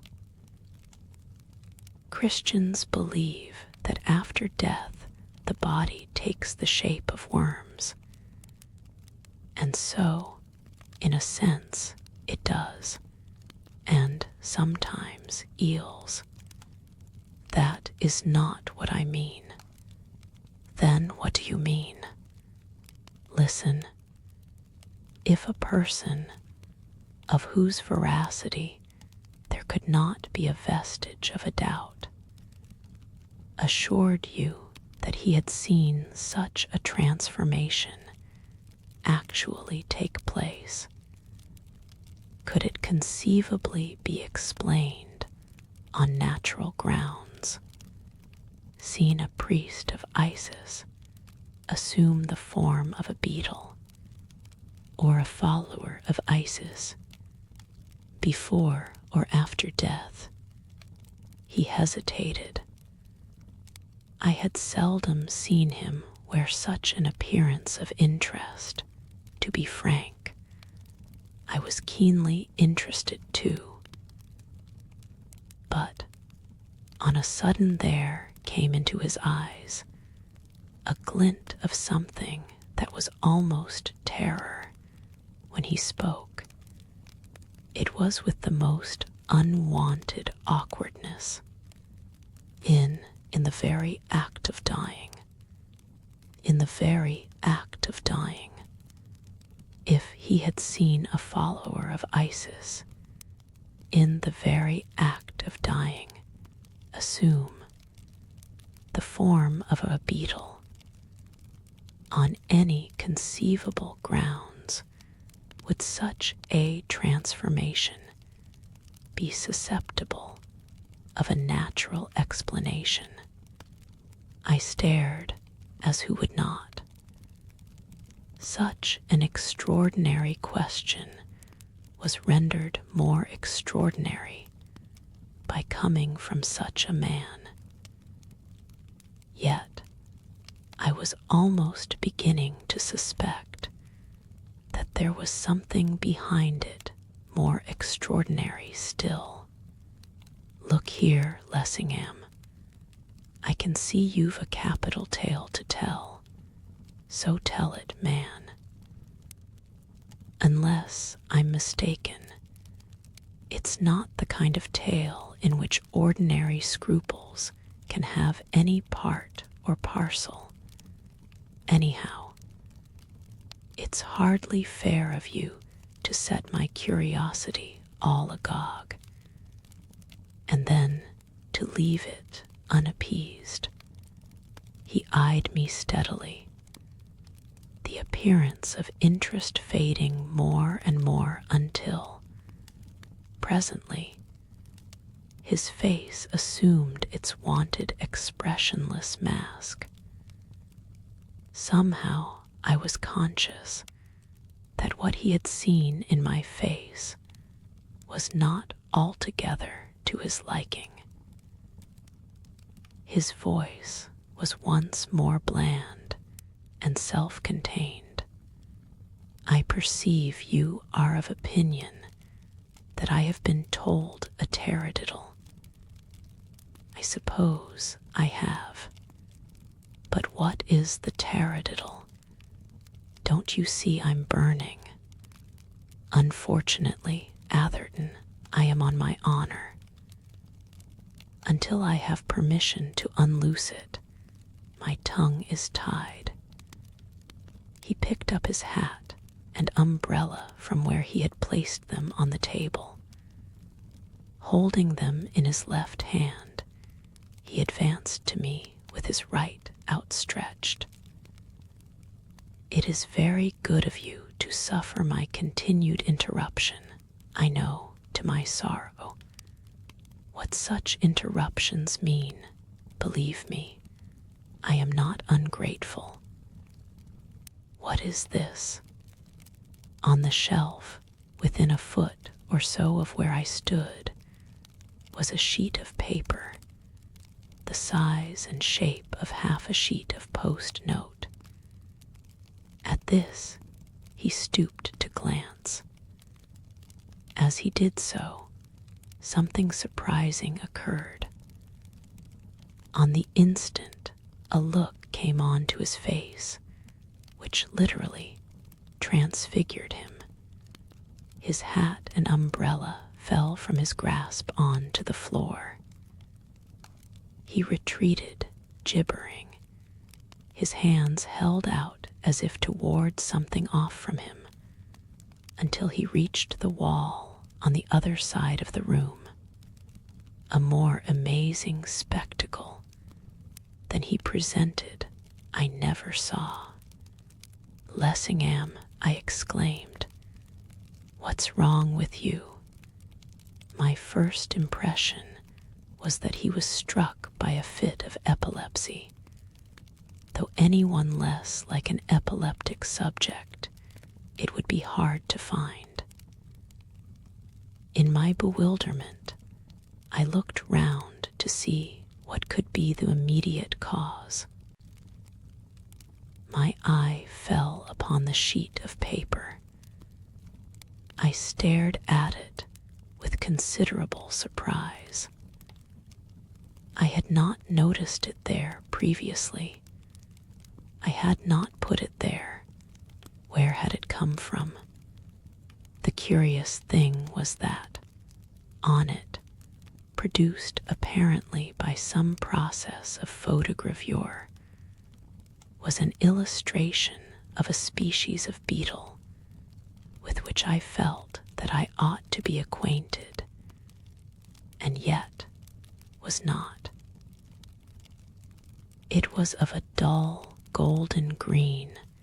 The color was so well brought out, even to the extent of seeming to scintillate, and the whole thing was so dexterously done that the creature seemed alive. The semblance of reality was, indeed, so vivid that it needed a second glance to be assured that it was a mere trick of the reproducer. Its presence there was odd. After what we had been talking about, it might seem to need explanation. But it was absurd to suppose that that alone could have had such an effect on a man like Lessingham. With the thing in my hand, I crossed to where he was, pressing his back against the wall. He had shrunk lower inch by inch, till he was actually crouching on his haunches. "Lessingham, come, man, what's wrong with you?" Taking him by the shoulder, I shook him with some vigor. My touch had on him the effect of seeming to wake him out of a dream, of restoring him to consciousness as against the nightmare horrors with which he was struggling. He gazed up at me with that look of cunning on his face which one associates with abject terror. "Atherton, is it you? It's all right, quite right. And well, very well." As he spoke, he slowly drew himself up till he was standing erect. "Then, in that case, all I can say is that you have a queer way of being very well." He put his hand up to his mouth, as if to hide the trembling of his lips. "It's the pressure of overwork. I've had 1 or 2 attacks like this, but it's nothing, only a local lesion." I observed him keenly. To my thinking, there was something about him which was very odd indeed. Only a local lesion. If you take my strongly urged advice, you'll get a medical opinion without delay. If you haven't been wise enough to have done so already, I'll go today, at once. But I know it's only mental overstrain. You're sure it's nothing to do with this? I held out in front of him the photogravure of the beetle. As I did so, he backed away from me, shrieking, trembling as with palsy. "Take it away, take it away," he screamed. I stared at him for some seconds, astonished into speechlessness. Then I found my tongue. "Lessingham, it's only a picture. Are you stark mad?" He persisted in his ejaculations. "Take it away, tear it up, burn it." His agitation was so unnatural, from whatever cause it arose, that, fearing the recurrence of the attack from which he had just recovered, I did as he bade me. I tore the sheet of paper into quarters, and striking a match, set fire to each separate piece. He watched the process of incineration as if fascinated. When it was concluded, and nothing but ashes remained, he gave a gasp of relief. "Lessingham," I said, "you're either mad already, or you're going mad. Which is it?" "I think it's neither. I believe I am as sane as you. It's that story of which I was speaking.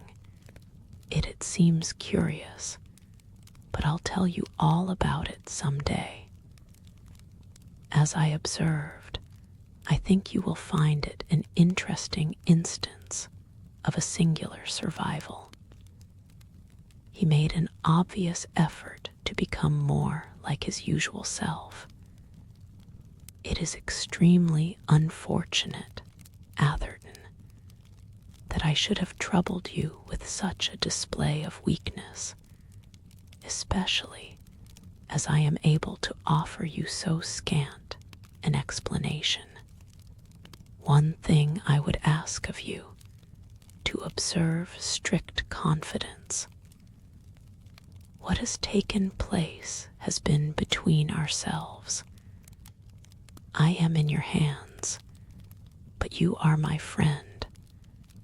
I know I can rely on you not to speak of it to anyone. and, in particular, not to breathe a hint of it to Miss Linden. Why, in particular, not to Miss Linden?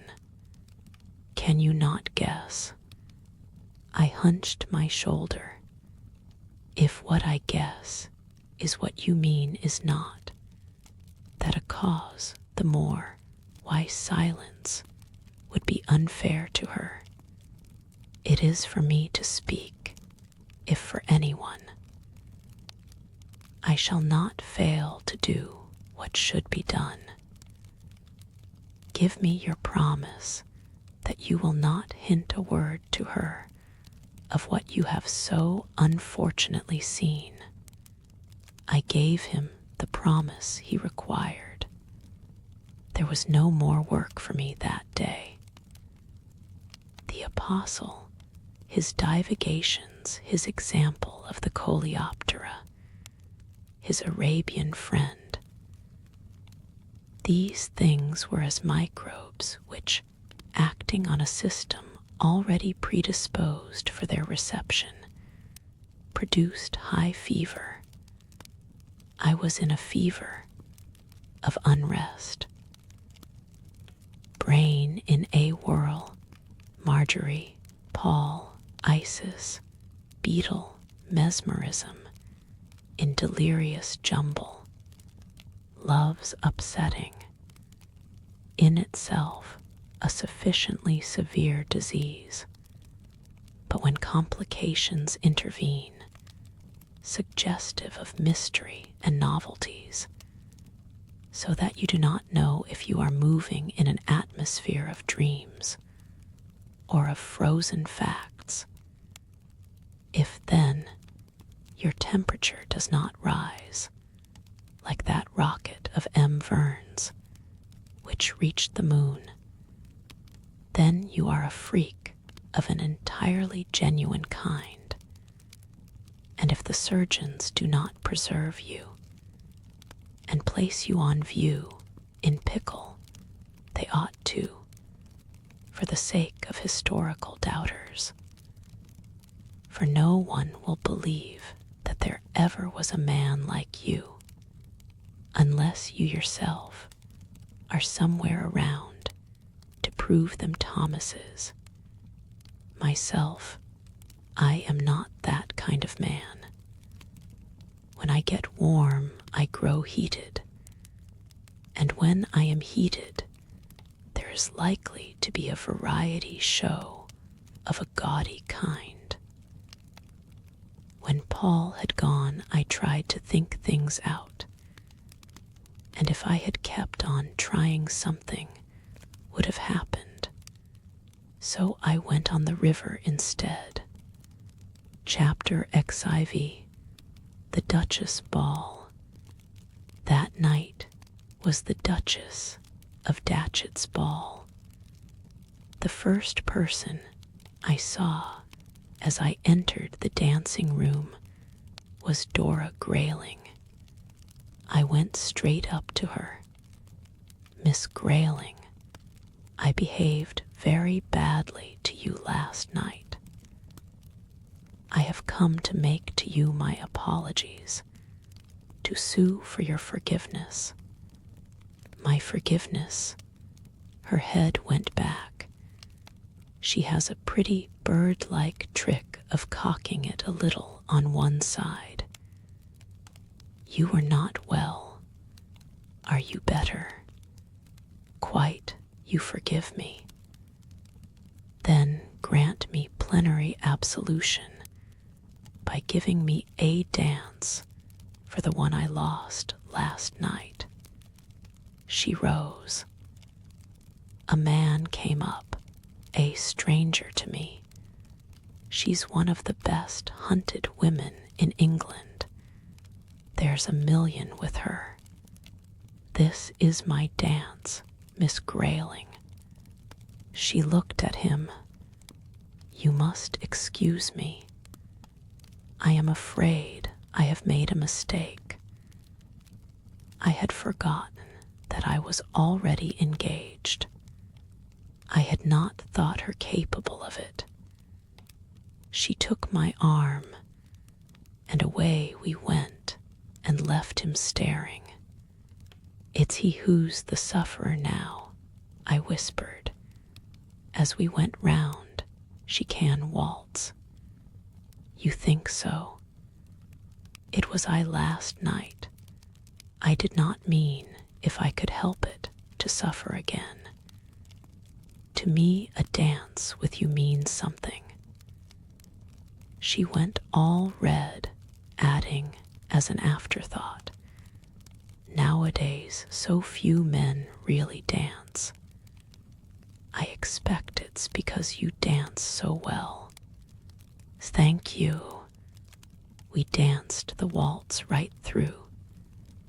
Then we went to an impromptu shelter which had been rigged up on a balcony, and we talked. There's something sympathetic about Miss Grayling which leads one to talk about oneself. Before I was half aware of it, I was telling her of all my plans and projects, actually telling her of my latest notion, which ultimately was to result in the destruction of whole armies as by a flash of lightning. She took an amount of interest in it which was surprising. What really stands in the way of things of this sort is not theory, but practice. One can prove one's facts on paper, or on a small scale in a room. What is wanted is proof on a large scale, by actual experiment. If, for instance, I could take my plant to one of the forests of South America, where there is plenty of animal life, but no human, I could demonstrate the soundness of my position then and there. Why don't you? Think of the money it would cost. I thought I was a friend of yours. I had hoped you were. Then why don't you let me help you? Help me how? By letting you have the money for your South American experiment.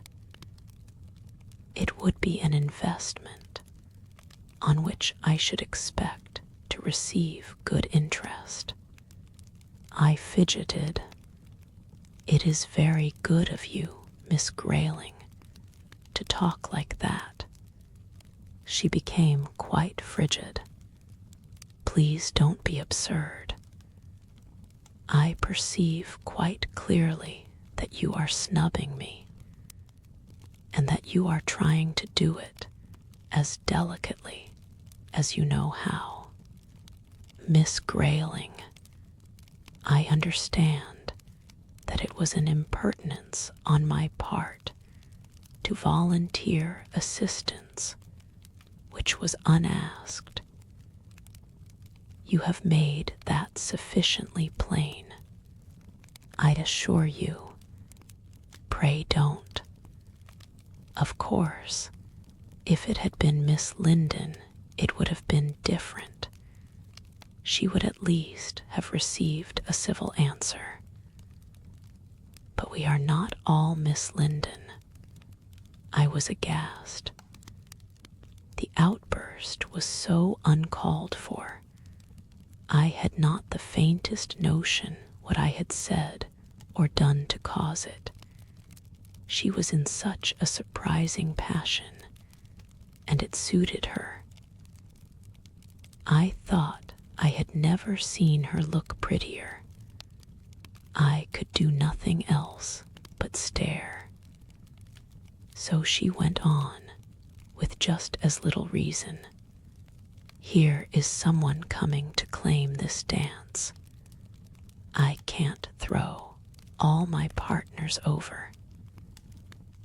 Have I offended you so irremediably that it will be impossible for you to dance with me again? Miss Grayling, I shall be only too delighted. She handed me her card. Which may I have? For your own sake, you had better place it as far off as you possibly can. They all seem taken. That doesn't matter. Strike off any name you please, anywhere, and put your own instead. It was giving me an almost embarrassingly free hand. I booked myself for the next waltz, but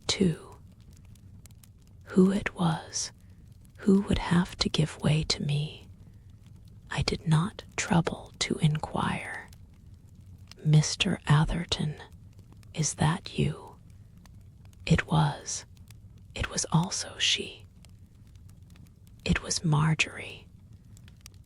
And so soon as I saw her, I knew that there was only one woman in the world for me.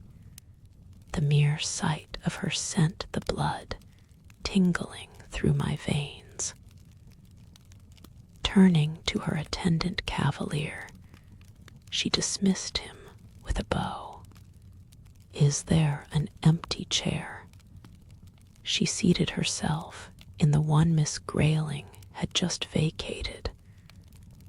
I sat down beside her. She glanced at me, laughter in her eyes.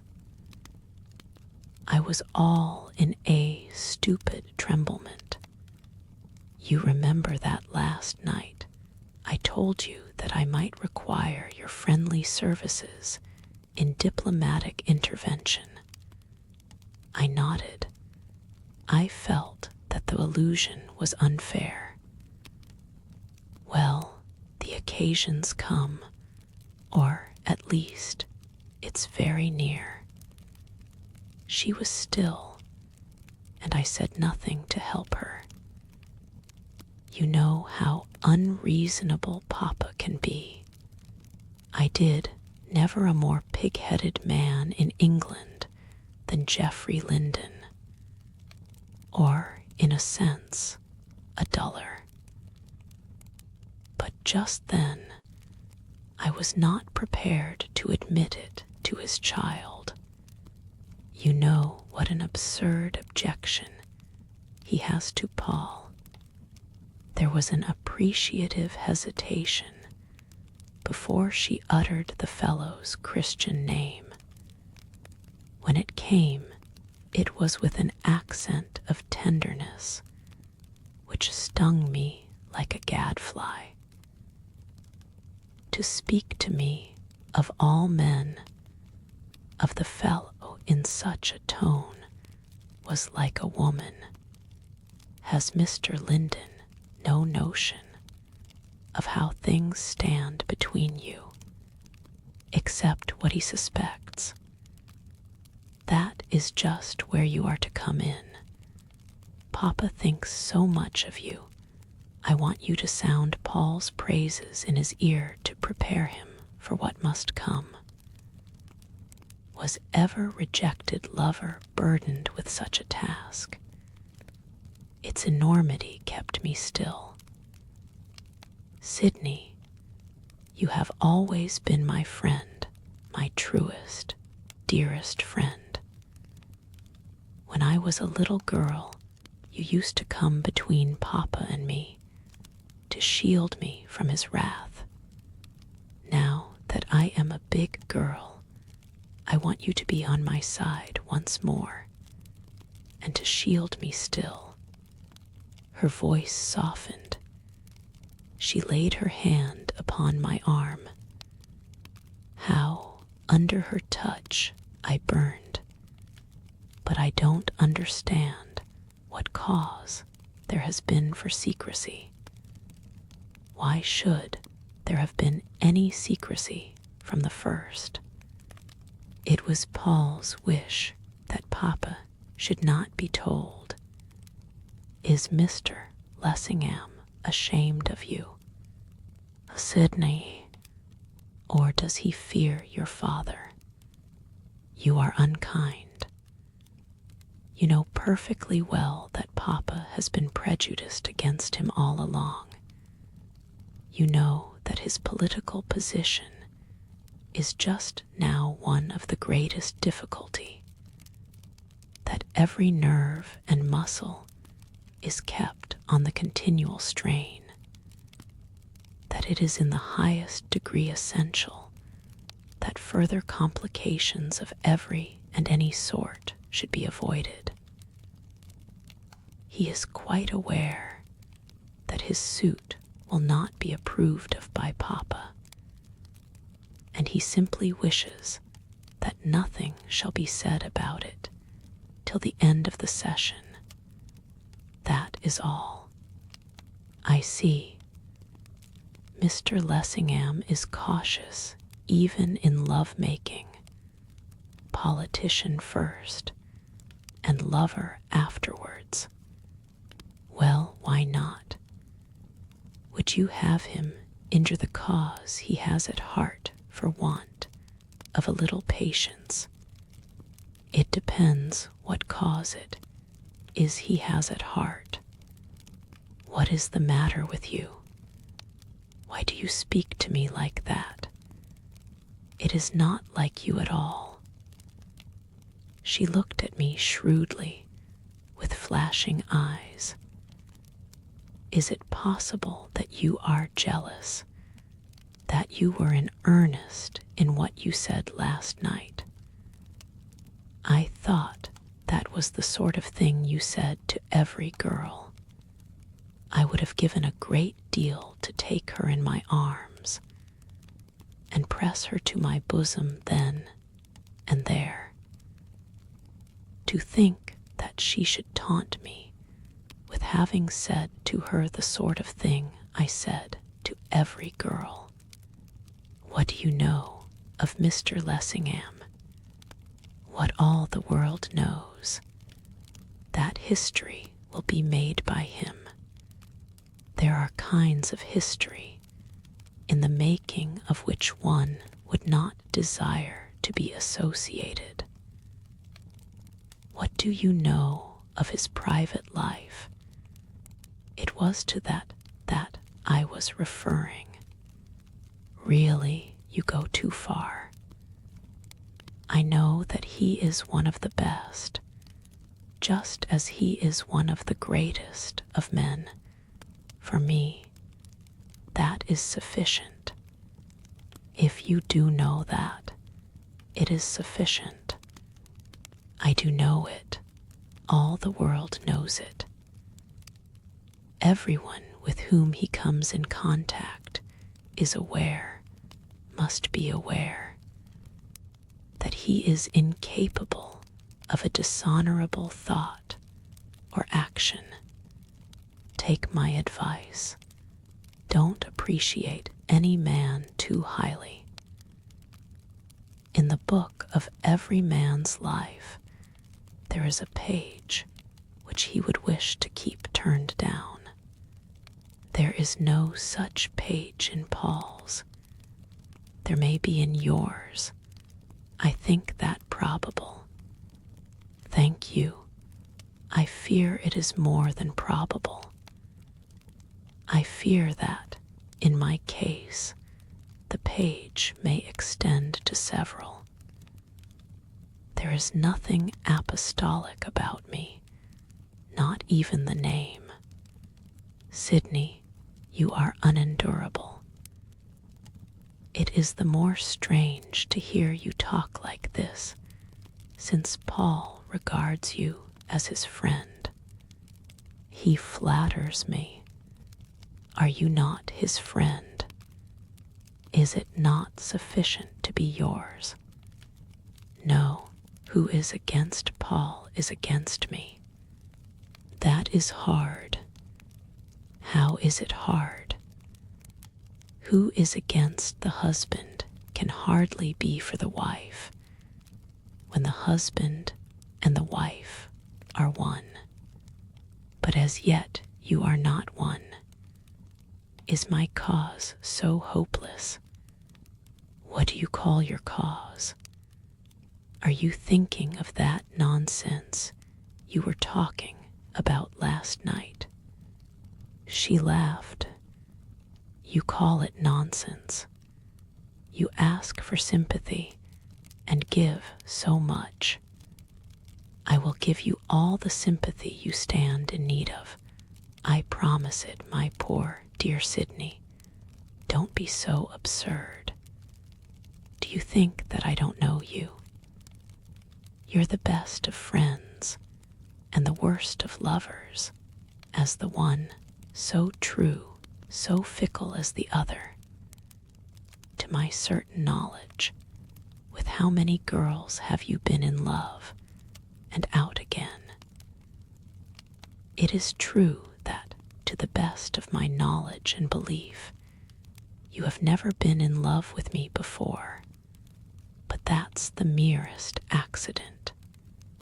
Believe me, my dear, dear Sydney, you'll be in love with someone else tomorrow, if you're not halfway there tonight. I confess, quite frankly, that in that direction, all the experience I have had of you has in no wise strengthened my prophetic instinct. Cheer up, one never knows. Who is this that's coming? It was Dora Grayling who was coming. I went off with her without a word. We were halfway through the dance before she spoke to me. I am sorry that I was cross to you just now and disagreeable. I always seem destined to show to you my most unpleasant side. The blame was mine. What sort of side do I show you? You are far kinder to me than I deserve, now and always. That is what you say. Pardon me, it's true. Else how comes it that, at this time of day, I'm without a friend in all the world? You without a friend. I never knew a man who had so many. I never knew a person of whom so many men and women join in speaking well. Miss Grayling. As for never having done anything worth doing, think of what you have done. Think of your discoveries. Think of your inventions. Think of, but never mind. The world knows you have done great things, and it confidently looks to you to do still greater. You talk of being friendless, and yet when I ask, as a favor, as a great favor, to be allowed to do something to show my friendship, you snub me. I snub you. You know you snubbed me. Do you really mean that you take an interest in my work? You know I mean it. She turned to me, her face all glowing, and I did know it. Will you come to my laboratory tomorrow morning? Will I, won't I? With your aunt. Yes, with my aunt. I'll show you round and tell you all there is to be told. And then, if you still think there's anything in it, I'll accept your offer about that South American experiment. That is, if it still holds good. Of course it still holds good. And we'll be partners. Partners. Yes, we will be partners. It will cost a terrific sum. There are some things which never can cost too much. That's not my experience. I hope it will be mine. It's a bargain. On my side, I promise you that it's a bargain. When I got outside the room, I found that Percy Woodville was at my side. His round face was, in a manner of speaking, as long as my arm.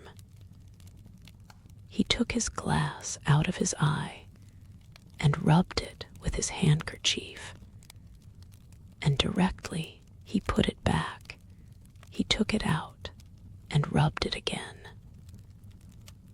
I believe that I never saw him in such a state of fluster, and when one speaks of Woodville, that means something. Atherton, I am in a devil of a stew. He looked it. All of a heap. I've had a blow which I shall never get over, then get under.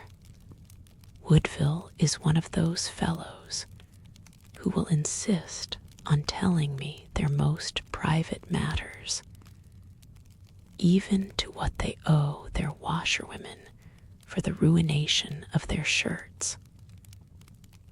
Why, goodness alone can tell. Heaven knows I am not sympathetic. Don't be an idiot. You don't know what I'm suffering. I'm as nearly as possible stark mad. That's all right, old chap. I've seen you that way more than once before. Don't talk like that. You're not a perfect brute. I bet you a shilling that I am. Don't torture me, you're not.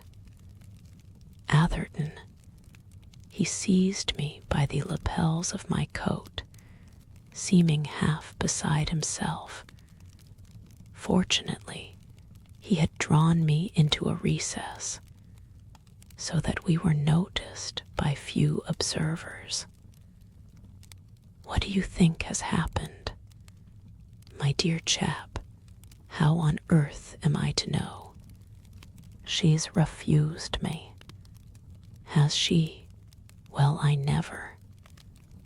Buck up. Try some other address. There are quite as good fish in the sea as ever came out of it. Atherton, you're a blackguard. He had crumpled his handkerchief into a ball and was actually bobbing at his eyes with it. The idea of Percy Woodville being dissolved in tears was excruciatingly funny. But just then, I could hardly tell him so. There's not a doubt of it. It's my way of being sympathetic. Don't be so down, man. Try her again. It's not the slightest use. I know it isn't from the way she treated me. Don't be so sure. Women often say what they mean least. Who's the lady? Who? Is there more women in the world than one for me? Or has there ever been? You ask me who. What does the word mean to me but Marjorie Linden? Marjorie Linden. I fancy that my jaw dropped open, that, to use his own vernacular, I was all of a heap. I felt like it. I strode away, leaving him mazed, and all but ran into Marjorie's arms. I'm just leaving. Will you see me to the carriage, Mr. Atherton? I saw her to the carriage. Are you off? Can I give you a lift? Thank you. I am not thinking of being off. I'm going to the House of Commons. Won't you come? What are you going there for? Directly she spoke of it, I knew why she was going, and she knew that I knew, as her words showed. You are quite well aware of what the magnet is. You are not so ignorant as not to know that the Agricultural Amendment Act is on tonight, and that Paul is to speak. I always try to be there when Paul is to speak, and I mean to always keep on trying. He is a fortunate man. Indeed, and again indeed. A man with such gifts as his is inadequately described as fortunate. But I must be off. He expected to be up before, but I heard from him a few minutes ago that there has been a delay, but that he will be up within half an hour, till our next meeting. As I returned into the house, in the hall I met Percy Woodville. He had his hat on. Where are you off to? I'm off to the house, to hear Paul Lessingham. Damn Paul Lessingham. With all my heart. There's a division expected. I've got to go. Someone else has gone to hear Paul Lessingham. Marjorie Linden. No, you don't say so, by Jove. I say, Atherton, I wish I could make a speech. I never can. When I'm electioneering, I have to have my speeches written for me, and then I have to read 'em. But by Jove, if I knew Miss Linden was in the gallery, and if I knew anything about the thing, or could get someone to tell me something, hang me if I wouldn't speak. I'd show her I'm not the fool she thinks I am. Speak, Percy, speak. You'd knock 'em silly, sir. I tell you what I'll do. I'll come with you. I'll to the house as well. Paul Lessingham shall have an audience of 3. Chapter XV. Mr. LESSINGHAM, SBAKS. The house was full. Percy and I went upstairs to the gallery, which is theoretically supposed to be reserved for what are called distinguished strangers, those curious animals.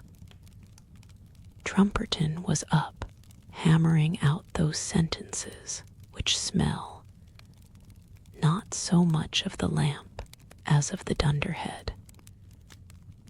Nobody was listening except the men in the press gallery, where is the brain of the house, and 90% of its wisdom. It was not till Trumperton had finished that I discovered Lessingham. The tedious ancient resumed his seat amidst a murmur of sounds which, have no doubt, some of the pressmen interpreted next day as loud and continued applause. There was movement in the house, possibly expressive of relief. A hum of voices, men came flocking in.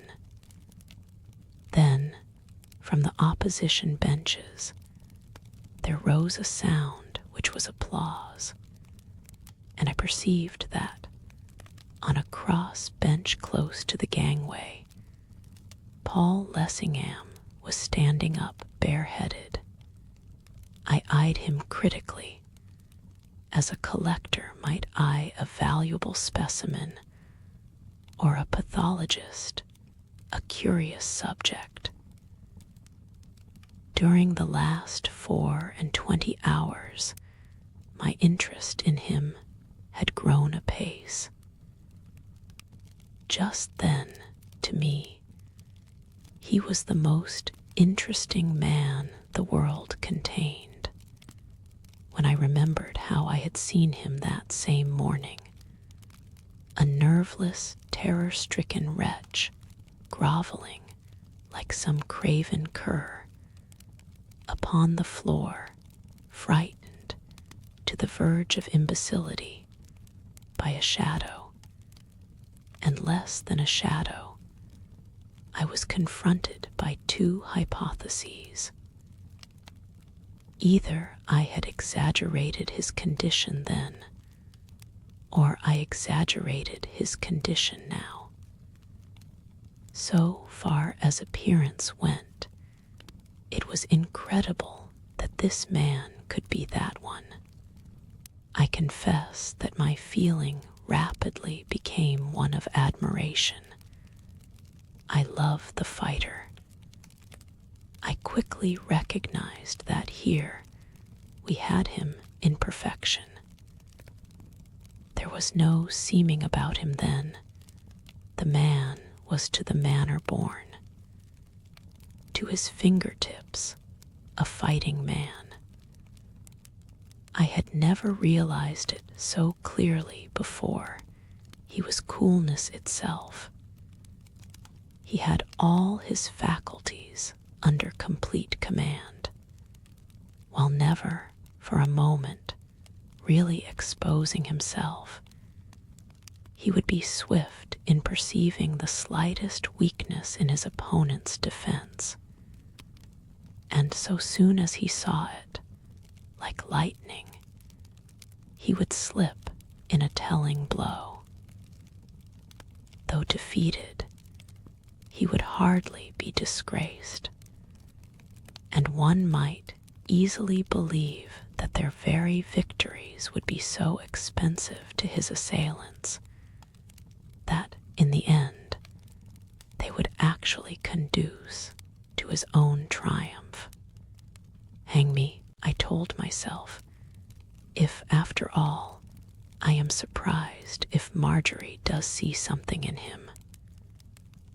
For I perceived how a clever and imaginative young woman, seeing him at his best, holding his own like a gallant knight, against overwhelming odds in the lists in which he was so much at home, might come to think of him as if he were always and only there, ignoring altogether the kind of man he was when the joust was finished. It did me good to hear him, I do know that, and I could easily imagine the effect he had on one particular auditor who was in the lady's cage. It was very far from being an oration in the American sense. It had little or nothing of the fire and fury of the French Tribune. It was marked neither by the ponderosity nor the sentiment of the eloquent German. Yet it was as satisfying as are the efforts of either of the three, producing, without doubt, precisely the effect which the speaker intended. His voice was clear and calm, not exactly musical, yet distinctly pleasant, and it was so managed that each word he uttered was as audible to every person present as if it had been addressed particularly to him.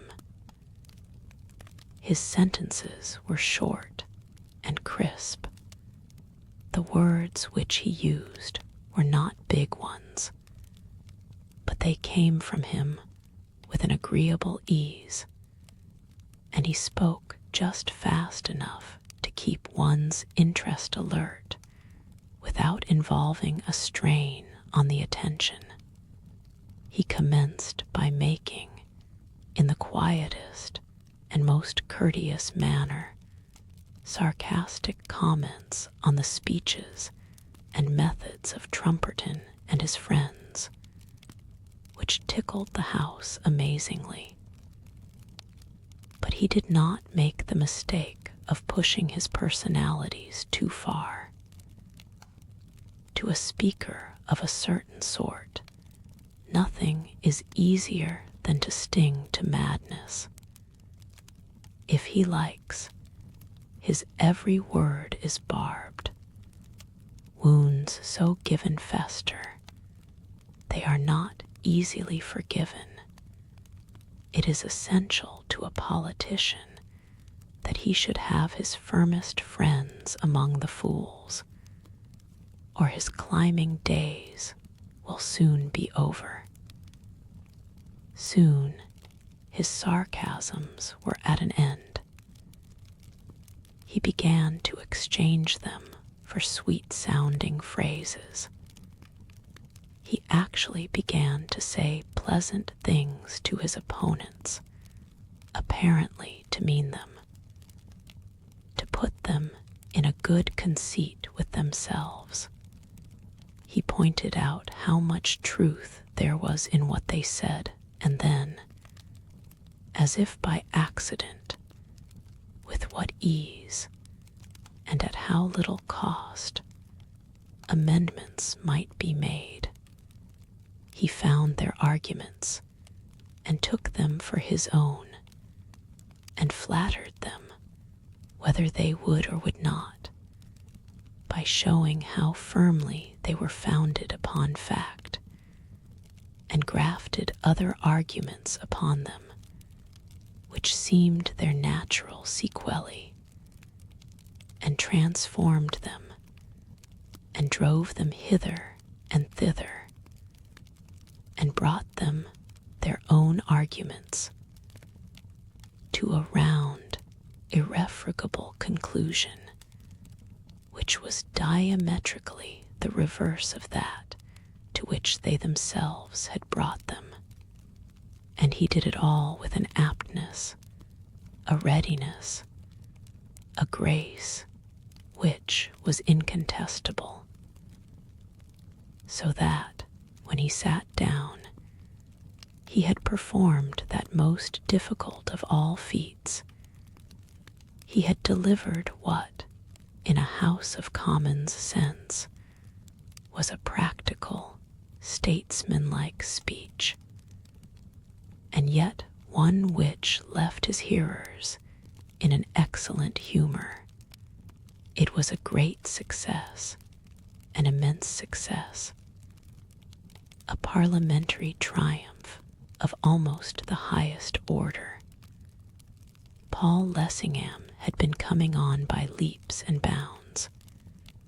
When he resumed his seat, amidst applause which, this time, really was applause, there were, probably, few who doubted that he was destined to go still farther. How much farther it is true that time alone could tell, but so far as appearances went, all the prizes, which are as the crown and climax of a statesman's career, were well within his reach. For my part, I was delighted. I had enjoyed an intellectual exercise, a species of enjoyment not so common as it might be. The apostle had almost persuaded me that the political game was one worth playing, and that its triumphs were things to be desired.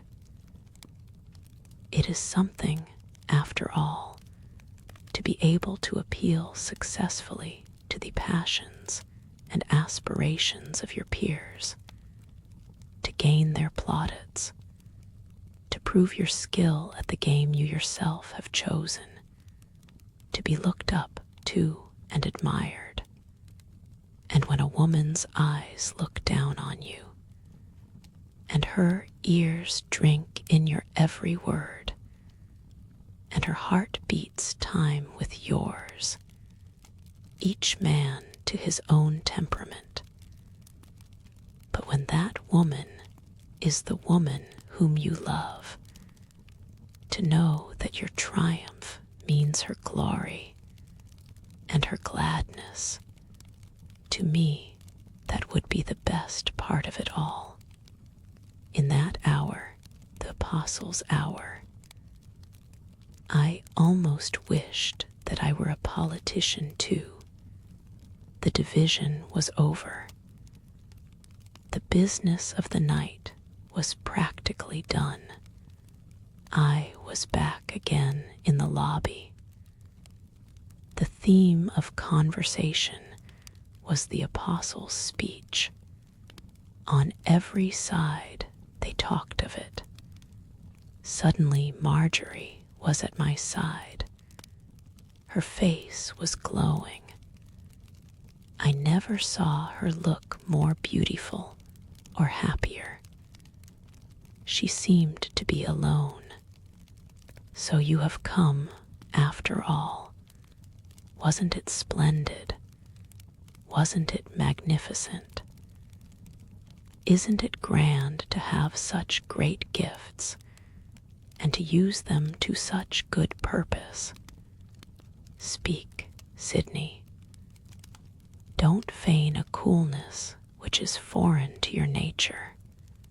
I saw that she was hungry for me to praise the man whom she delighted to honor. But somehow her enthusiasm cooled mine. It was not a bad speech, of a kind. Of a kind, how her eyes flashed fire. With what disdain she treated me. What do you mean by of a kind? My dear Sydney, are you not aware that it is an attribute of small minds to attempt to belittle those which are greater? Even if you are conscious of inferiority, it's unwise to show it. Mr. Lessingham's was a great speech. Of any kind your incapacity to recognize the fact simply reveals your lack of the critical faculty.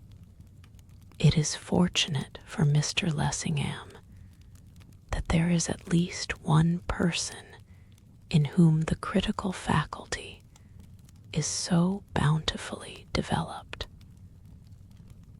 Apparently, in your judgment, he who discriminates is lost. I thought she was going to burst into passion, but instead, laughing, she placed her hand upon my shoulder. Poor Sydney, I understand. It is so sad. Do you know you are like a little boy who, when he is beaten, declares that the victor has cheated him? Never mind.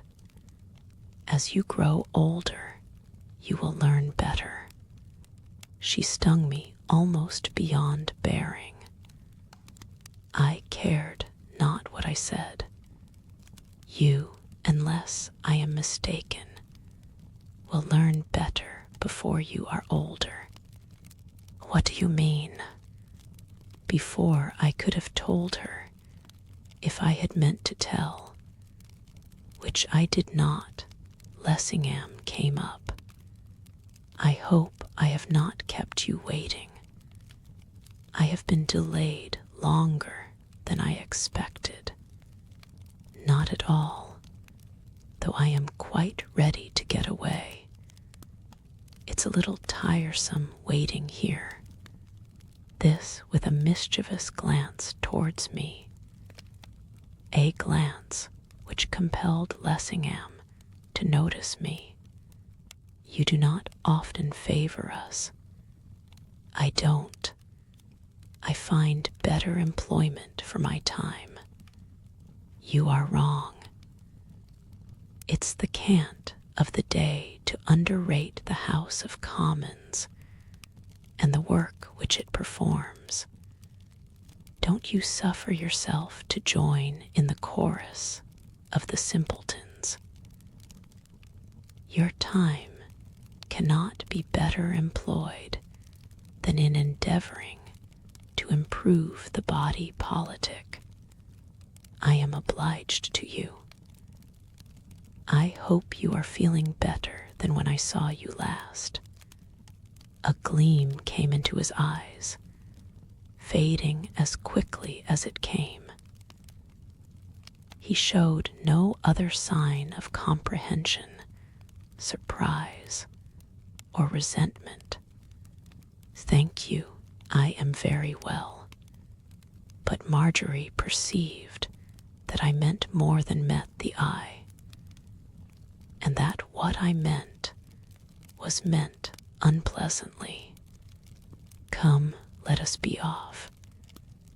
It is Mr. Atherton tonight who is not well. She had just slipped her arm through Lessingham's when her father approached. Old Linden stared at her on the apostle's arm, as if he could hardly believe that it was she. I thought that you were at the Duchess. So I have been, Papa, and now I'm here. Here, old Linden began to stutter and stammer, and to grow red in the face, as is his wont when at all excited. W, what do you mean by here? W.H., where's the carriage? Where should it be, except waiting for me outside, unless the horses have run away?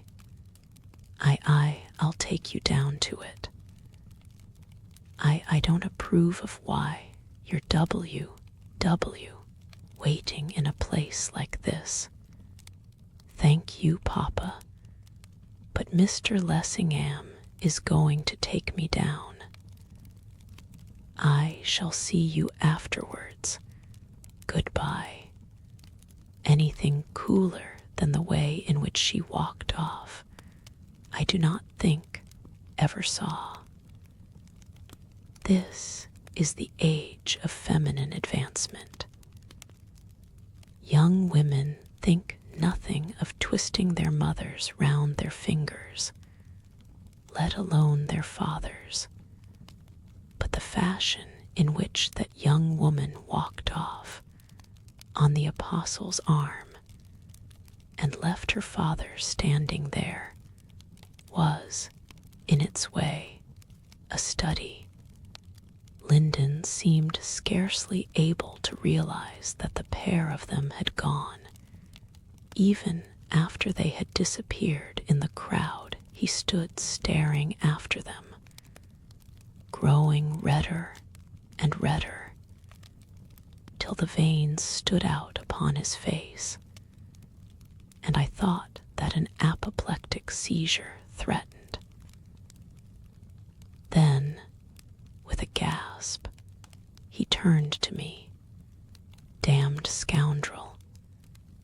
I took it for granted that he alluded to the gentleman, even though his following words hardly suggested it.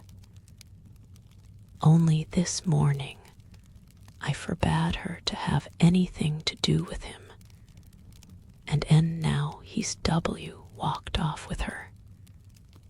See, confounded adventurer.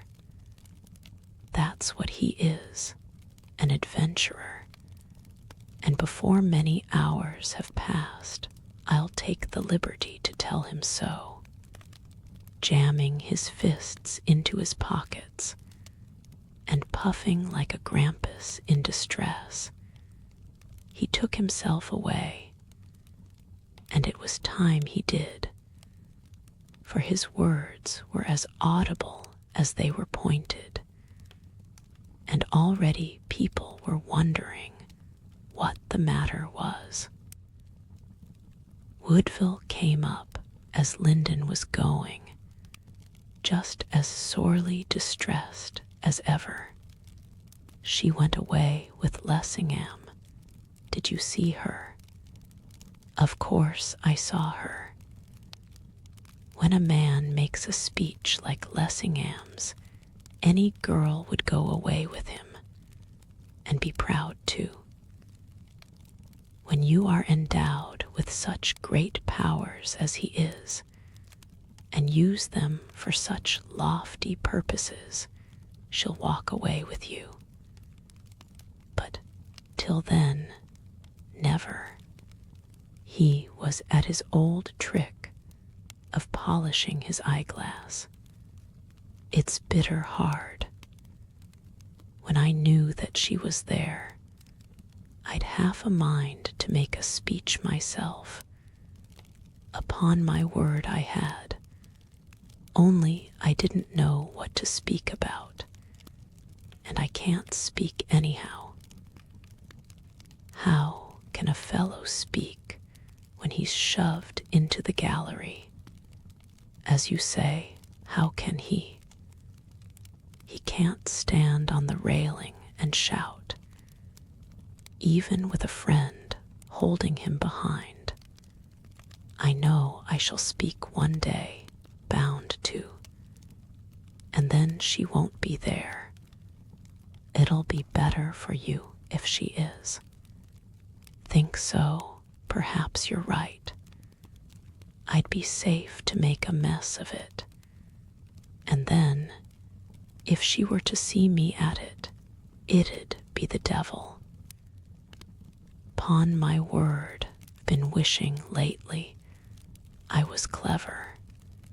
He rubbed his nose with the rim of his eyeglass, looking the most comically disconsolate figure. Put black care behind you, Percy. Buck up, my boy. The division's over, you are free. Now we'll go on the fly. And we did go on the fly.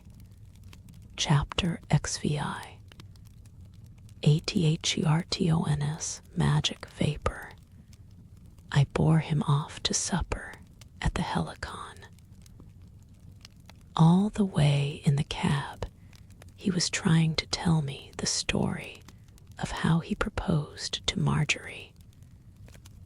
And he was very far from being through with it when we reached the club. There was the usual crowd of Siparites, but we got a little table to ourselves in a corner of the room, and before anything was brought for us to eat, he was at it again. A good many of the people were pretty near to shouting, and as they seemed to be all speaking at once, and the band was playing, and as the Helicon supper band is not piano, Percy did not have it quite all to himself. But considering the delicacy of his subject, he talked as loudly as was decent, getting more so as he went on. But Percy is peculiar. I don't know how many times I've tried to tell her, over and over again. Have you now? Yes, pretty near every time I met her. But I never seemed to get quite to it, don't you know? How was that? Why, just as I was going to say, Miss Linden, may I offer you the gift of my affection? Was that how you invariably intended to begin? Well, not always. One time like that, another time another way. Fact is, I got off a little speech by heart, but I never got a chance to reel it off, so I made up my mind to just say anything. And what did you say? Well, nothing, you see. I never got there. Just as I was feeling my way, she'd ask me if I preferred big sleeves to little ones, or top hats to billycocks, or some nonsense of the kind. Would she now? Yes, of course I had to answer. And by the time I'd answered, the chance was lost. Percy was polishing his eyeglass. I tried to get there so many times, and she choked me off so often that I can't help thinking that she suspected what it was that I was after. You think she did? She must have done. Once I followed her down Piccadilly and chivied her into a glove shop in the Burlington Arcade. I meant to propose to her in there. I hadn't had a wink of sleep all night through dreaming of her, and I was just about desperate. And did you propose? The girl behind the counter made me buy a dozen pairs of gloves instead. They turned out to be 3 sizes too large for me when they came home. I believe she thought I'd gone to spoon the glove girl. She went out and left me there. That girl loaded me with all sorts of things when she was gone. I couldn't get away. She held me with her blessed eye. I believe it was a glass one. Miss Linden's, or the Glove Girl S. The Glove Girl S. She sent me home a whole cartload of green ties and declared I de-ordered them. I shall never forget that day. I've never been up the arcade since, and never mean to. You gave Miss Linden a wrong impression. I don't know. I was always giving her wrong impressions. Once she said that she knew I was not a marrying man, that I was the sort of chap who never would marry, because she saw it in my face. Under the circumstances, that was trying. Bitter hard, Percy sighed again. I shouldn't mind if I wasn't so gone. I'm not a fellow who does get gone, but when I do get gone, I get so beastly gone. I tell you what, Percy, have a drink. I'm a teetotaler, you know I am. You talk of your heart being broken, and of your being a teetotaler in the same breath. If your heart were really broken, you throw teetotalism to the winds. Do you think so? Why? Because you would. Men whose hearts are broken always do. You'd swallow a magnum at the least. Percy groaned. When I drink, I'm always ill. But I'll have a try. He had a try, making a good beginning by emptying at a draught the glass, which the waiter had just now filled. Then he relapsed into melancholy. Tell me, Percy, honest Indian, do you really love her? Love her? His eyes grew round as saucers. Don't I tell you that I love her? I know you tell me, but that sort of thing is easy telling. What does it make you feel like? this love you talk so much about feel like just anyhow and nohow?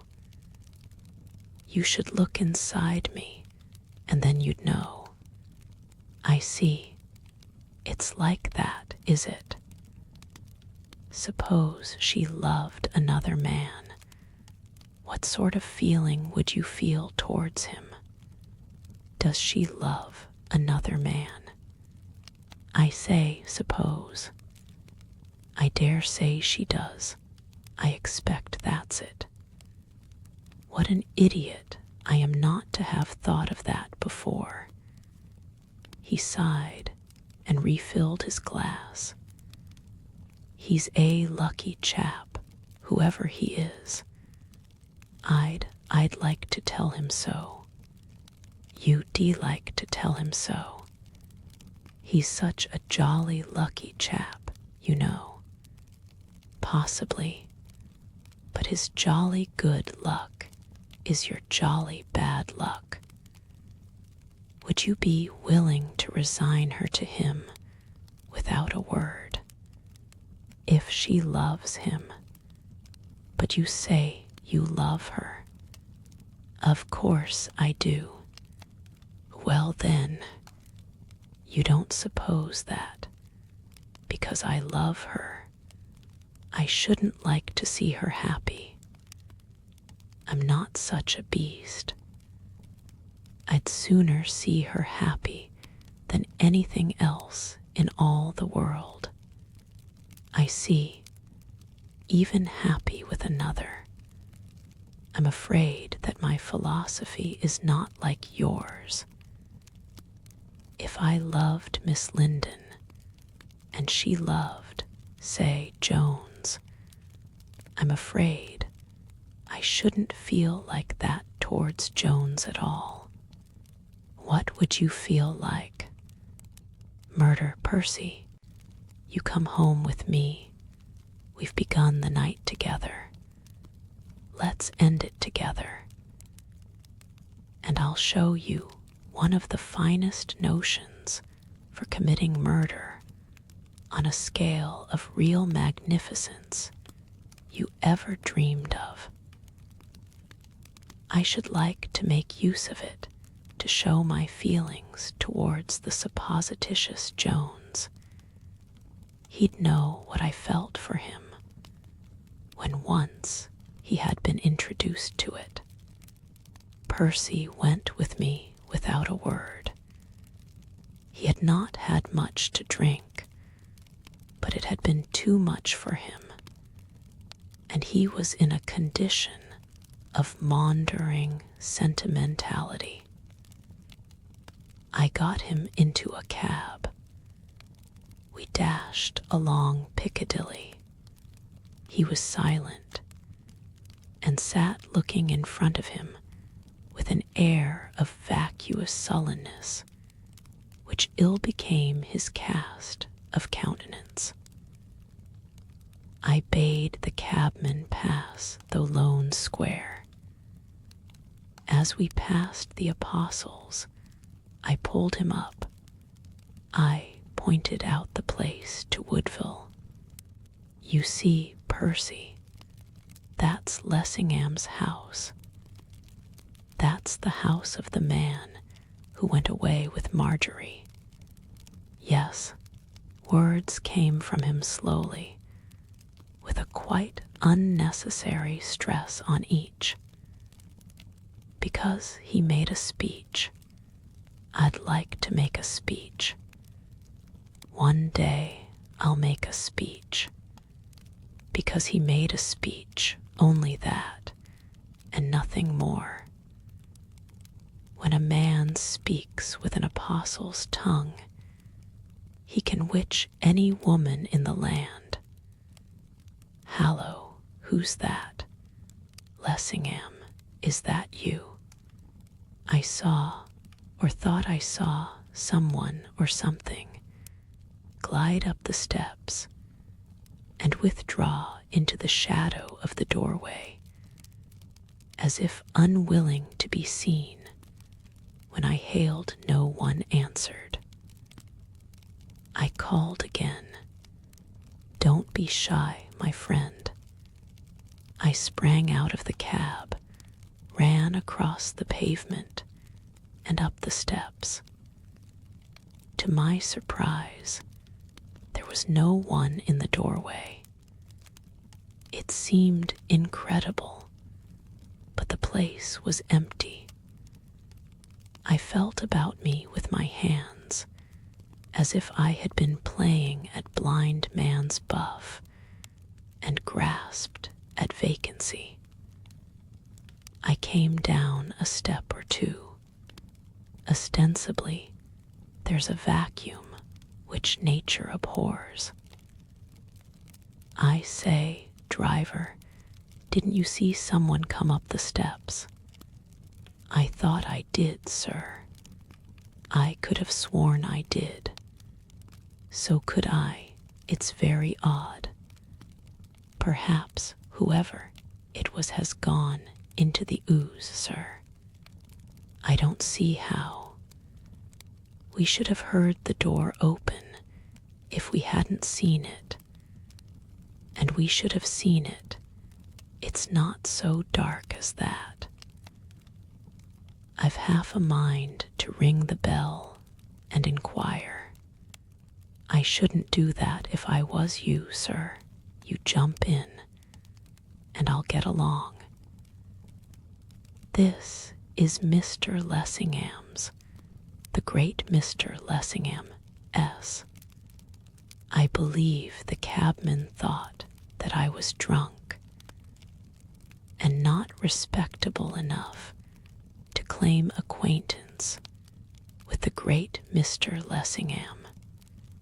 Wake up, Woodville. Do you know, I believe there's some mystery about this place. I feel assured of it. I feel as if I were in the presence of something uncanny, something which I can neither see, nor touch, nor hear. The cabman bent down from his seat, wheedling me. Jump in, sir, and we'll be getting along. I jumped in, and we got along, but not far. Before we had gone a dozen yards, I was out again, without troubling the driver to stop. He pulled up, aggrieved. Well, sir, what's the matter now? You'll be damaging yourself before you've done, and then you'll be blaming me. I had caught sight of a cat crouching in the shadow of the railings, a black one.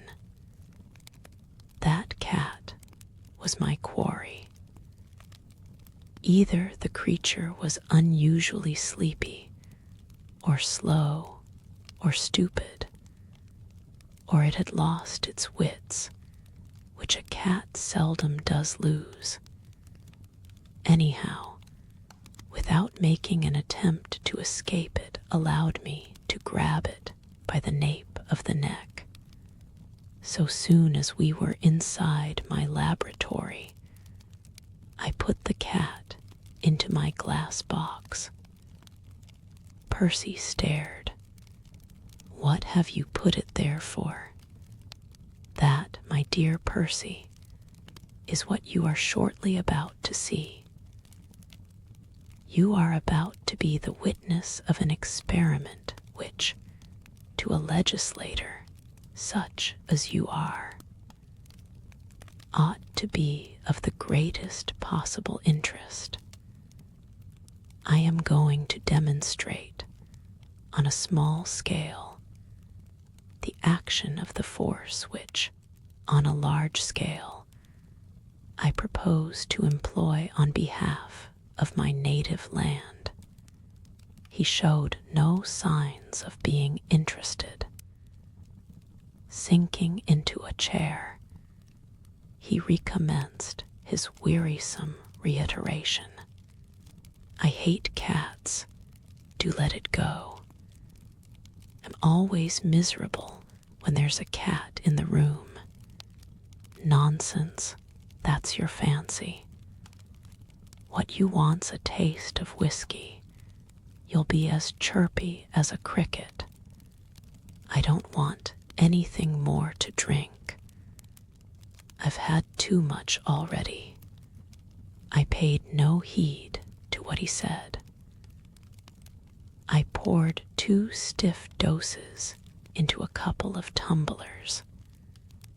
Without seeming to be aware of what it was that he was doing, he disposed of the better half of the one I gave him at a draught.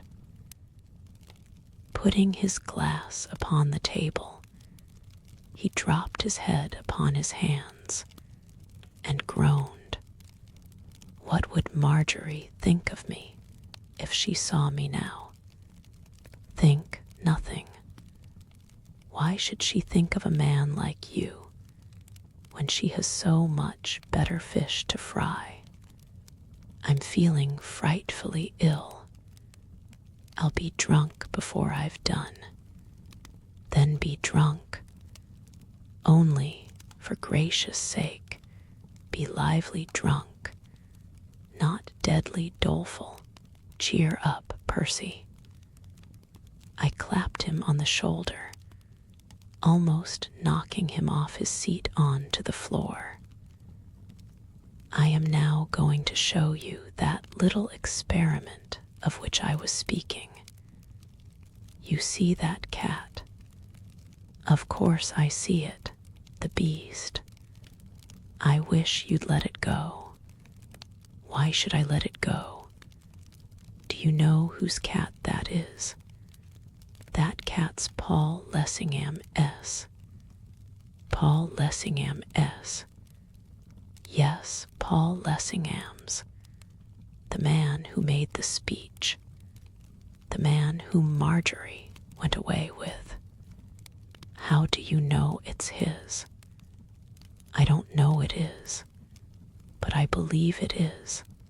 I choose to believe it is. I intend to believe it is.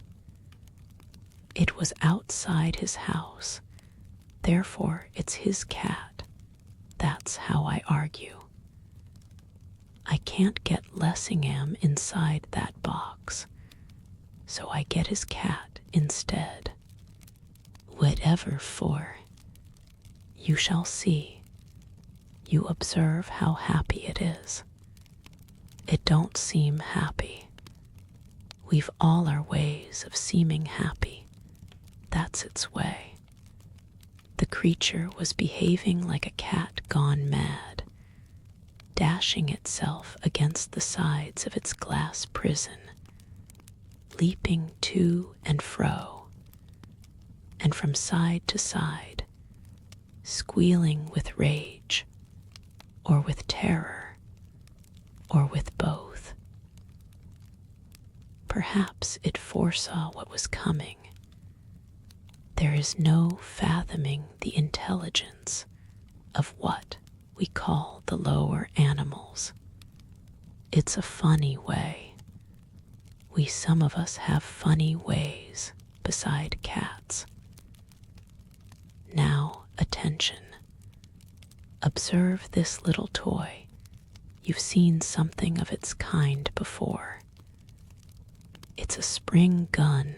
You pull the spring, drop the charge into the barrel, release the spring, and the charge is fired.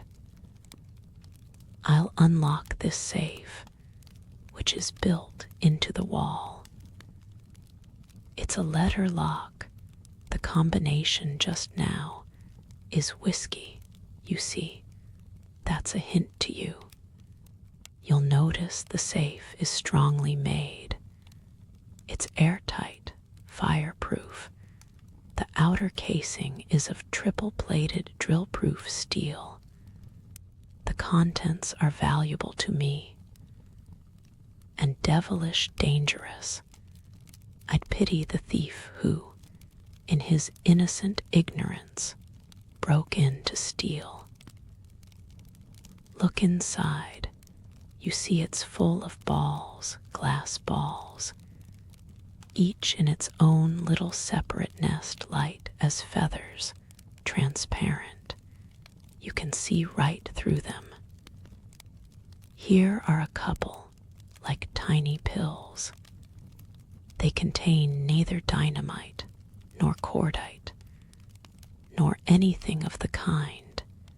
Yet, given a fair field and no favor, they'll work more mischief than all the explosives man has fashioned. Take hold of one, you say your heart is broken. Squeeze this under your nose. It wants but a gentle pressure. And in less time than no time you'll be in the land where they say there are no broken hearts. He shrunk back. I don't know what you're talking about. I don't want the thing. Take it away. Think twice. The chance may not recur. I tell you, I don't want it. Sure, consider. Of course I'm sure. Then the cat shall have it. Let the poor brute go. The poor brute's going to the land which is so near, and yet so far. Once more, if you please, attention. Notice what I do with this toy gun. I pull back the spring. I insert this small glass pellet. I thrust the muzzle of the gun through the opening in the glass box, which contains the apostle's cat. You'll observe it fits quite close, which on the whole is perhaps as well for us.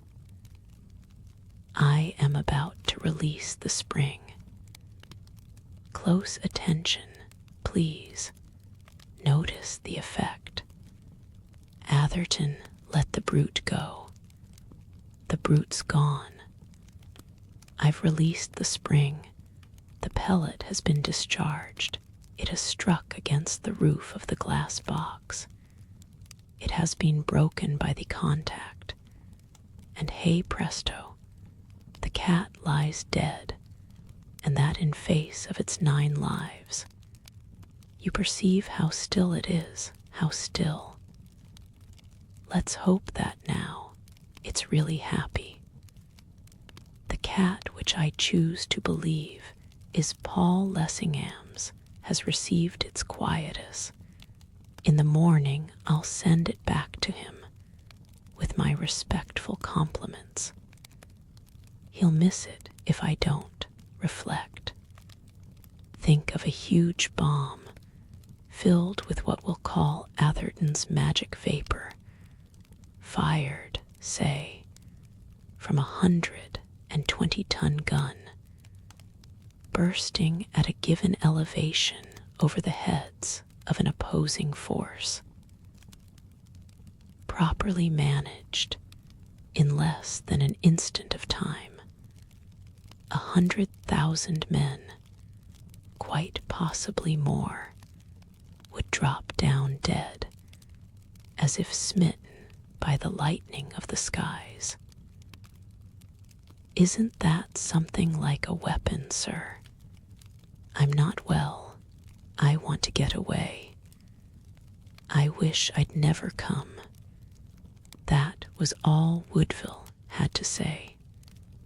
Rubbish. You're adding to your stock of information every second. And in these days, when a member of Parliament is supposed to know all about everything, information's the one thing wanted. Empty your glass, man. That's the time of day for you. I handed him his tumbler. He drained what was left of its contents then. In a fit of tipsy, childish temper, he flung the tumbler from him. I had placed, carelessly enough, the second pellet within a foot of the edge of the table. The shock of the heavy beaker striking the board close to it set it rolling. I was at the other side. I started forward to stop its motion, but I was too late. Before I could reach the crystal globule, it had fallen off the edge of the table onto the floor at Woodville's feet and smashed in falling. As it smashed, he was looking down, wondering, no doubt in his stupidity, what the pother was about, for I was shouting and making something of a clatter in my efforts to prevent the catastrophe which I saw was coming. On the instant, as the vapor secreted in the broken pellet gained access to the air, he fell forward onto his face. Rushing to him, I snatched his senseless body from the ground and dragged it staggeringly towards the door which opened onto the yard. Flinging the door open, I got him into the open air. As I did so, I found myself confronted by someone who stood outside. It was Lessingham's mysterious Egypto-Arabian friend, my morning's visitor. Chapter XII, Magic or Miracle. The passage into the yard from the electrically lit laboratory was a passage from brilliancy to gloom. The shrouded figure standing in the shadow was like some object in a dream. My own senses reeled. It was only because I had resolutely held my breath and kept my face averted that I had not succumbed to the fate which had overtaken Woodville. Had I been a moment longer in gaining the open air, it would have been too late. As it was, in placing Woodville on the ground, I stumbled over him. My senses left me. Even as they went, I was conscious of exclaiming, remembering the saying about the engineer being hoist by his own petard. Atherton's magic vapor. My sensations on returning to consciousness were curious. I found myself being supported in someone's arms. A stranger's face was bending over me, and the most extraordinary pair of eyes I had ever seen were looking into mine. "Who the deuce are you?" I asked. Then, understanding that it was my uninvited visitor, with scant ceremony, I drew myself away from him. By the light which was streaming through the laboratory door, I saw that Woodville was lying close beside me, stark and still. "Is he dead?" I cried. "Percy, speak, man. It's not so bad with you as that." But it was pretty bad, so bad that, as I bent down and looked at him, my heart beat uncomfortably fast lest it was as bad as it could be. His heart seemed still. The vapor took effect directly on the cardiac centers to revive their action, and that instantly was indispensable. Yet my brain was in such a whirl that I could not even think of how to set about beginning. Had I been alone, it is more than probable Woodville would have died. As I stared at him senselessly, aimlessly, the stranger, passing his arms beneath his body, extended himself at full length upon his motionless form. Putting his lips to Percy's, he seemed to be pumping life from his own body into the unconscious man's. As I gazed bewildered, surprised, presently there came a movement of Percy's body. His limbs twitched as if he was in pain. By degrees, the motions became convulsive, till on a sudden he bestirred himself to such effect that the stranger was rolled right off him. I bent down to find that the young gentleman's condition still seemed very far from satisfactory. There was a rigidity about the muscles of his face, a clamminess about his skin, a disagreeable suggestiveness about the way in which his teeth and the whites of his eyes were exposed, which was uncomfortable to contemplate. The stranger must have seen what was passing through my mind. Not a very difficult thing to see. Pointing to the recumbent Percy, he said, with that queer foreign twang of his, which, whatever it had seemed like in the morning, sounded musical enough just then. All will be well with him. I am not so sure. The stranger did not deign to answer.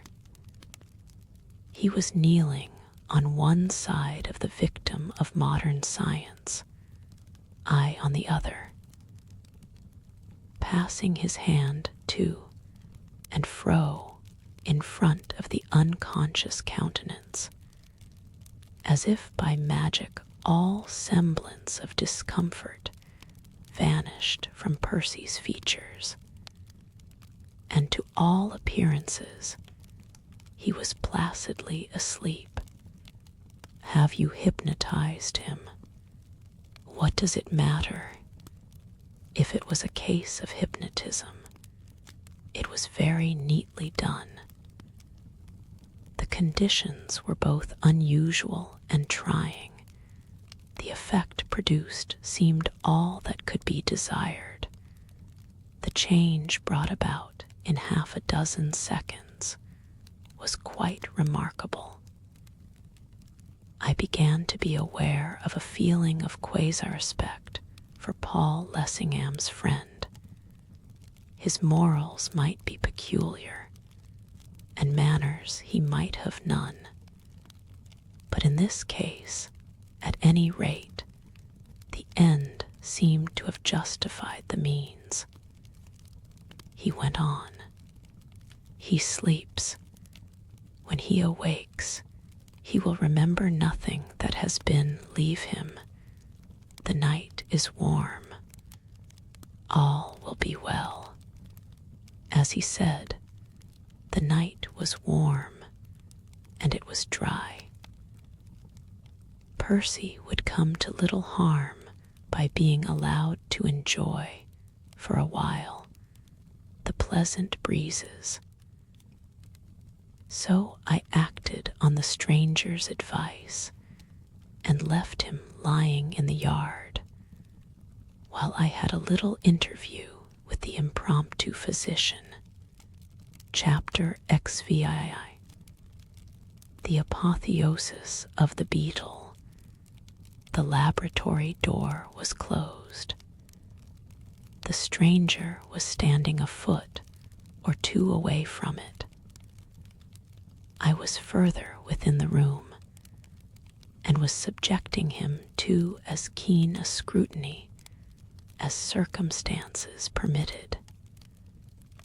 Beyond doubt, he was conscious of my observation, yet he bore himself with an air of indifference which was suggestive of perfect unconcern. The fellow was oriental to the fingertips, that much was certain. Yet, in spite of a pretty wide personal knowledge of Oriental people, I could not make up my mind as to the exact part of the East from which he came. He was hardly an Arab. He was not a fellah. He was not, unless I erred, a Mohammedan at all. There was something about him which was distinctly not Mussulmanic. So far as looks were concerned, he was not a flattering example of his race, whatever his race might be. The portentous size of his beak-like nose would have been, in itself, sufficient to damn him in any court of beauty. His lips were thick and shapeless, and this, joined to another peculiarity in his appearance, seemed to suggest that, in his veins, there ran more than a streak of Negro blood. The peculiarity alluded to was his semblance of great age. As one eyed him, one was reminded of the legends told of people who have been supposed to have retained something of their pristine vigor after having lived for centuries.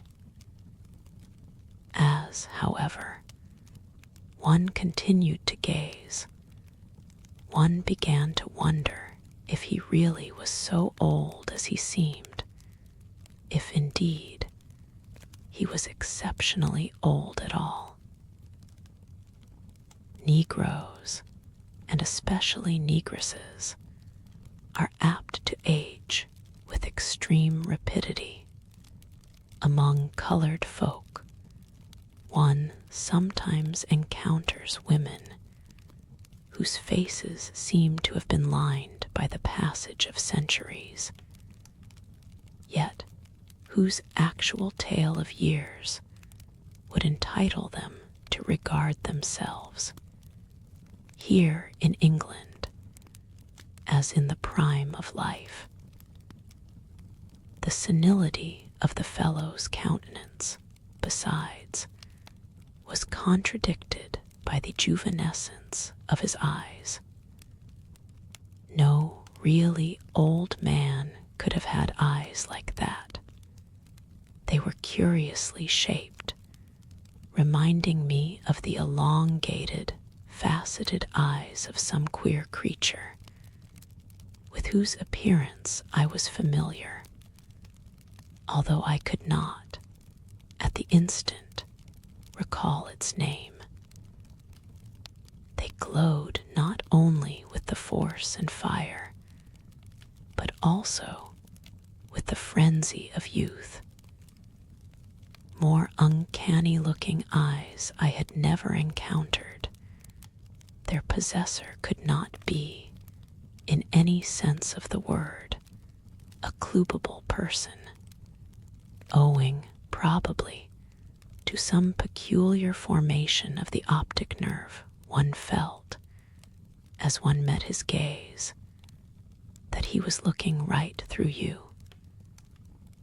More obvious danger signals never yet were placed in a creature's head.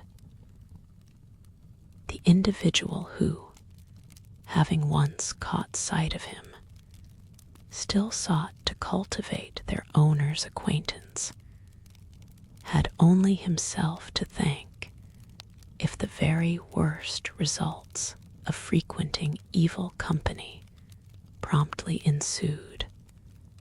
It happens that I am myself endowed with an unusual tenacity of vision. I could, for instance, easily outstare any man I ever met.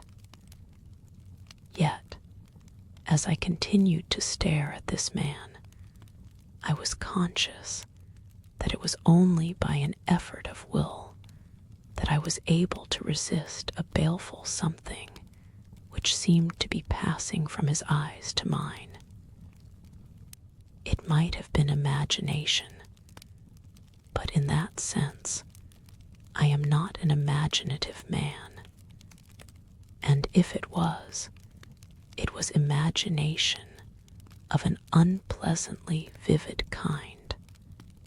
I could understand how, in the case of a nervous or a sensitive temperament, the fellow might exercise, by means of the peculiar quality of his glance alone, an influence of a most disastrous sort, which, given an appropriate subject in the manifestation of its power, might approach almost to the supernatural.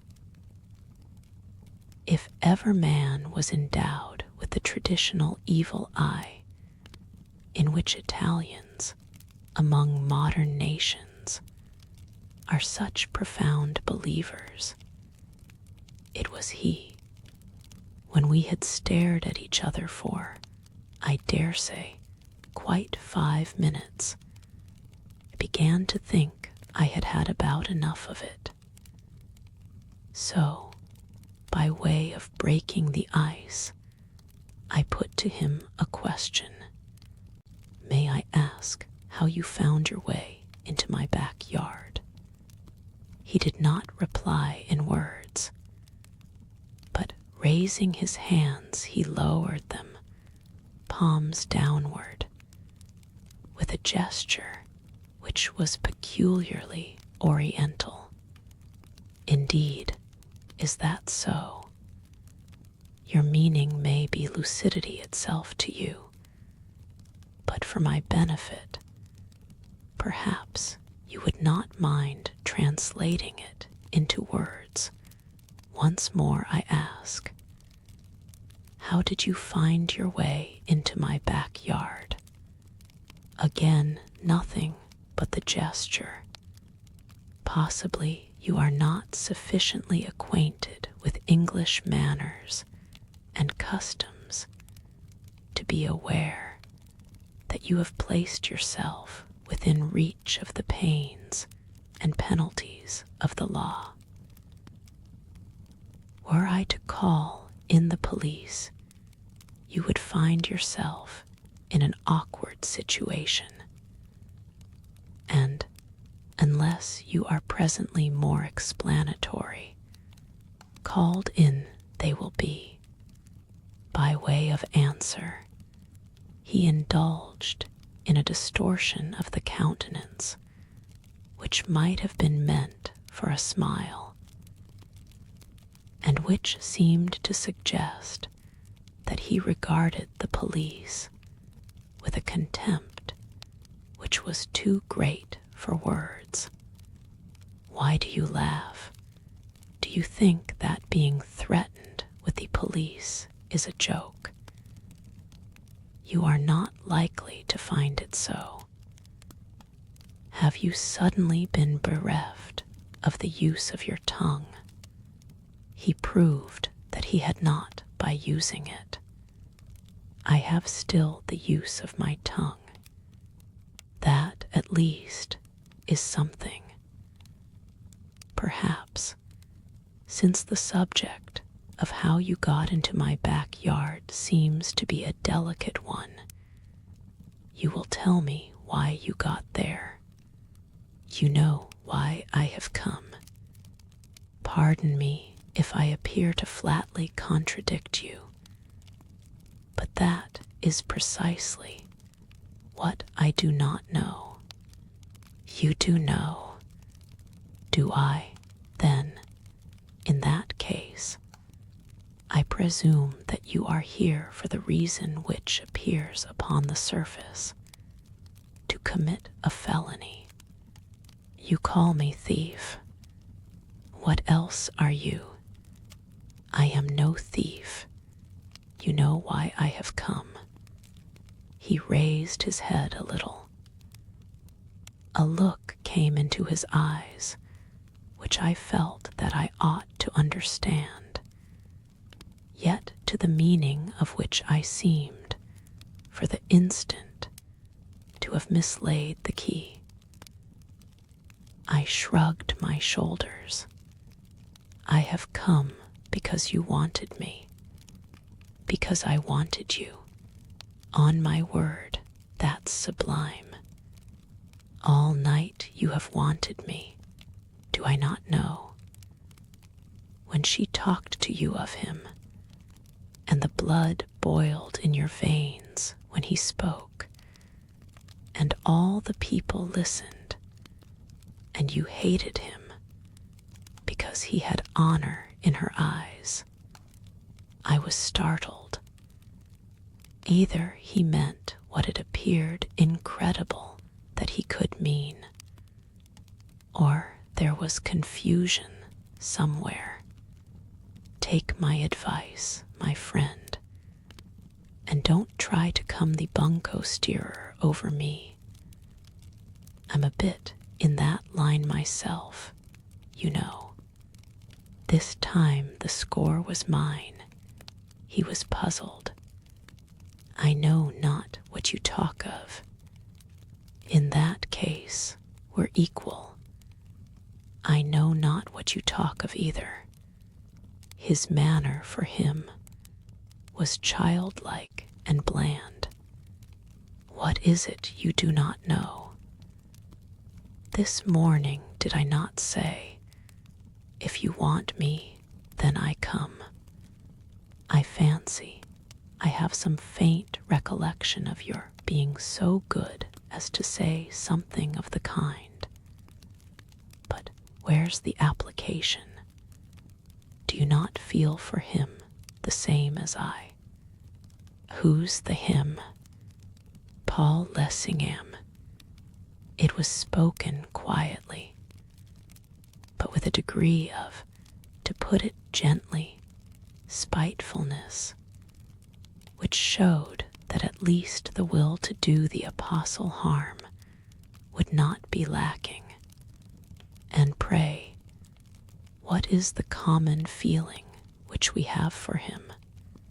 Hate.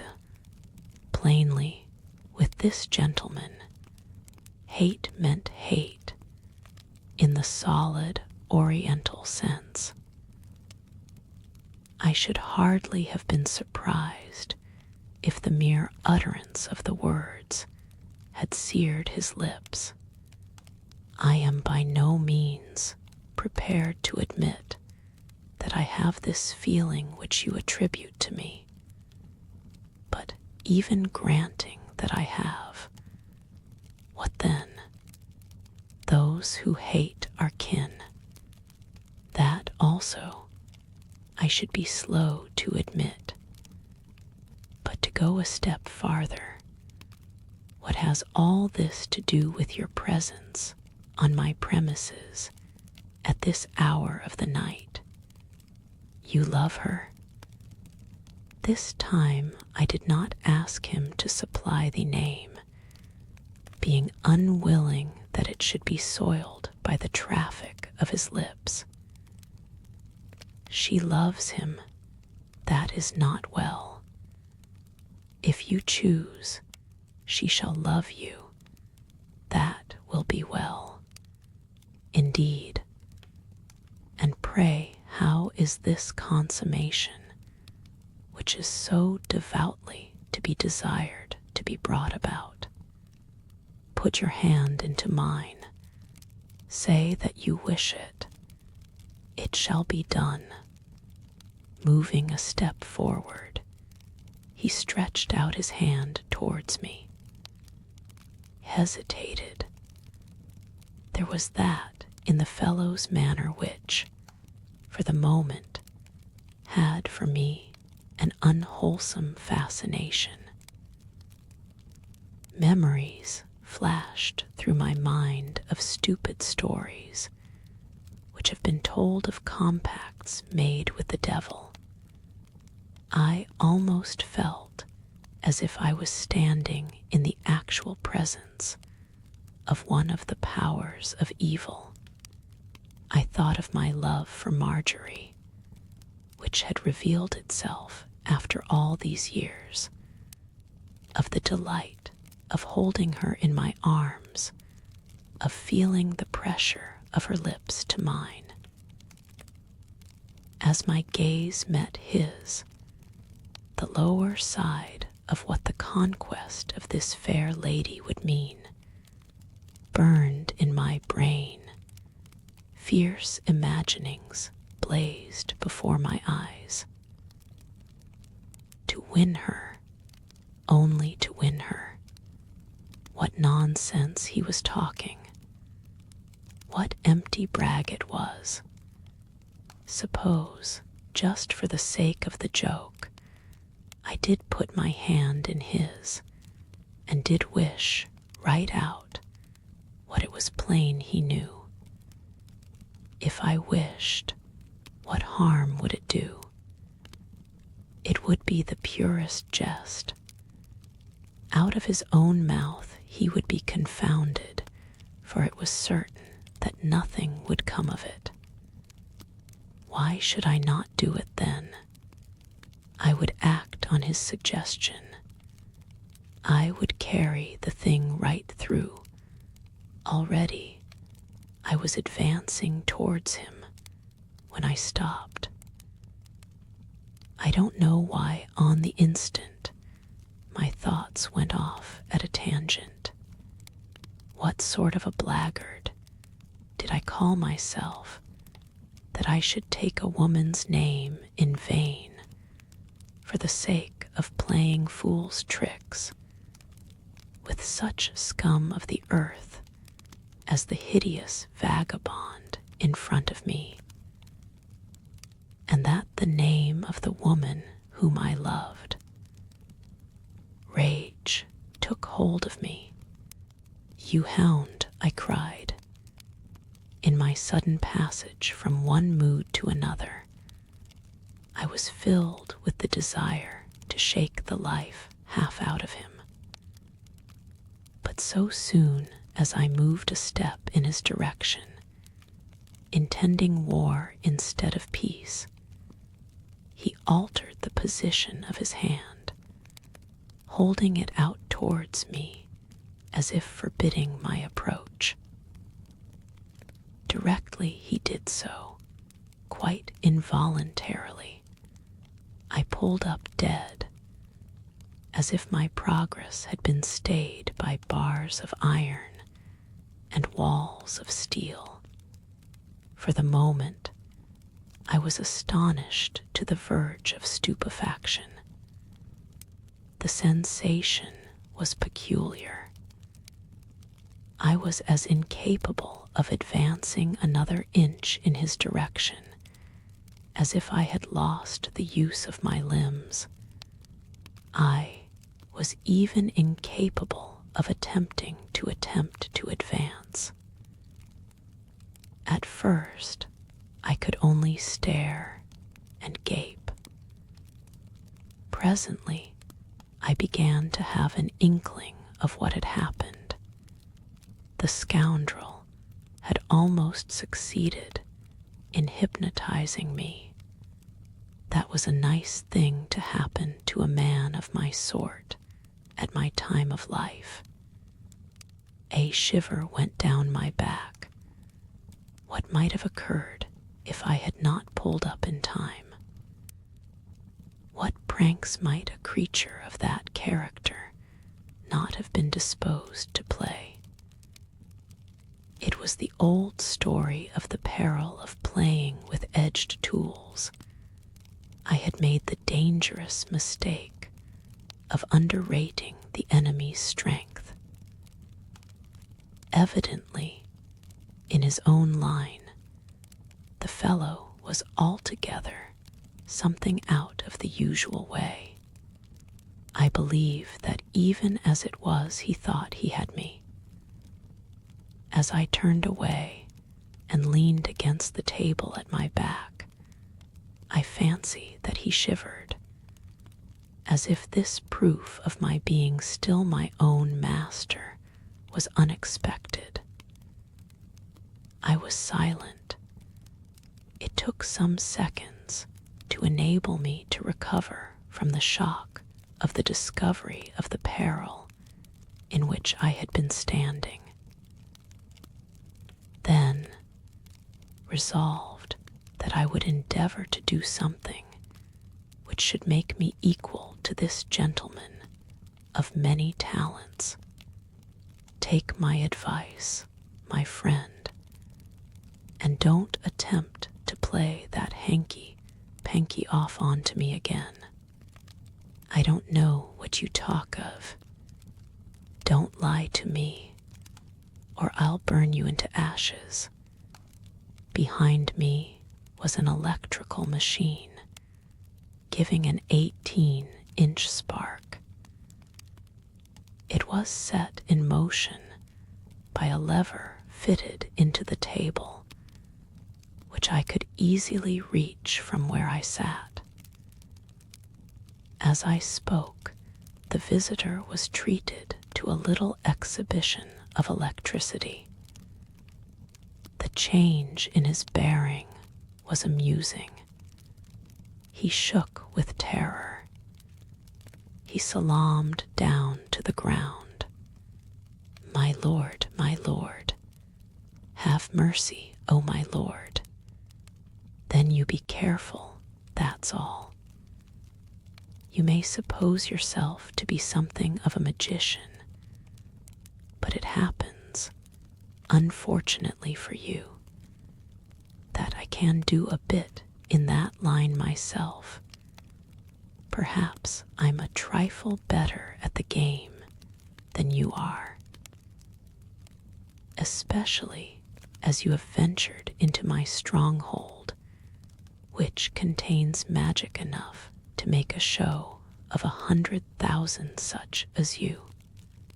Taking down a bottle from a shelf, I sprinkled a drop or two of its contents on the floor. Immediately flames arose, accompanied by a blinding vapor.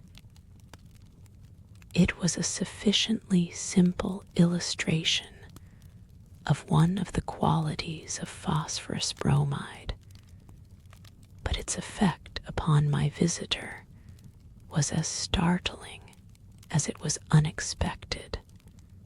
If I could believe the evidence of my own eyesight, in the very act of giving utterance to a scream of terror, he disappeared.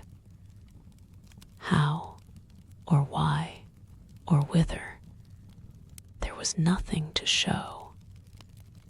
In his place, where he had been standing, there seemed to be a dim object of some sort in a state of frenzied agitation on the floor. The phosphorescent vapor was confusing. The lights appeared to be suddenly burning low. Before I had sense enough to go and see if there was anything there, and if so, what, the flames had vanished. The man himself had reappeared, and prostrated on his knees, was salaaming in a condition of abject terror. My lord, he whined. I entreat you, my lord, to use me as your slave. I'll use you as my slave. Whether he or I was the more agitated, it would have been difficult to say. But at least, it would not have done to betray my feelings as he did his. Stand up. He stood up. I eyed him as he did with an interest which, so far as I was concerned, was of a distinctly new and original sort. Whether or not I had been the victim of an ocular delusion, I could not be sure. It was incredible to suppose that he could have disappeared as he had seemed to disappear. It was also incredible that I could have imagined his disappearance. If the thing had been a trick, I had not the faintest notion how it had been worked. And if it was not a trick, then what was it? Was it something new in scientific marvels? Could he give me as much instruction in the qualities of unknown forces as I could him? In the meanwhile, he stood in an attitude of complete submission, with downcast eyes and hands crossed upon his breast. I started to cross-examine him. I am going to ask you some questions. So long as you answer them promptly, truthfully, you will be safe. Otherwise, you had best beware. Ask, O my lord, what is the nature of your objection to Mr. Lessingham? Revenge. What has he done to you that you should wish to be revenged on him? It is the feud of the innocent blood. What do you mean by that? On his hands is the blood of my kin. It cries aloud for vengeance. Who has he killed? That, my lord, is for me, and for him. I see. Am I to understand that you do not choose to answer me, and that I am again to use my magic? I saw that he quivered. My lord, he has spilled the blood of her who has lain upon his breast. I hesitated. What he meant appeared clear enough. Perhaps it would be as well not to press for further details. The words pointed to what it might be courteous to call an Eastern romance, though it was hard to conceive of the apostle figuring as the hero of such a theme. It was the old tale retold, that to the life of every man there is a background, that it is precisely in the unlikeliest cases that the background's darkest. What would that penny plain end twopence colored bogey, the nonconformist conscience, make of such a story if it were blazoned through the land? Would Paul not come down with a run? Spilling blood is a figure of speech, pretty, perhaps, but vague. If you mean that Mr. Lessingham has been killing someone, your surest and most effectual revenge would be gained by an appeal to the law. What has the Englishman's law to do with me? If you can prove that he has been guilty of murder, it would have a great deal to do with you. I assure you that at any rate, in that sense, the Englishman's law is no respecter of persons.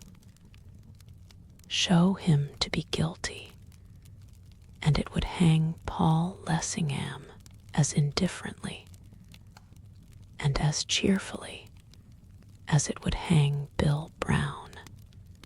Is that so? It is so, as, if you choose, you will be easily able to prove to your own entire rare satisfaction. He had raised his head and was looking at something which he seemed to see in front of him with a maleficent glare in his sensitive eyes, which it was not nice to see. He would be shamed. Indeed, he would be shamed. Before all men. Before all men. And I take it before all women too. And he would hang, if shown to have been guilty of willful murder. Yes, his hideous face was lighted up by a sort of diabolical exultation, which made it, if that were possible, more hideous still. I had apparently given him a wrinkle which pleased him most consummately. Perhaps I will do that in the end. He opened his eyes to their widest limits, then shut them tight, as if to gloat on the picture which his fancy painted, then reopened them. In the meantime, will have vengeance in my own fashion. He knows already that the avenger is upon him. He has good reason to know it. And through the days and the nights the knowledge shall be with him still, and it shall be to him as the bitterness of death, aye, of many deaths. For he will know that escape there is none, and that for him there shall be no more sun in the sky, and that the terror shall be with him by night and by day, at his rising up and at his lying down. Wherever his eyes shall turn it shall be there.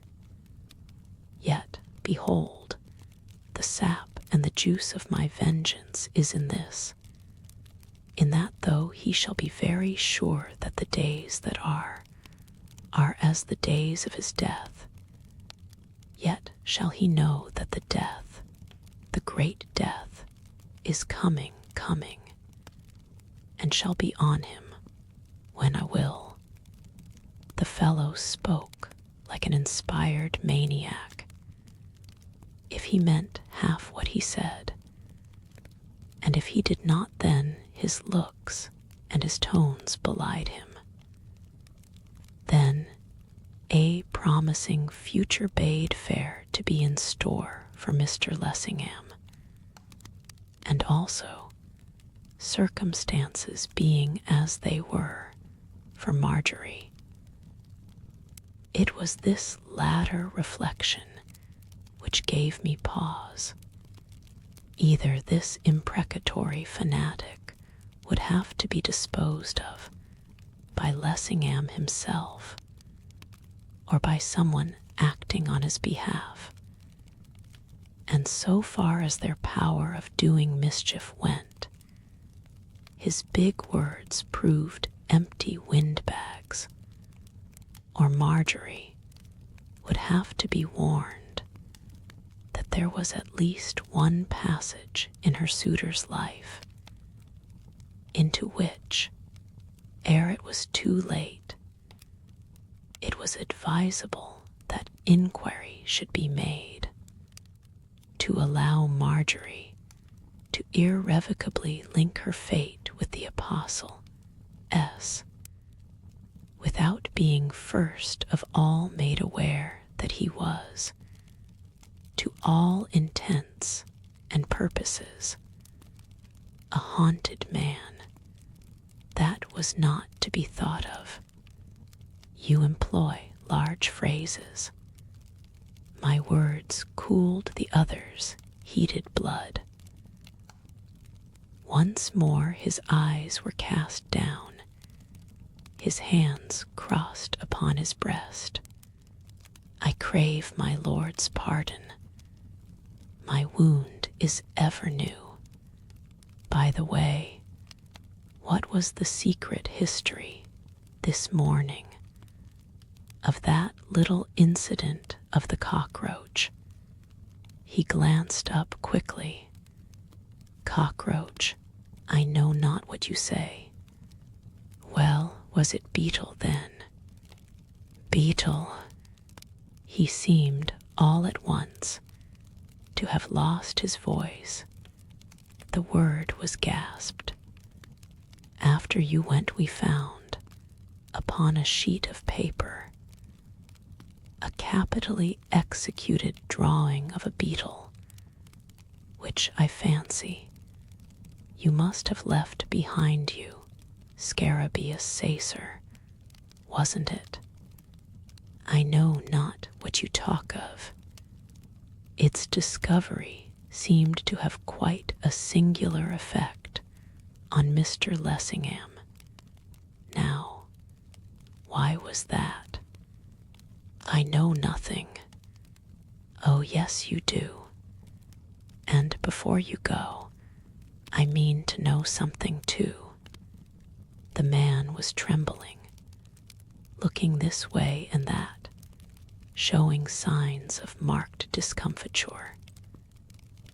That there was something about that ancient scarab, which figures so largely in the still unraveled tangles of the Egyptian mythologies, and the effect which the mere sight of its cartouche for the drawing had resembled something of the kind, had had on such a seasoned vessel as Paul Lessingham, which might be well worth my finding out. I felt convinced. The man's demeanor, on my recurring to the matter, told its own plain tale. I made up my mind, if possible, to probe the business to the bottom. Then and there, listen to me, my friend. I am a plain man, and I use plain speech. It's a kind of hobby I have. You will give me the information I require, and that at once, or I will pit my magic against yours, in which case I think it extremely probable that you will come off worst from the encounter. I reached out for the lever, and the exhibition of electricity recommenced. Immediately his tremors were redoubled. "My lord, I know not of what you talk. None of your lies for me. Tell me why, at the sight of the thing on that sheet of paper, Paul Lessingham went green and yellow. Ask him, my lord.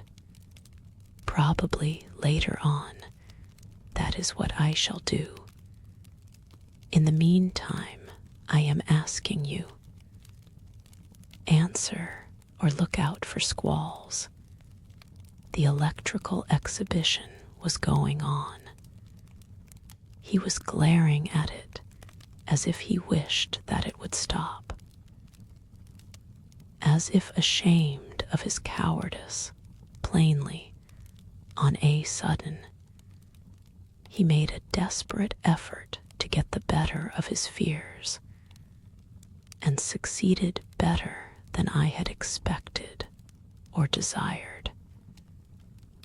He drew himself up with what, in him, amounted to an air of dignity. I am a child of Isis. It struck me that he made this remark, not so much to impress me, as with a view of elevating his own low spirits. Are you, then, in that case? I regret that I am unable to congratulate the lady on her offspring. When I said that, a ring came into his voice, which I had not heard before. Silence. you know not of what you speak.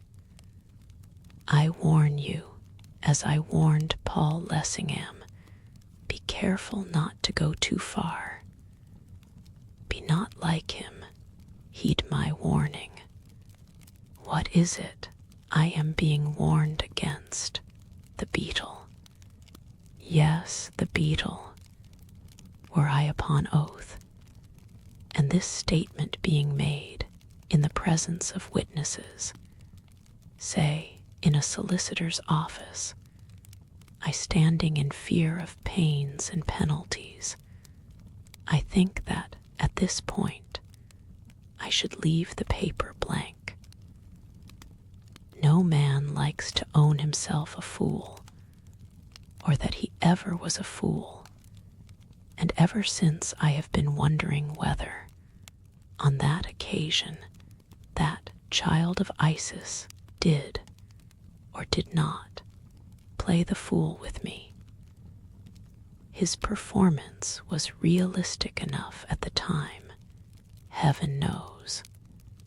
But as it gets farther and farther away, I ask myself, more and more confidently as time effluxes, whether, after all, it was not clever juggling, superhumanly clever juggling, if you will that, and nothing more.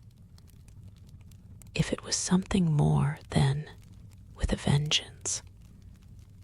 There is more in heaven and earth than is dreamed of in our philosophy. The mere possibility opens vistas which the sane mind fears to contemplate.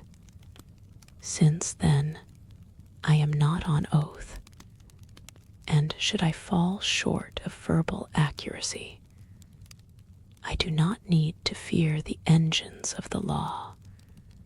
What seemed to happen was this.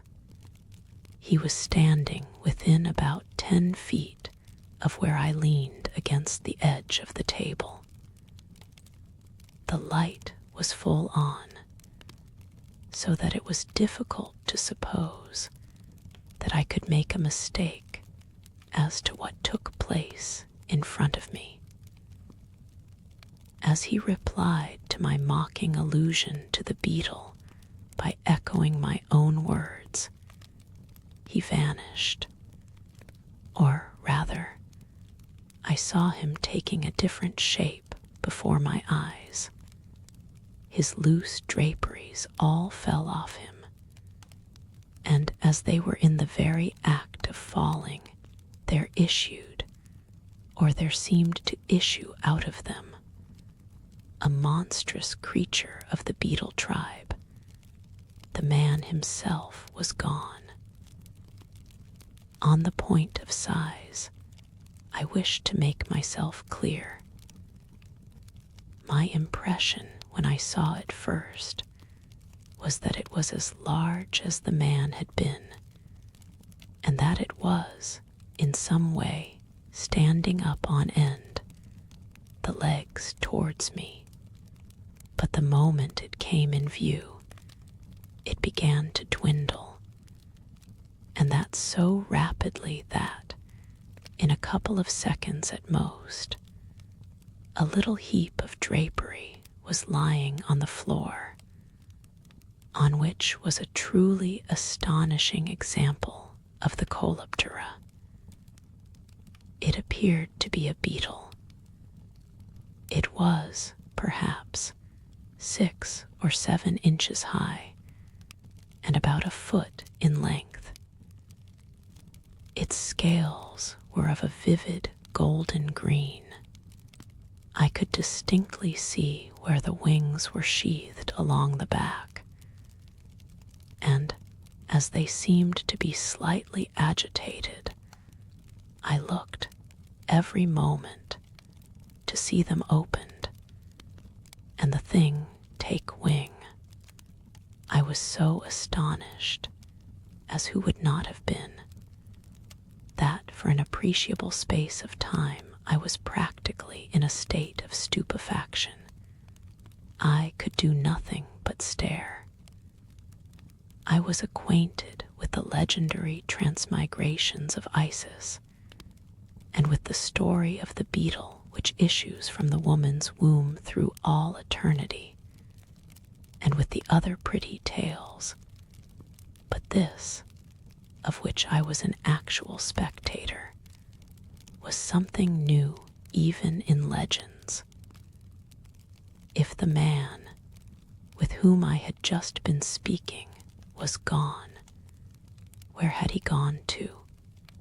If this glittering creature was there in his stead, whence had it come? I do protest this much, that after the first shock of surprise had passed, I retained my presence of mind.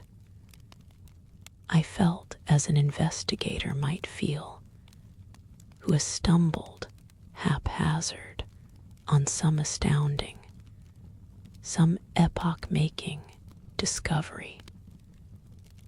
I was conscious that I should have to make the best use of my mental faculties if I was to take full advantage of so astonishing an accident.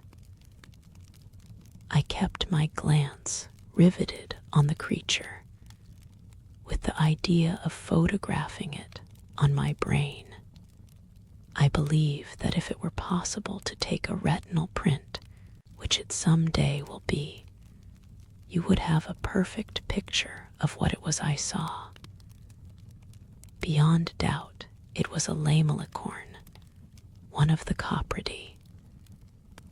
With the one exception of its monstrous size, there were the characteristics in plain view: the convex body, the large head, the projecting clypeus. More, its smooth head and throat seemed to suggest that it was a female. Equally beyond a doubt, apart from its size, there were unusual features present too. The eyes were not only unwontedly conspicuous, they gleamed as if they were lighted by internal flames. In some indescribable fashion, they reminded me of my vanished visitor. The coloring was superb, and the creature appeared to have the chameleon-like faculty of lightening and darkening the shades at will. Its not least curious feature was its restlessness. It was in a state of continual agitation, and, as if it resented my inspection, the more I looked at it, the more its agitation grew. As I have said, I expected every moment to see it take wing and circle through the air. All the while I was casting about in my mind as to what means I could use to effect its capture. I did think of killing it, and on the whole, I rather wish that I had at any rate attempted slaughter. There were dozens of things lying ready to my hand, any one of which would have severely tried its constitution. But, on the spur of the moment, the only method of taking it alive which occurred to me was to pop over it a big tin canister which had contained soda lime. This canister was on the floor to my left. I moved towards it as nonchalantly as I could, keeping an eye on that shining wonder all the time. Directly I moved, its agitation perceptibly increased. It was, so to speak, all one whir of tremblement. It scintillated, as if its colored scales had been so many prisms. It began to unsheath its wings, as if it had finally decided that it would make use of them. Picking up the tin, disembarrassing it of its lid, I sprang towards my intended victim. Its wings opened wide. Obviously, it was about to rise, but it was too late. Before it had cleared the ground, the tin was over it. It remained over it, however, for an instant only. I had stumbled in my haste, and in my effort to save myself from falling face foremost onto the floor, I was compelled to remove my hands from the tin. Before I was able to replace them, the tin was sent flying, and while I was still partially recumbent, within 18 inches of me, that beetle swelled and swelled until it had assumed its former portentous dimensions, when, as it seemed, it was enveloped by a human shape. And in less time than no time, there stood in front of me, naked from top to toe, my truly versatile Oriental friend. One startling fact nudity revealed: that I had been egregiously mistaken on the question of sex. My visitor was not a man, but a woman, and judging from the brief glimpse which I had of her body, by no means old or ill-shaped either, if that transformation was not a bewildering one, then 2 and 2 make 5. The most level-headed scientist would temporarily have lost his mental equipoise on witnessing such a quick change as that within a span or two of his own nose I was not only witless, I was breathless too. I could only gape. And while I gaped, the woman, stooping down, picking up her draperies, began to huddle them on her anyhow, and also to skedaddle towards the door which led into the yard. When I observed this last maneuver, to some extent I did rise to the requirements of the situation. Leaping up, I rushed to stay her flight. "Stop," I shouted, but she was too quick for me. Ere I could reach her, she had opened the door and was through it, and what was more, she had slammed it in my face. In my excitement, I did some fumbling with the handle. When, in my turn, I was in the yard, she was out of sight. I did fancy I saw a dim form disappearing over the wall at the further side, and I made for it as fast as I knew how. I clambered on to the wall, looking this way and that, but there was nothing and no one to be seen. I listened for the sound of retreating footsteps, but all was still. Apparently, I had the entire neighborhood to my own sweet self. My visitor had vanished. Time devoted to pursuit, I felt, would be time ill spent. As I returned across the yard, Woodville, who still was taking his rest under the open canopy of heaven, sat up. Seemingly, my approach had roused him out of slumber.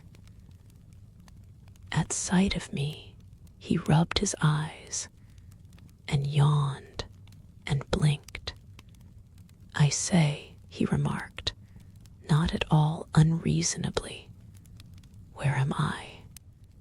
You're on holy or on haunted ground. Hang me if I quite know which.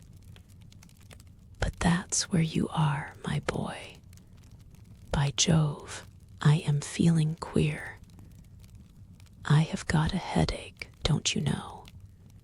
I shouldn't be in the least surprised at anything you have, or haven't. I'm beyond surprise. It's a drop of whiskey you are wanting, and what I'm wanting too, only, for goodness sake, drop me none of your drops. Mine is a case for a bottle at the least." I put my arm through his and went with him into the laboratory. And when we were in, I shut and locked and barred the door. Chapter XIX. The Lady Rages. Dora Grayling stood in the doorway. "I told your servant he need not trouble to show me in, and I've come without my aunt. I hope I'm not intruding." She was confoundedly, and it was on the tip of my tongue to tell her so. She came into the room with twinkling eyes, looking radiantly happy, that sort of look which makes even a plain young woman prepossessing. Am I intruding? I believe I am. She held out her hand, while she was still a dozen feet away, and when I did not at once dash forward to make a clutch at it, she shook her head and made a little mouth at me. "What's the matter with you? Aren't you well?" I was not well. I was very far from well. I was as unwell as I could be without being positively ill, and any person of common discernment would have perceived it at a glance. At the same time, I was not going to admit anything of the kind to her. "Thank you, I am perfectly well." Then, if I were you, I would endeavor to become imperfectly well.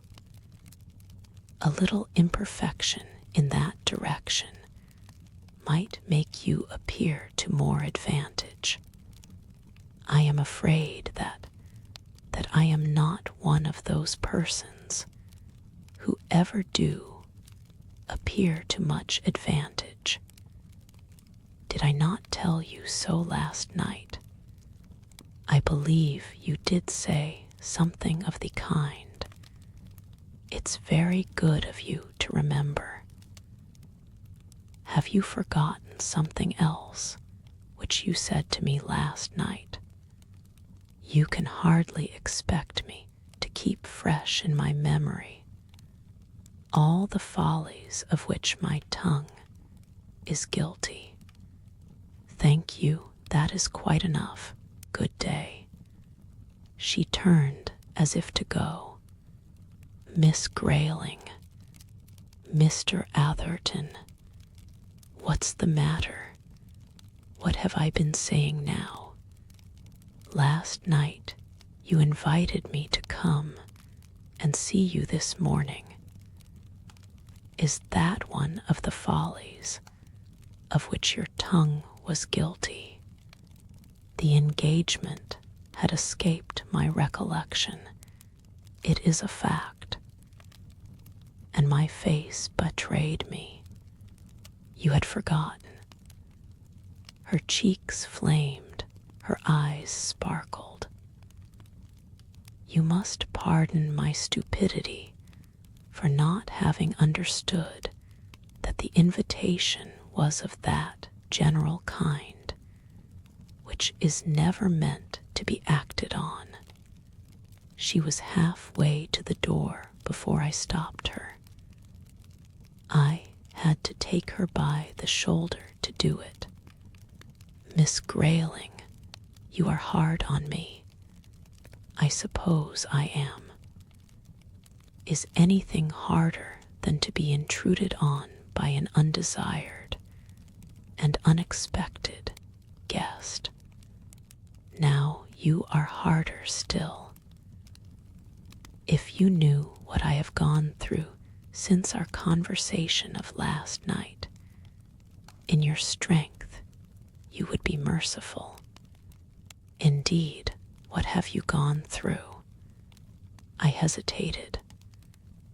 What I actually had gone through, I certainly did not propose to tell her. Other reasons apart, I did not desire to seem madder than I admittedly am, and I lacked sufficient plausibility to enable me to concoct, on the spur of the moment, a plain tale of the doings of my midnight visitor, which would have suggested that the narrator was perfectly sane. So I fenced, or tried to. For one thing, I have had no sleep. I had not one single wink. When I did get between the sheets, all night I lay in agony. I suffered from that worst form of nightmare, the nightmare of the man who is wide awake. There was continually before my fevered eyes the strange figure of that nameless thing. I had often smiled at tales of haunted folk. Here was I one of them. My feelings were not rendered more agreeable by a strengthening conviction that if I had only retained the normal attitude of a scientific observer, I should, in all probability, have solved the mystery of my Oriental friend, and that his example of the genus of Copridae might have been pinned by a very large pin on a piece, a monstrous piece of cork. It was galling to reflect that he and I had played together a game of bluff, a game at which civilization was once more proved to be a failure. She could not have seen all this in my face, but she saw something because her own look softened. "You do look tired." She seemed to be casting about in her own mind for a cause. "You have been worrying." She glanced round the big laboratory. "Have you been spending the night in this wizard's cave?" "Pretty well." So, the monosyllable, as she uttered it, was big with meaning. Uninvited, she seated herself in an armchair, a huge old thing of shagreen leather, which would have held half a dozen of her. Demure in it, she looked like an agreeable reminiscence, alive and a little up-to-date of the women of long ago. Her dove-gray eyes seemed to perceive so much more than they cared to show. "How is it that you have forgotten that you asked me to come?" "You mean it." "Of course I meant it." "Then how is it you've forgotten?" "I didn't forget." "Don't tell fibs. Something is the matter. Tell me what it is." "Is it that I am too early. Nothing of the sort. You couldn't be too early.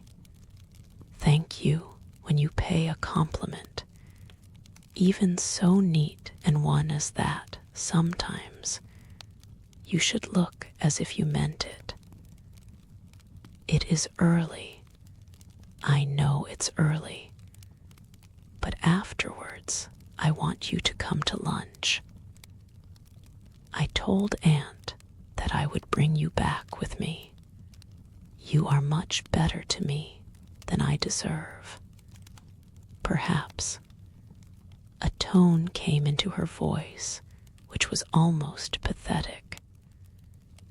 I think that to some men, women are almost better than they deserve. Don't know why. I suppose it pleases them. It is odd. There was a different intonation, a dryness. Have you forgotten what I came for? Not a bit of it. I am not quite the brute I seem. You came to see an illustration of that pleasant little fancy of mine for slaughtering my fellows. The fact is, I'm hardly in a mood for that just now. I've been illustrating it too much already. What do you mean? Well, for one thing, it's been murdering Lessingham's cat. Mr. Lessingham's cat. Then it almost murdered Percy Woodville. Mr. Atherton. I wish you wouldn't talk like that. It's a fact. It was a question of a little matter in a wrong place. And if it hadn't been for something very like a miracle, he'd be dead. I wish you wouldn't have anything to do with such things. I hate them. I stared. Hate them. I thought you'd come to see an illustration. And pray, what was your notion of an illustration? Well, another cat would have had to be killed, at least. And do you suppose that I would have sat still while a cat was being killed for my edification? It needn't necessarily have been a cat, but something would have had to be killed. How are you going to illustrate the death-dealing propensities of a weapon of that sort without it? Is it possible that you imagine that I came here to see something killed? Then for what did you come? I do not know what there was about the question which was startling, but as soon as it was out, she went a fiery red. Because I was a fool. I was bewildered. Either she had got out of the wrong side of bed, or I had, or we both had. Here she was, assailing me, hammer and tongs, so far as I could see, for absolutely nothing.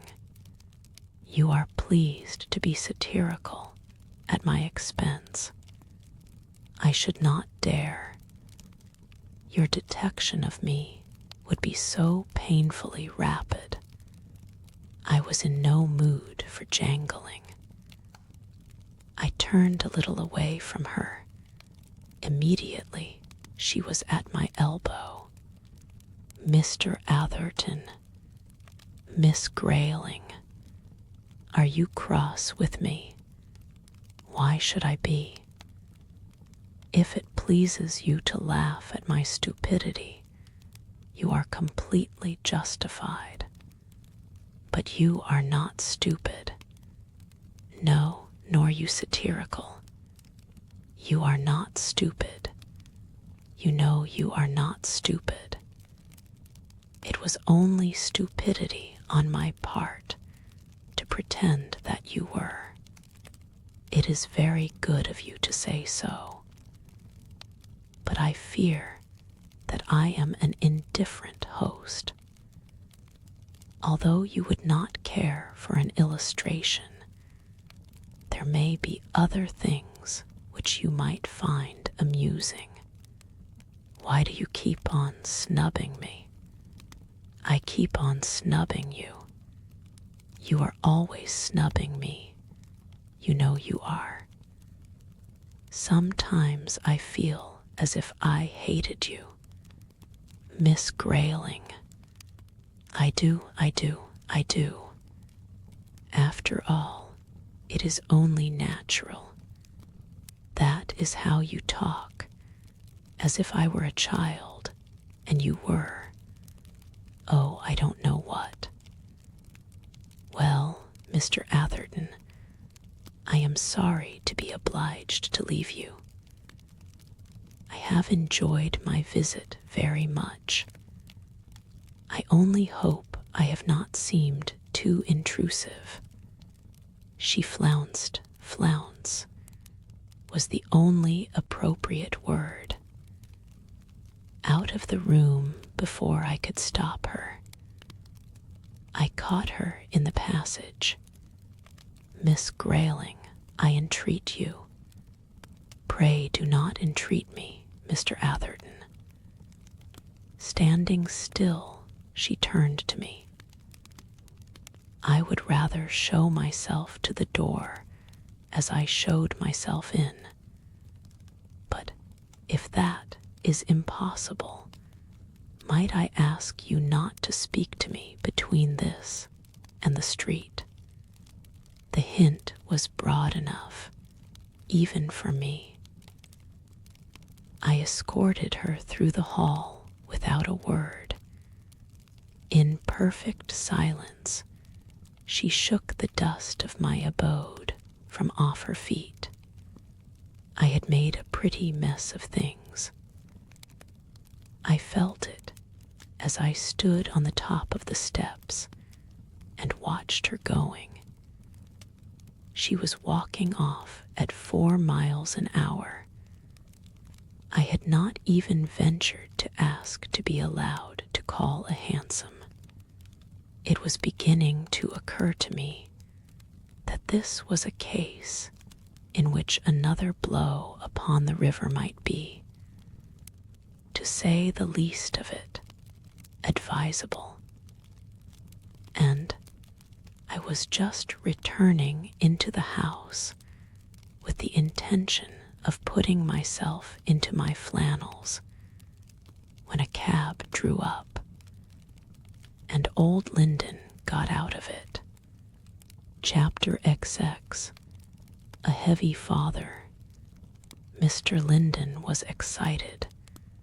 There is no mistaking it when he is, because with him excitement means perspiration. And as soon as he was out of the cab, he took off his hat and began to wipe the lining. Atherton, I want to speak to you, most particularly somewhere in private. I took him into my laboratory. It is my rule to take no one there. It is a workshop, not a playroom. The place is private. But recently, my rules had become dead letters. Directly he was inside, Linden began puffing and stewing, wiping his forehead, throwing out his chest, as if he were oppressed by a sense of his own importance. Then he started off talking at the top of his voice, and it is not a low one either. Atherton, I've always looked on you as a kind of a son. That's very kind of you. I've always regarded you as a level-headed fellow, a man from whom sound advice can be obtained when sound advice is most to be desired. That also is very kind of you, and therefore I make no apology for coming to you at what may be regarded as a strictly domestic crisis, at a moment in the history of the Lindens when delicacy and common sense are essentially required. This time I contented myself with nodding. Already I perceived what was coming. Somehow, when I am with a man, I feel so much more clear-headed than I do when I am with a woman, realize so much better the nature of the ground on which I am standing. What do you know of this man, Lessingham? I knew it was coming. What all the world knows.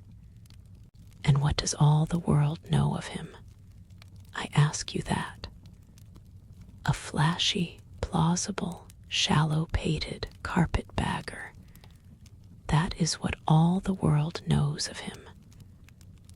The man's a political adventurer.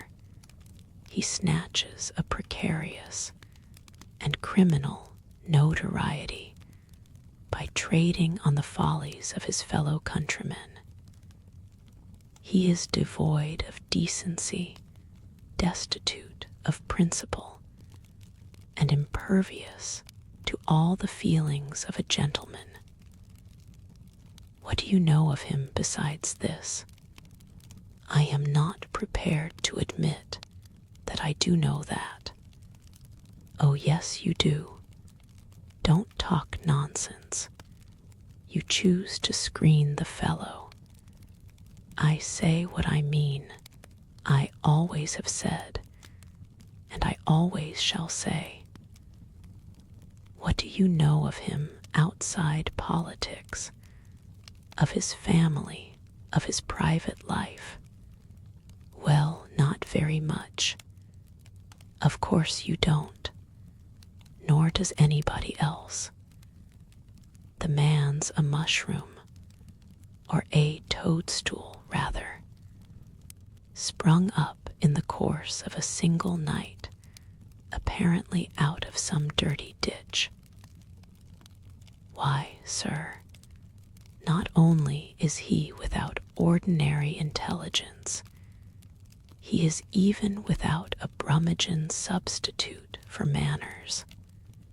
He had worked himself into a state of heat in which his countenance presented a not too agreeable assortment of scarlets and purples. He flung himself into a chair, threw his coat wide open, and his arms too, and started off again. The family of the Lindens is, at this moment, represented by a young woman, by my daughter, sir. She represents me, and it's her duty to represent me adequately, sir.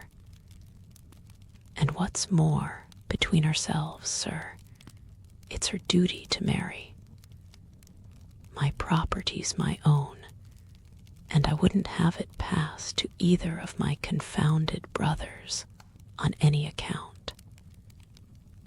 They're next door to fools, and they don't represent me in any possible sense of the word. My daughter, sir, can marry whom she pleases. There's no one in England, peer or commoner, who would not esteem it an honor to have her for his wife. I've told her so. Yes, sir, I've told her. Though you'd think that she, of all people in the world, wouldn't require telling. Yet, what do you think she does? She actually carries on what I can't help calling a compromising acquaintance with this man Lessingham. No, but I say yes, and I wish to heaven I didn't. I've warned her against the scoundrel more than once. I've told her to cut him dead.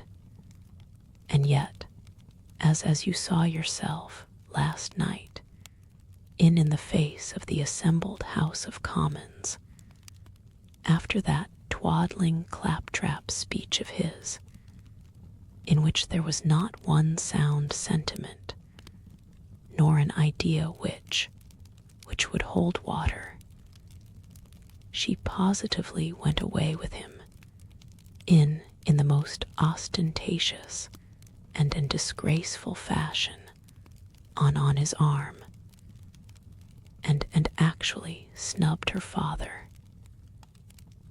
It is monstrous that a parent, a father, should be subjected to such treatment by his child. The poor old boy polished his brow with his pocket handkerchief. When I got home, I told her what I thought of her.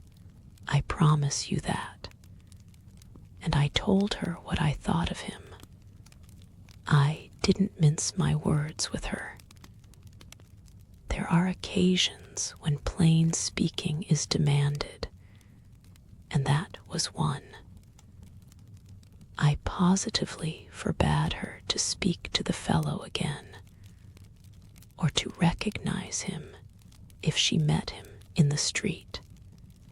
I pointed out to her with perfect candor that the fellow was an infernal scoundrel, that and nothing else, and that he would bring disgrace on whoever came into contact with him, even with the end of a barge pole. And what do you think she said? She promised to obey you, I make no doubt. Did she, sir? By gad, did she?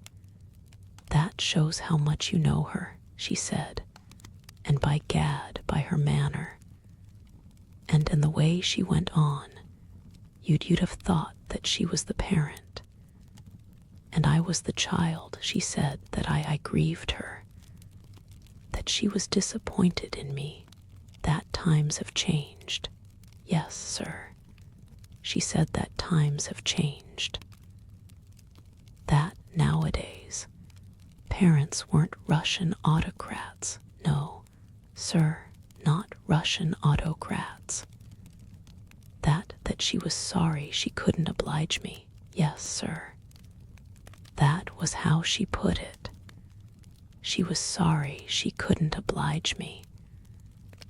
But it was altogether out of the question to suppose that she could put a period to a friendship which she valued, simply on account of my unreasonable prejudices.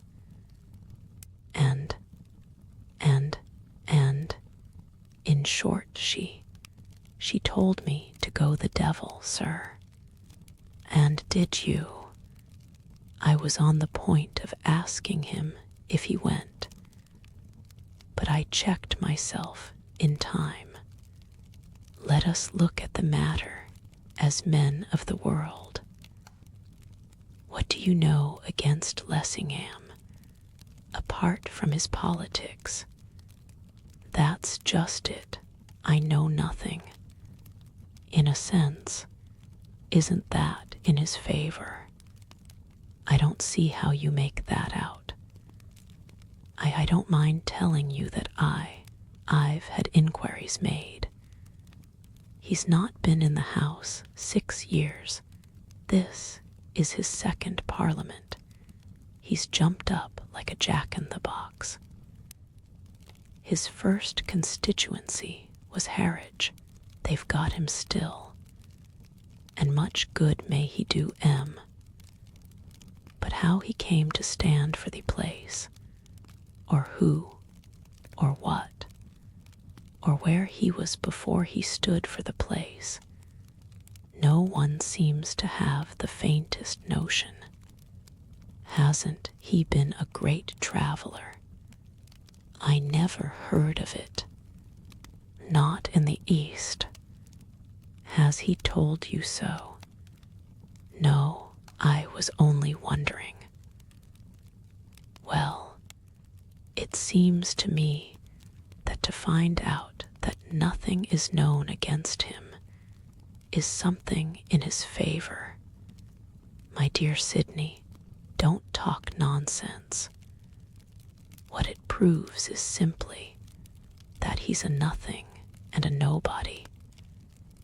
Had he been anything or anyone, something would have been known about him, either for or against. I don't want my daughter to marry a man who shot up through a trap, simply because nothing is known against him.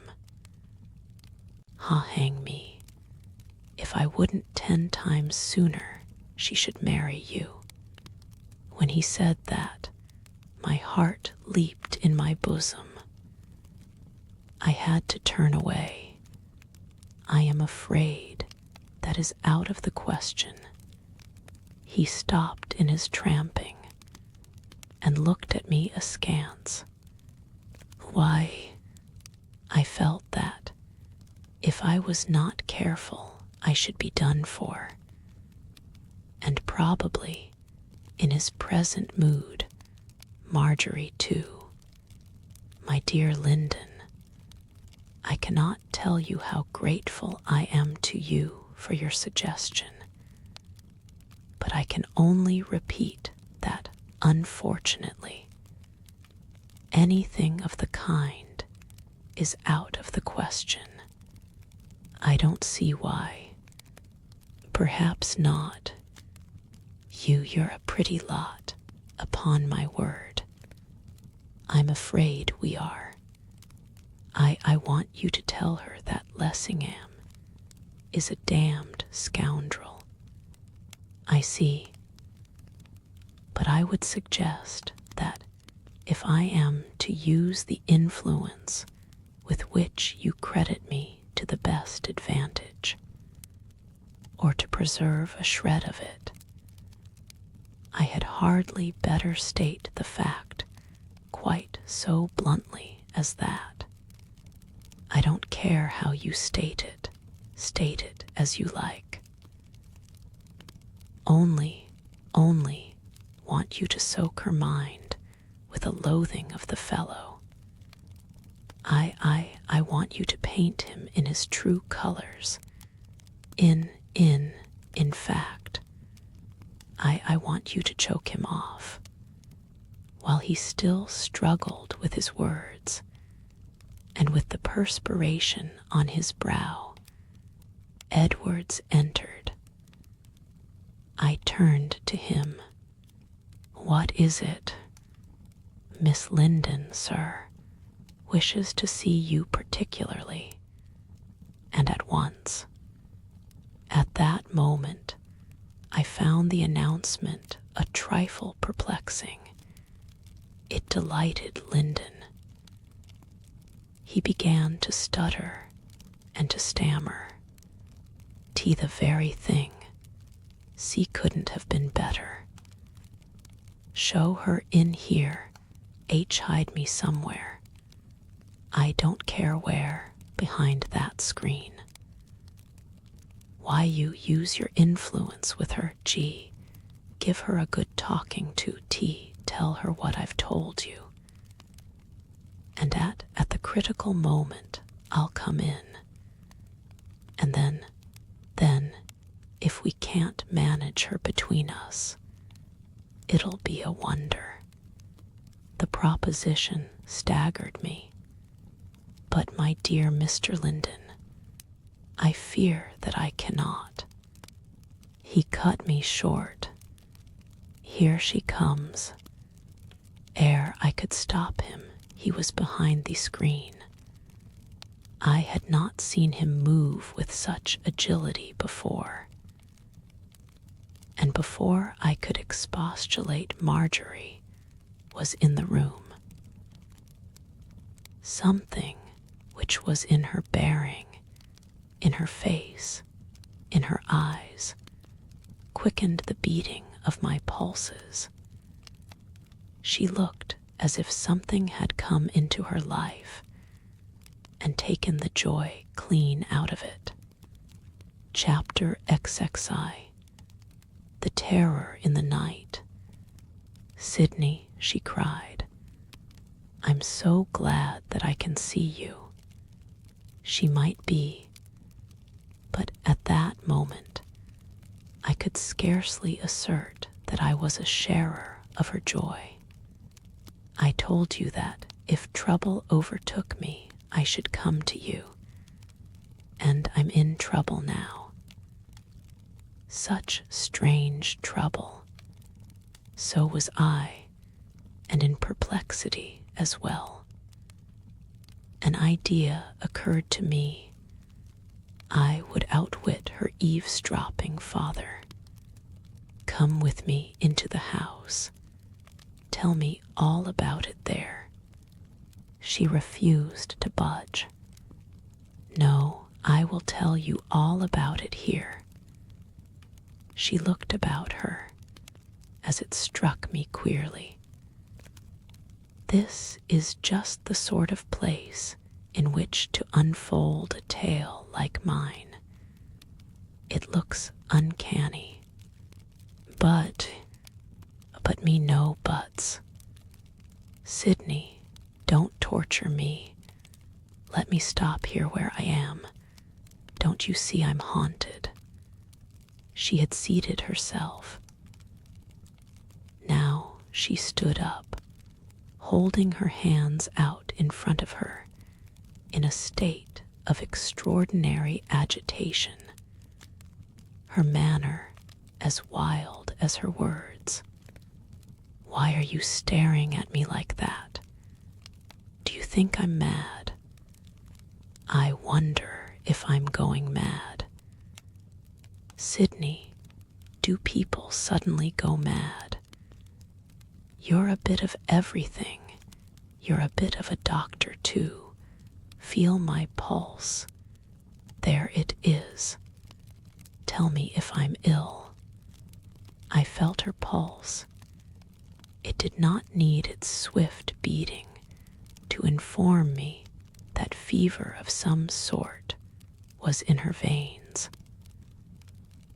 I gave her something in a glass. She held it up to the level of her eyes. What's this? It's a decoction of my own. You might not think it, but my brain sometimes gets into a whirl. I use it as a sedative. It will do you good. She drained the glass. It's done me good already. I believe it has. That's being something like a doctor. Well, Sydney, the storm has almost burst. Last night Papa forbade me to speak to Paul Lessingham by way of a prelude. Exactly, Mr. Linden. Yes, Mr. Linden, that's Papa. I fancy we almost quarreled. I know Papa said some surprising things, but it's a way he has. He's apt to say surprising things. He's the best father in the world, but it's not in his nature to like a really clever person. Your good high, dried old Tory never can. I've always thought that that's why he's so fond of you. Thank you. I presume that is the reason, though it had not occurred to me before. Since her entry, I had, to the best of my ability, been turning the position over in my mind. I came to the conclusion that, all things considered, her father had probably as much right to be a sharer of his daughter's confidence as I had, even from the vantage of the screen, and that for him to hear a few home truths proceeding from her lips might serve to clear the air. From such a clearance, the lady would not be likely to come off worst. I had not the faintest inkling of what was the actual purport of her visit. She started off, as it seemed to me, at a tangent. Did I tell you last night about what took place yesterday morning? About the adventure of my finding the man? Not a word. I believe I meant to. I'm half disposed to think he's brought me trouble. Isn't there some superstition about evil befalling whoever shelters a homeless stranger? We'll hope not, for humanity's sake. I fancy there is. I feel sure there is. Anyhow, listen to my story. Yesterday morning, before breakfast, to be accurate, between 8 and 9, I looked out of the window, and I saw a crowd in the street. I sent Peter out to see what was the matter. He came back and said there was a man in a fit. I went out to look at the man in the fit. I found lying on the ground in the center of the crowd a man who, but for the tattered remnants of what had apparently once been a cloak, would have been stark naked. He was covered with dust and dirt and blood, a dreadful sight. As you know, I have had my smattering of instruction in first aid to the injured, and that kind of thing, so, as no one else seemed to have any sense, and the man seemed as good as dead, I thought I would try my hand. Directly, I knelt down beside him. What do you think he said? "Thank you." "Nonsense," he said, in such a queer, hollow, croaking voice. "Paul Lessingham." I was dreadfully startled. To hear a perfect stranger, a man in his condition, utter that name in such a fashion to me, of all people in the world, took me aback. The policeman who was holding his head remarked, "That's the first time he's opened his mouth." I thought he was dead. He opened his mouth a second time. A convulsive movement went all over him, and he exclaimed with the strangest earnestness, and so loudly that you might have heard him at the other end of the street, "Be warned, Paul Lessingham, be warned." It was very silly of me, perhaps, but I cannot tell you how his words and his manner, the two together, affected me. Well, the long and the short of it was that I had him taken into the house and washed and put to bed, and I had the doctor sent for. The doctor could make nothing of it at all. He reported that the man seemed to be suffering from some sort of cataleptic seizure. I could see that he thought it likely to turn out almost as interesting a case as I did. Did you acquaint your father with the addition to his household? She looked at me quizzically. You see, when one has such a father as mine, one cannot tell him everything at once.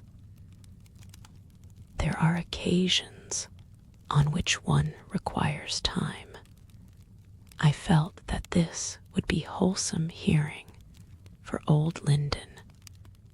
Last night, after Papa and I had exchanged our little courtesies, which, it is to be hoped, were to Papa's satisfaction, since they were not to be mine, I went to see the patient. I was told that he had neither eaten nor drunk, moved nor spoken. But so soon as I approached his bed, he showed signs of agitation. He half raised himself upon his pillow, and he called out, as if he had been addressing some large assembly. I can't describe to you the dreadful something which was in his voice, and on his face, Paul Lessingham. Beware the beetle. When she said that, I was startled. Are you sure those were the words he used? Quite sure. Do you think I could mistake them, especially after what has happened since? I hear them singing in my ears. They haunt me all the time. She put her hands up to her face, as if to veil something from her eyes. I was becoming more and more convinced that there was something about the apostle's connection with his Oriental friend which needed probing to the bottom. What sort of a man is he to look at, this patient of yours? I had my doubts as to the gentleman S. identity, which her words dissolved, only, however, to increase my mystification in another direction. He seems to be between 30 and 40. He has light hair and straggling sandy whiskers. He is so thin as to be nothing but skin and bone. The doctor says it's a case of starvation. You say he has light hair and sandy whiskers. Are you sure the whiskers are real? She opened her eyes. Of course they're real. Why shouldn't they be real? Does he strike you as being a foreigner? Certainly not. He looks like an Englishman, and he speaks like one, and not, I should say, of the lowest class. It is true that there is a very curious, a weird quality in his voice. What I have heard of it, but it is not un-English. If it is catalepsy he is suffering from, then it is a kind of catalepsy I never heard of. Have you ever seen a clairvoyant? I nodded. He seems to me to be in a state of clairvoyance. Of course, the doctor laughed when I told him so, but we know what doctors are, and I still believe that he is in some condition of the kind. When he said that last night, he struck me as being under what those sort of people call influence, and that whoever had him under influence was forcing him to speak against his will. for the words came from his lips as if they had been wrung from him in agony. Knowing what I did know, that struck me as being rather a remarkable conclusion for her to have reached by the exercise of her own unaided powers of intuition. But I did not choose to let her know I thought so. My dear Marjorie, you who pride yourself on having your imagination so strictly under control, on suffering it to take no errant flights, is not the fact that I do so pride myself proof that I am not likely to make assertions wildly proof, at any rate to you. Listen to me. When I left that unfortunate creature's room, I had had a nurse sent for.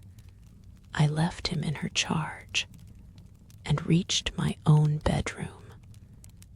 I was possessed by a profound conviction that some appalling, intangible, but very real danger was at that moment threatening Paul. Remember, you had had an exciting evening and a discussion with your father. Your patient's words came as a climax. That is what I told myself, or rather, that was what I tried to tell myself, because, in some extraordinary fashion, I had lost the command of my powers of reflection. Precisely, it was not precisely, or at least, it was not precisely in the sense you mean. You may laugh at me, Sydney, but I had an altogether indescribable feeling, a feeling which amounted to knowledge, that I was in the presence of the supernatural. Nonsense. It was not nonsense. I wish it had been nonsense. As I have said, I was conscious, completely conscious, that some frightful peril was assailing Paul. I did not know what it was, but I did know that it was something altogether awful, of which merely to think was to shudder. I wanted to go to his assistance. I tried to more than once, but I couldn't, and I knew that I couldn't. I knew that I couldn't move as much as a finger to help him. Stop, let me finish. I told myself that it was absurd, but it wouldn't do, absurd or not. There was the terror with me in the room. I knelt down and I prayed, but the words wouldn't come. I tried to ask God to remove this burden from my brain, but my longings wouldn't shape themselves into words, and my tongue was palsied. I don't know how long I struggled, but at last I came to understand that, for some cause, God had chosen to leave me to fight the fight alone. So I got up and undressed and went to bed, and that was the worst of all. I had sent my maid away in the first rush of my terror, afraid, and I think ashamed, to let her see my fear. Now I would have given anything to summon her back again, but I couldn't do it. I couldn't even ring the bell. So, as I say, I got into bed. She paused, as if to collect her thoughts. To listen to her words, and to think of the suffering which they meant to her was almost more than I could endure. I would have thrown away the world to have been able to take her in my arms and soothe her fears. I knew her to be, in general, the least hysterical of young women, little wont to become the prey of mere delusions. And, incredible though it sounded, I had an innate conviction that, even in its wildest periods, her story had some sort of basis in solid fact. What that basis amounted to, it would be my business, at any and every cost, quickly to determine. You know how you have always laughed at me because of my objection to cockroaches, and how, in spring, the neighborhood of Maybugs has always made me uneasy. As soon as I got into bed, I felt that something of the kind was in the room. Something of what kind? Some kind of beetle. I could hear the whirring of its wings. I could hear its droning in the air. I knew that it was hovering above my head, that it was coming lower and lower, nearer and nearer. I hid myself, covered myself all over with the clothes. Then I felt it bumping against the coverlet. And Sydney, she drew closer. Her blanched cheeks and frightened eyes made my heart bleed. Her voice became but an echo of itself. It followed me. Marjorie. It got into the bed. You imagined it. I didn't imagine it.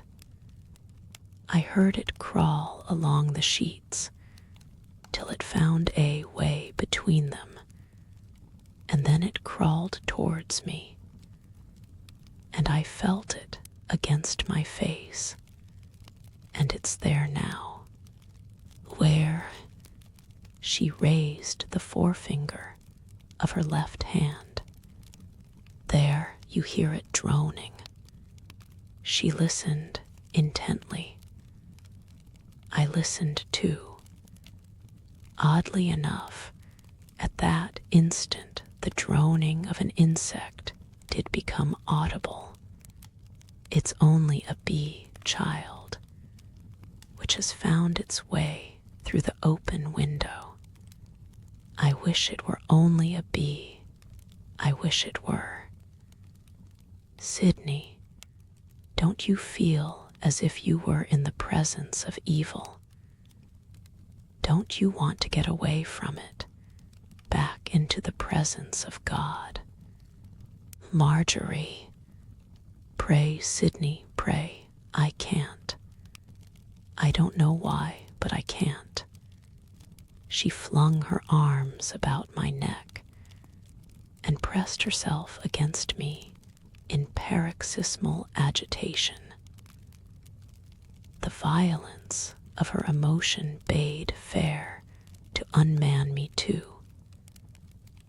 It was so unlike Marjorie, and I would have given my life to save her from a toothache.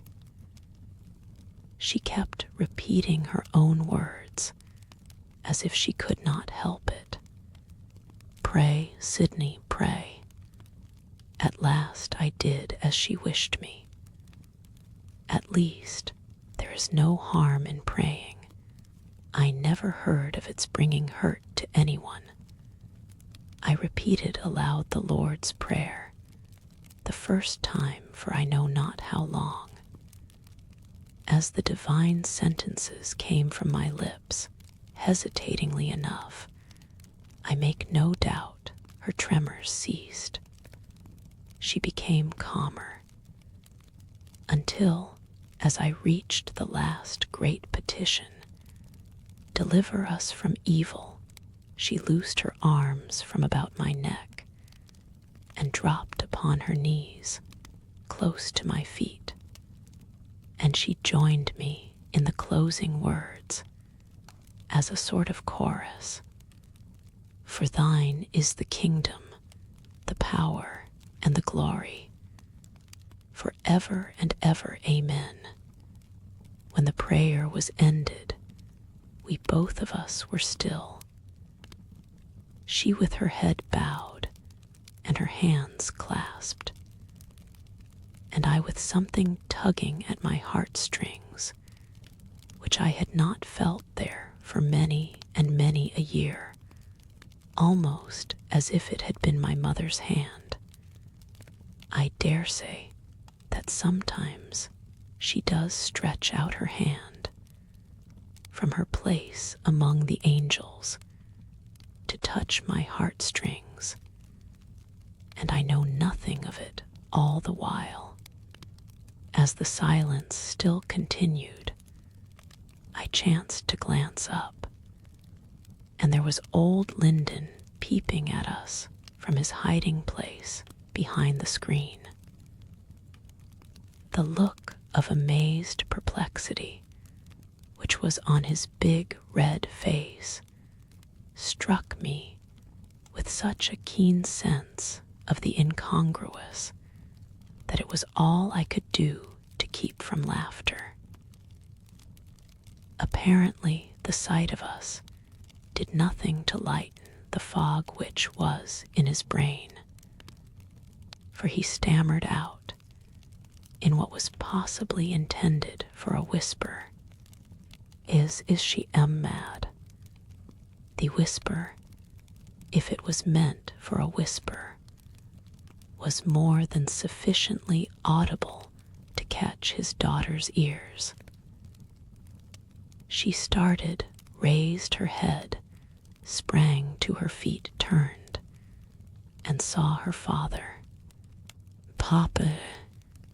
Immediately her sire was seized with an access of stuttering. What the D-devils, the meaning of this. Her utterance was clear enough.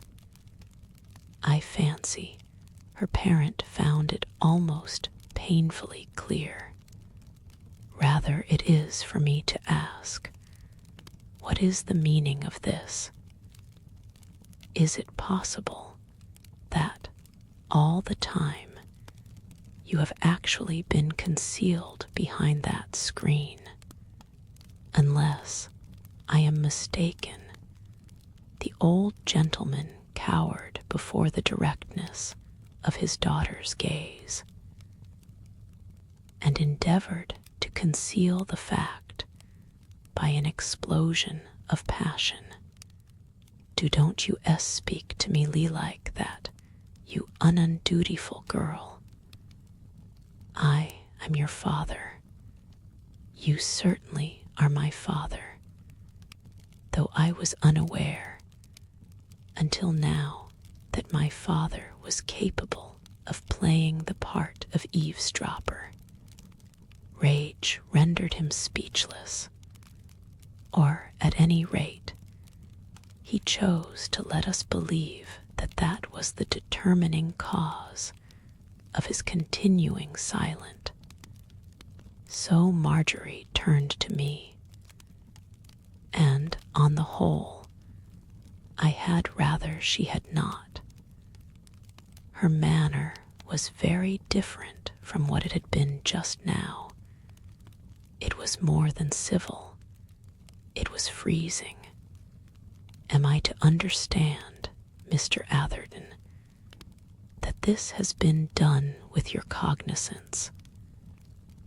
That, while you suffered me to pour out my heart to you unchecked, you were aware, all the time, that there was a listener behind the screen. I became keenly aware, on a sudden, that I had borne my share in playing her a very shabby trick. I should have liked to throw old Linden through the window. The thing was not of my contriving. Had I had the opportunity, I would have compelled Mr. Linden to face you when you came in. But your distress caused me to lose my balance, and you will do me the justice to remember that I endeavored to induce you to come with me into another room, but I do not seem to remember your hinting at there being any particular reason why I should have gone. You never gave me a chance. Sidney, I had not thought you would have played me such a trick. When she said that in such a tone, the woman whom I loved, I could have hammered my head against the wall. The hound I was to have treated her so scurvily. Perceiving I was crushed, she turned again to face her father. Cool, calm, stately, she was, on a sudden, once more, the Marjorie with whom I was familiar. The demeanor of parent and child was in striking contrast.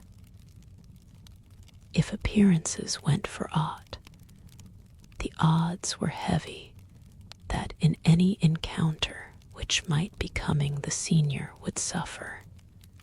I hope, Papa, that you are going to tell me that there has been some curious mistake, and that nothing was farther from your intention than to listen at a keyhole. What would you have thought and said if I had attempted to play the spy on you? And I have always understood that men were so particular on points of honor. Old Linden was still hardly fit to do much else than splutter. Certainly not qualified to chop phrases with this sharp-tongued maiden. Dee, don't talk to me like that, girl. I believe you're stark mad. He turned to me. What was that tomfoolery she was talking to you about? To what do you allude? About a rubbishing bee-beetle. And G-goodness alone knows what. D-diseased and M-morbid imagination are reared on the literature of the gutter. I never thought that a child of mine could have sunk to such a depth. Now, Atherton, I ask you to tell me frankly, what do you think of a child who behaves as she has done, who takes a nameless vagabond into the house and conceals his presence from her father? And mark the sequel. Even the vagabond warns her against the rascal Lessingham. Now, Atherton, tell me what you think of a girl who behaves like that. I shrugged my shoulders. I know very well what you do think of her. Don't be afraid to say it out, because she's present. No, Sidney, don't be afraid. I saw that her eyes were dancing.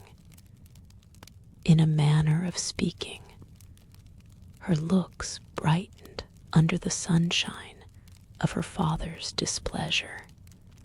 Let's hear what you think of her as a man of the world. Pray, Sidney, do. What you feel for her in your your heart of hearts. Yes, Sydney, what do you feel for me in your heart of hearts? The baggage beamed with heartless sweetness. She was making a mock of me. Her father turned as if he would have rent her. Don't you speak until you're spoken to. Atherton, I hope I'm not deceived in you. I hope you're the man I took you for, that you're willing and ready to play the part of an honest friend to this misguided simpleton. This is not the time for mincing words. It's the time for candid speech. Tell this weak-minded young woman right out whether this man Lessingham is, or is not, a damned scoundrel. Papa, do you really think that Sydney's opinion, or your opinion, is likely to alter facts? Do you hear, Atherton? Tell this wretched girl the truth. My dear Mr. Linden, I have already told you that I know nothing either for or against Mr. Lessingham, except what is known to all the world. Exactly. And all the world knows him to be a miserable adventurer who is scheming to entrap my daughter. I am bound to say, since you press me, that your language appears to me to be unnecessarily strong. Atherton, I'm ashamed of you. You see, Sydney, even Papa is ashamed of you now you are outside the pale. My dear Papa, if you will allow me to speak, I will tell you what I know to be the truth, the whole truth, and nothing but the truth. That Mr. Lessingham is a man with great gifts goes without saying. Permit me, Papa. He is a man of genius. He is a man of honor. He is a man of the loftiest ambitions, of the highest aims. He has dedicated his whole life to the improvement of the conditions amidst which the less fortunate of his fellow countrymen are at present compelled to exist. That seems to me to be an object well worth having. He has asked me to share his life work, and I have told him that I will when and where and how he wants me to. And I will. I do not suppose his life has been free from peccadilloes. I have no delusion on the point. What man's life has? Who among men can claim to be without sin? Even the members of our highest families sometimes hide behind screens. But I know that he is, at least, as good a man as I ever met. I am persuaded that I shall never meet a better, and I thank God that I have found favor in his eyes. Goodbye, Sydney. I suppose I shall see you again, Papa. With the merest inclination of her head to both of us, she straightway left the room. Linden would have stopped her. "Stay, he stuttered, but I caught him by the arm. If you will be advised by me, you will let her go. No good purpose will be served by a multiplication of words. Atherton, I'm disappointed in you. You haven't behaved as I expected. I haven't received from you the assistance which I looked for.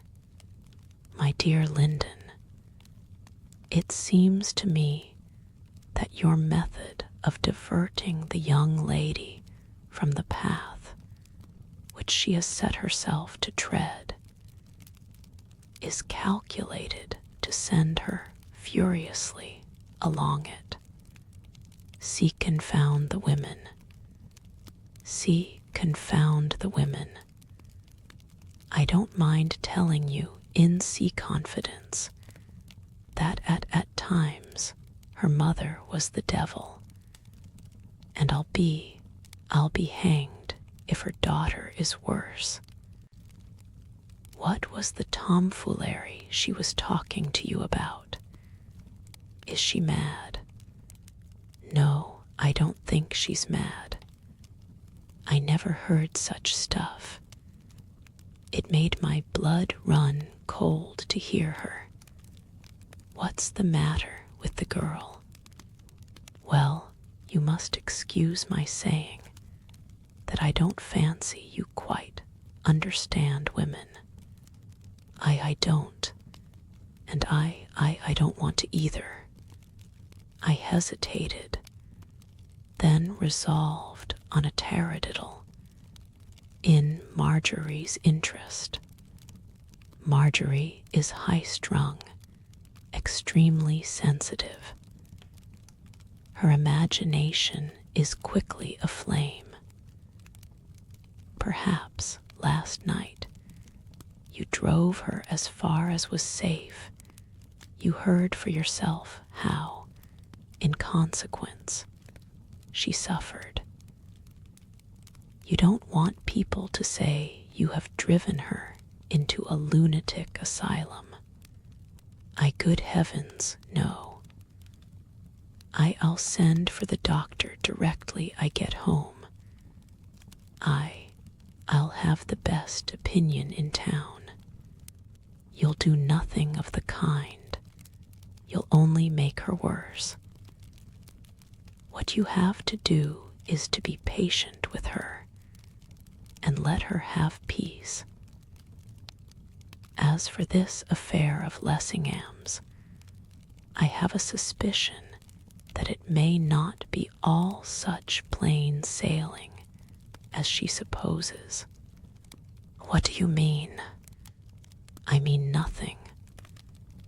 I only wish you to understand that until you hear from me again, you had better let matters slide. Give the girl her head. Give the girl her head. Haven't I given the G girl her H head all her L life? He looked at his watch. Why, the day's half gone. He began scurrying towards the front door, I following at his heels. I've got a committee meeting on at the club, most important.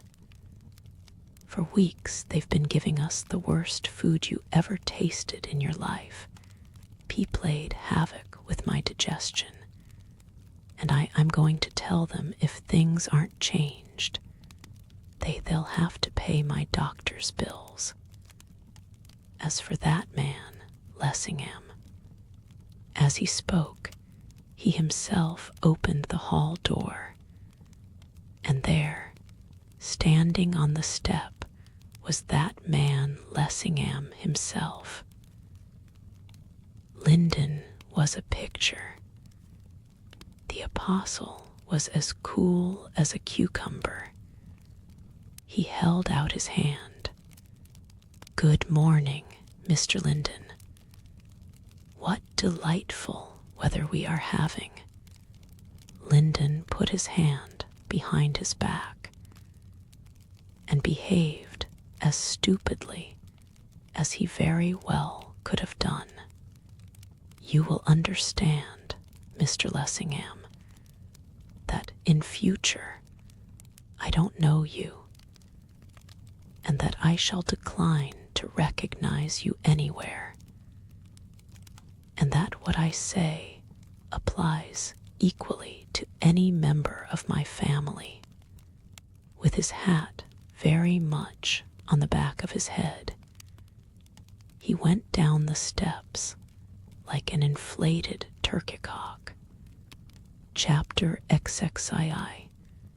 The haunted man, to have received the cut discourteous from his future father-in-law, might have been the most commonplace of incidents. Lessingham evinced not a trace of discomposure. So far as I could judge, he took no notice of the episode whatever, behaving exactly as if nothing had happened. He merely waited till Mr. Linden was well off the steps. Then, turning to me, he placidly observed, "Interrupting you again, you see. May I?" The sight of him had set up such a turmoil in my veins that for the moment I could not trust myself to speak. I felt acutely that an explanation with him was, of all things, the thing most to be desired, and that quickly. Providence could not have thrown him more opportunely in the way.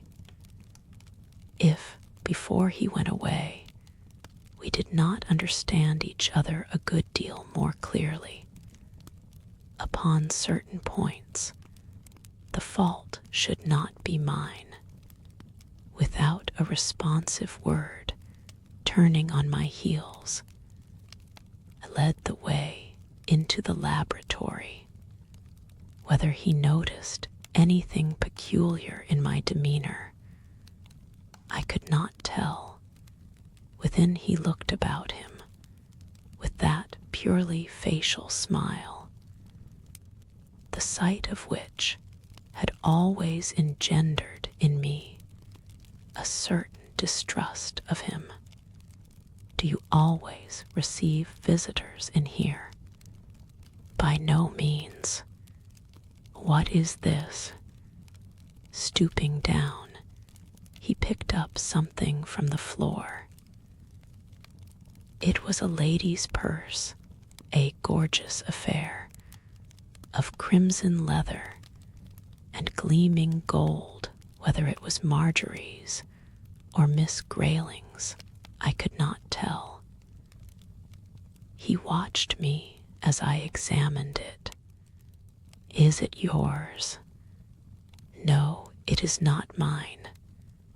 Placing his hat and umbrella on one chair, he placed himself upon another, very leisurely.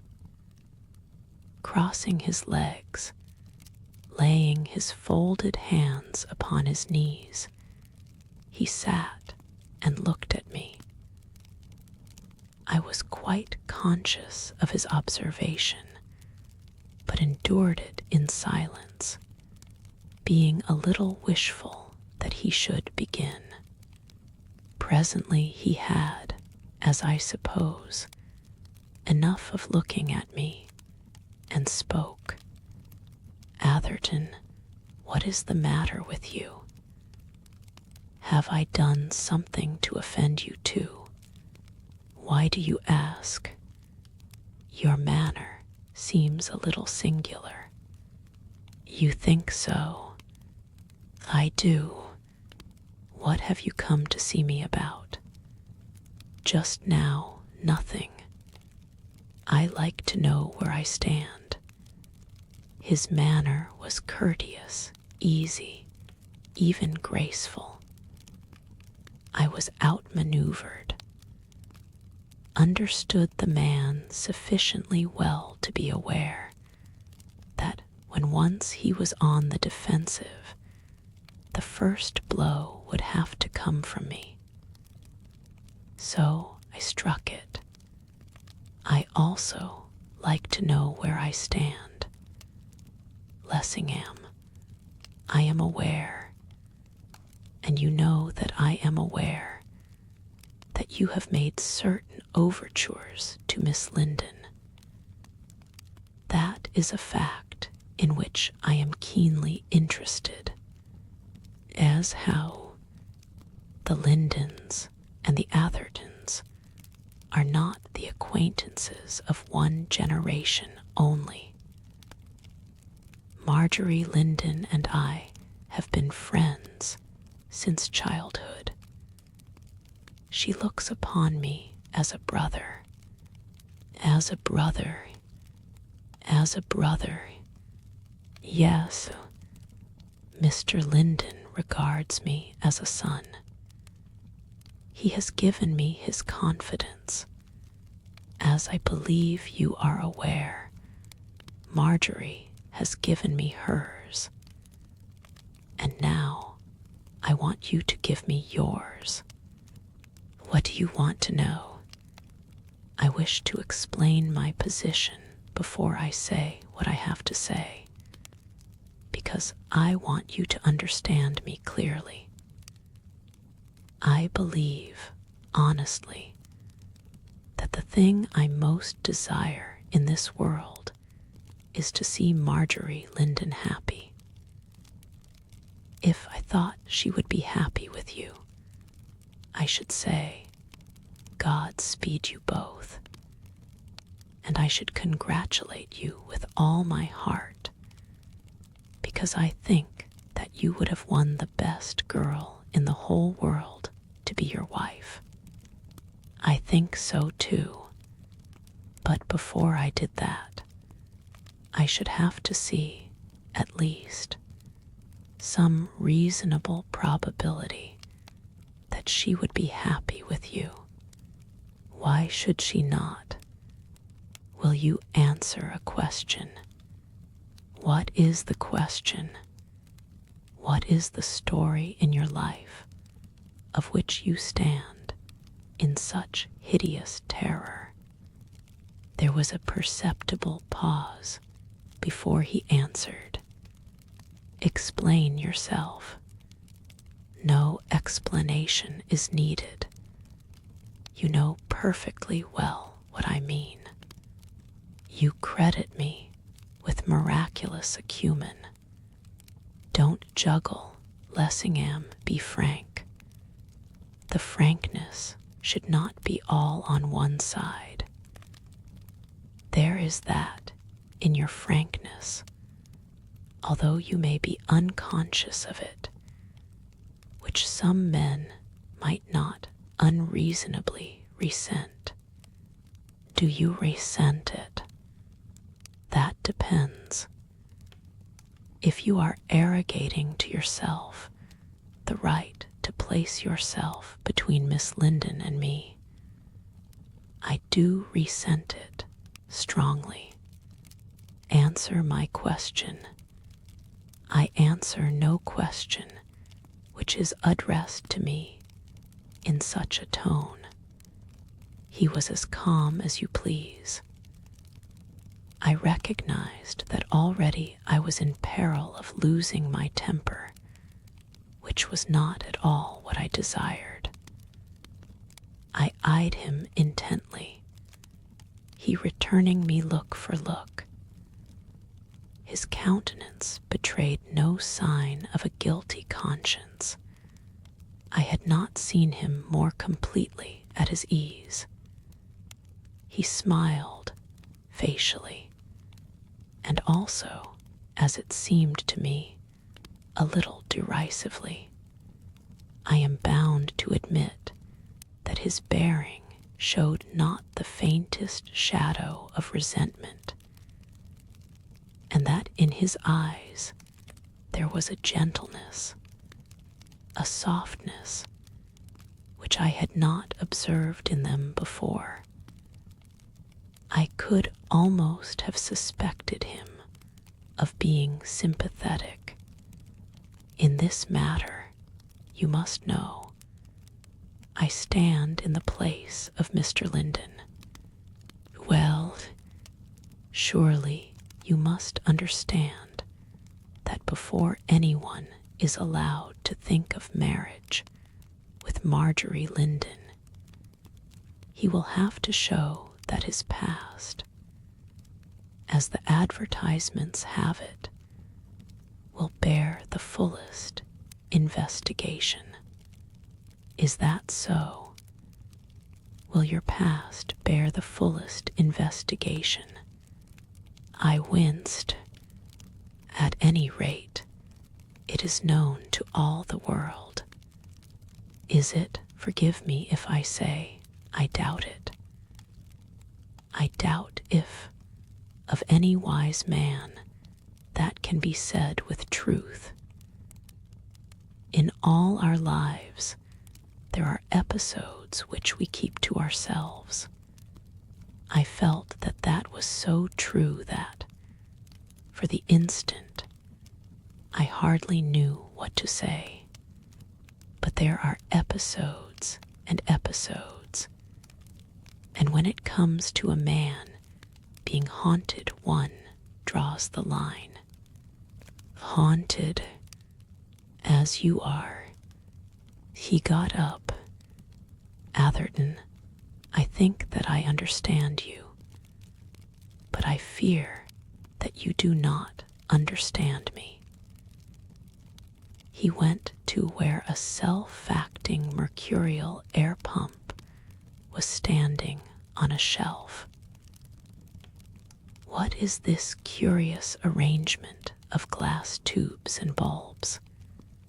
I do not think that you do understand me, or you would know that I am in no mood to be trifled with.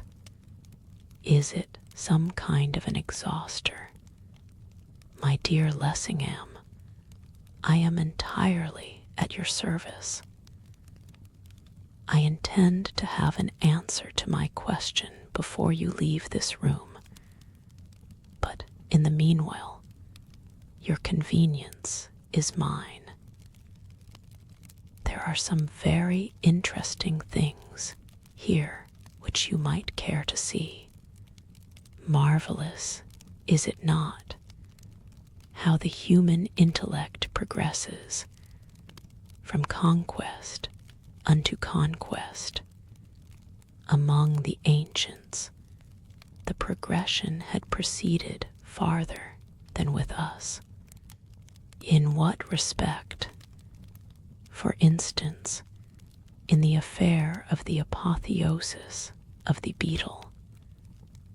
I saw it take place last night. Where? Here, within a few feet of where you are standing. Are you serious? Perfectly. What did you see? I saw the legendary apotheosis of the Beetle performed last night before my eyes, with a gaudy magnificence at which the legends never hinted. That is odd. I once thought that I saw something of the kind myself. So I understand. From whom? From a friend of yours. From a friend of mine. Are you sure it was from a friend of mine? The man's attempt at coolness did him credit, but it did not deceive me.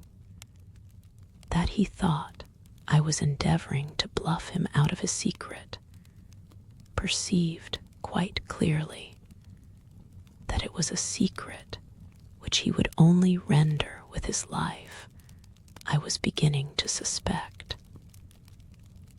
Had it not been for Marjorie, I should have cared nothing.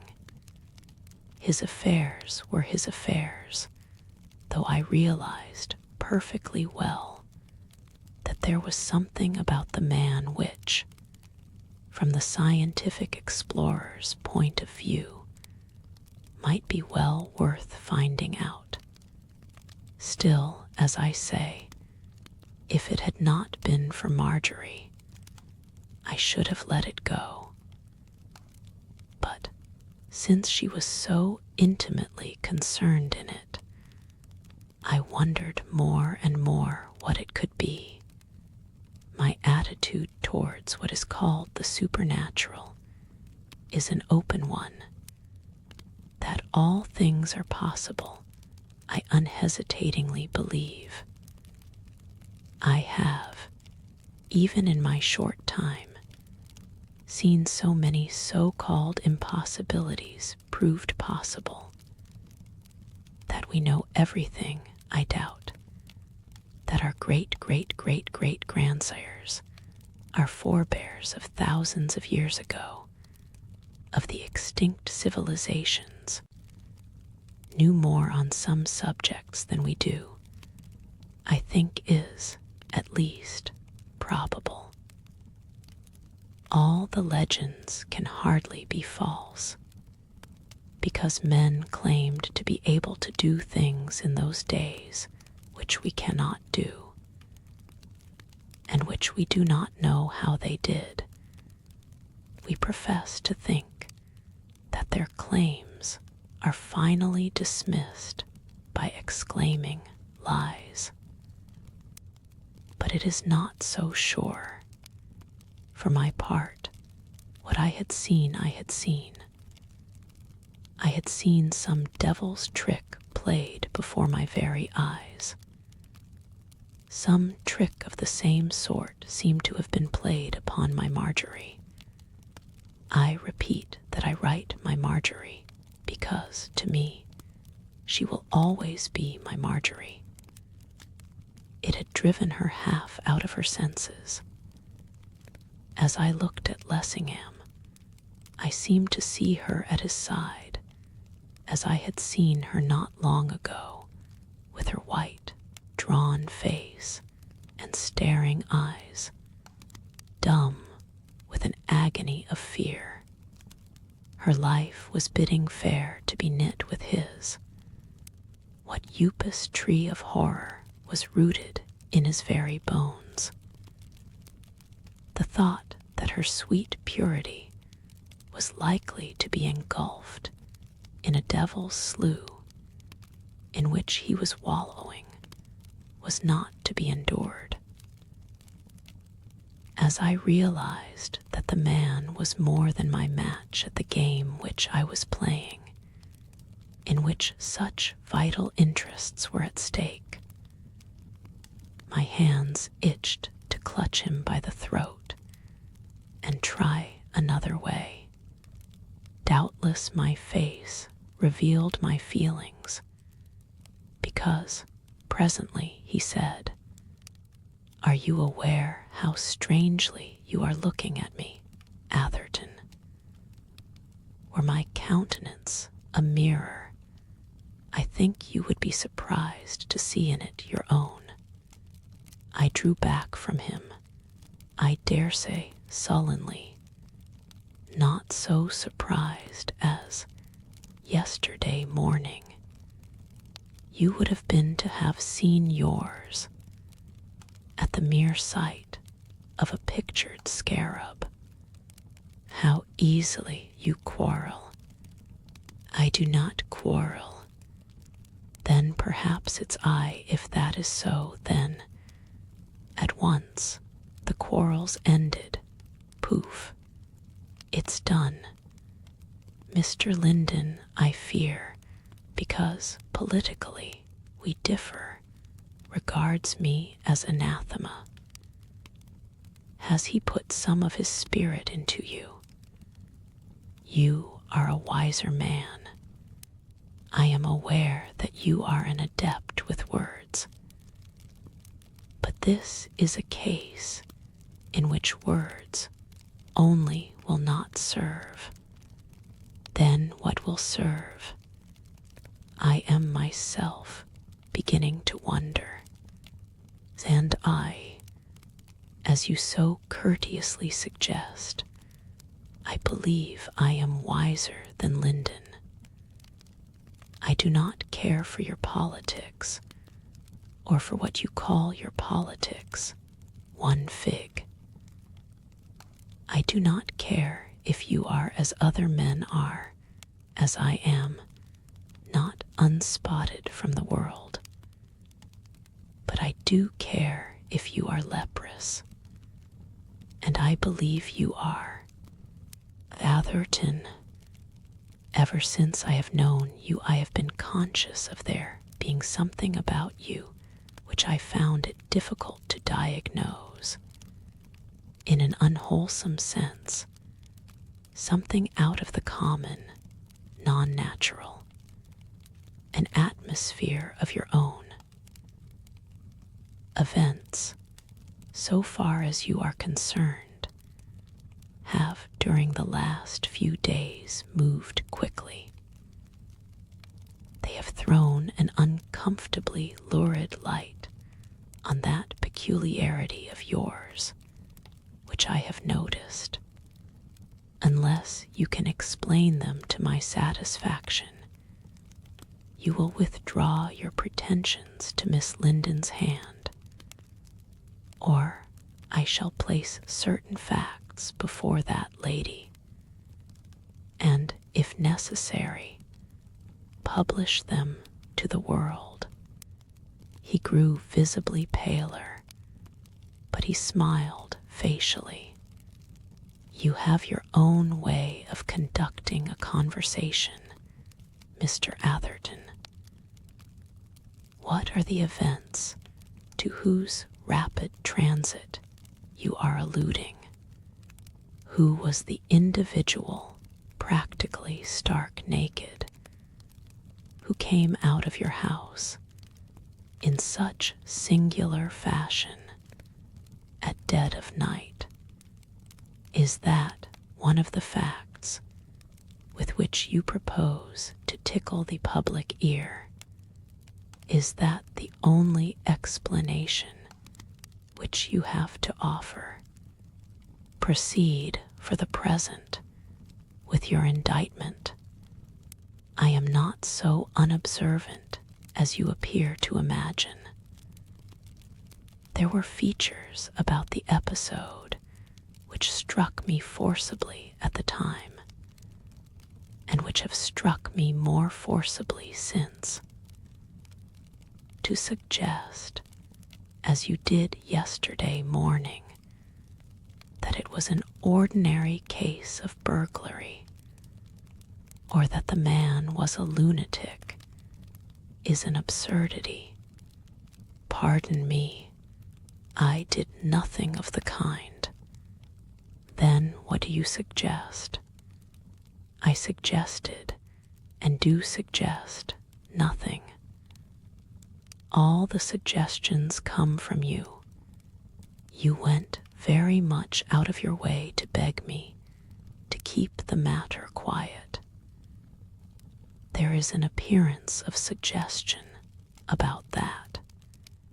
You take a jaundiced view of all my actions, Mr. Atherton. Nothing, to me, could seem more natural. However, proceed. He had his hands behind his back and rested them on the edge of the table against which he was leaning.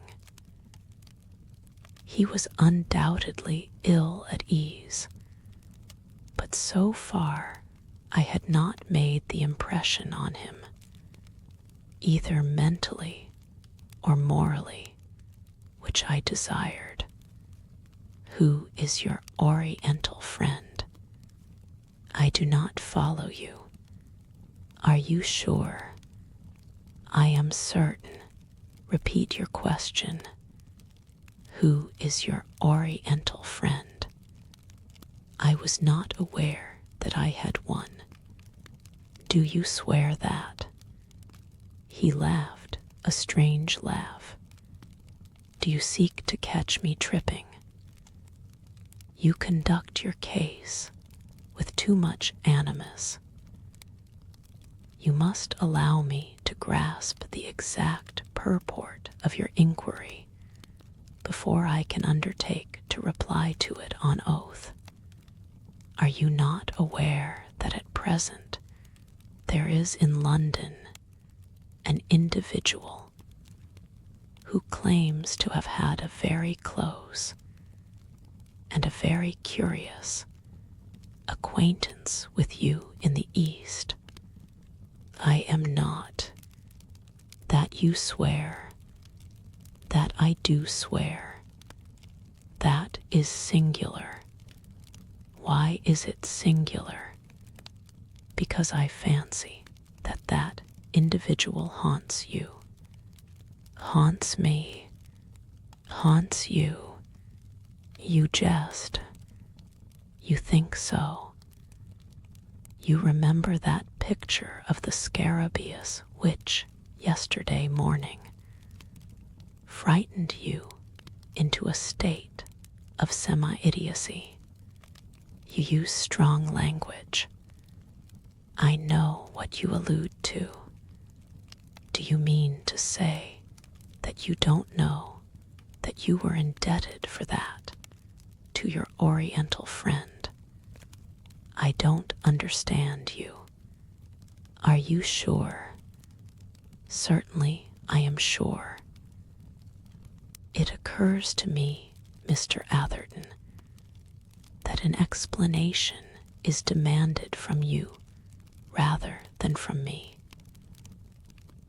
Are you aware that the purport of my presence here is to ask you how that picture found its way into your room? It was projected by the Lord of the Beetle. The words were chance ones, but they struck a mark. The Lord, he faltered and stopped.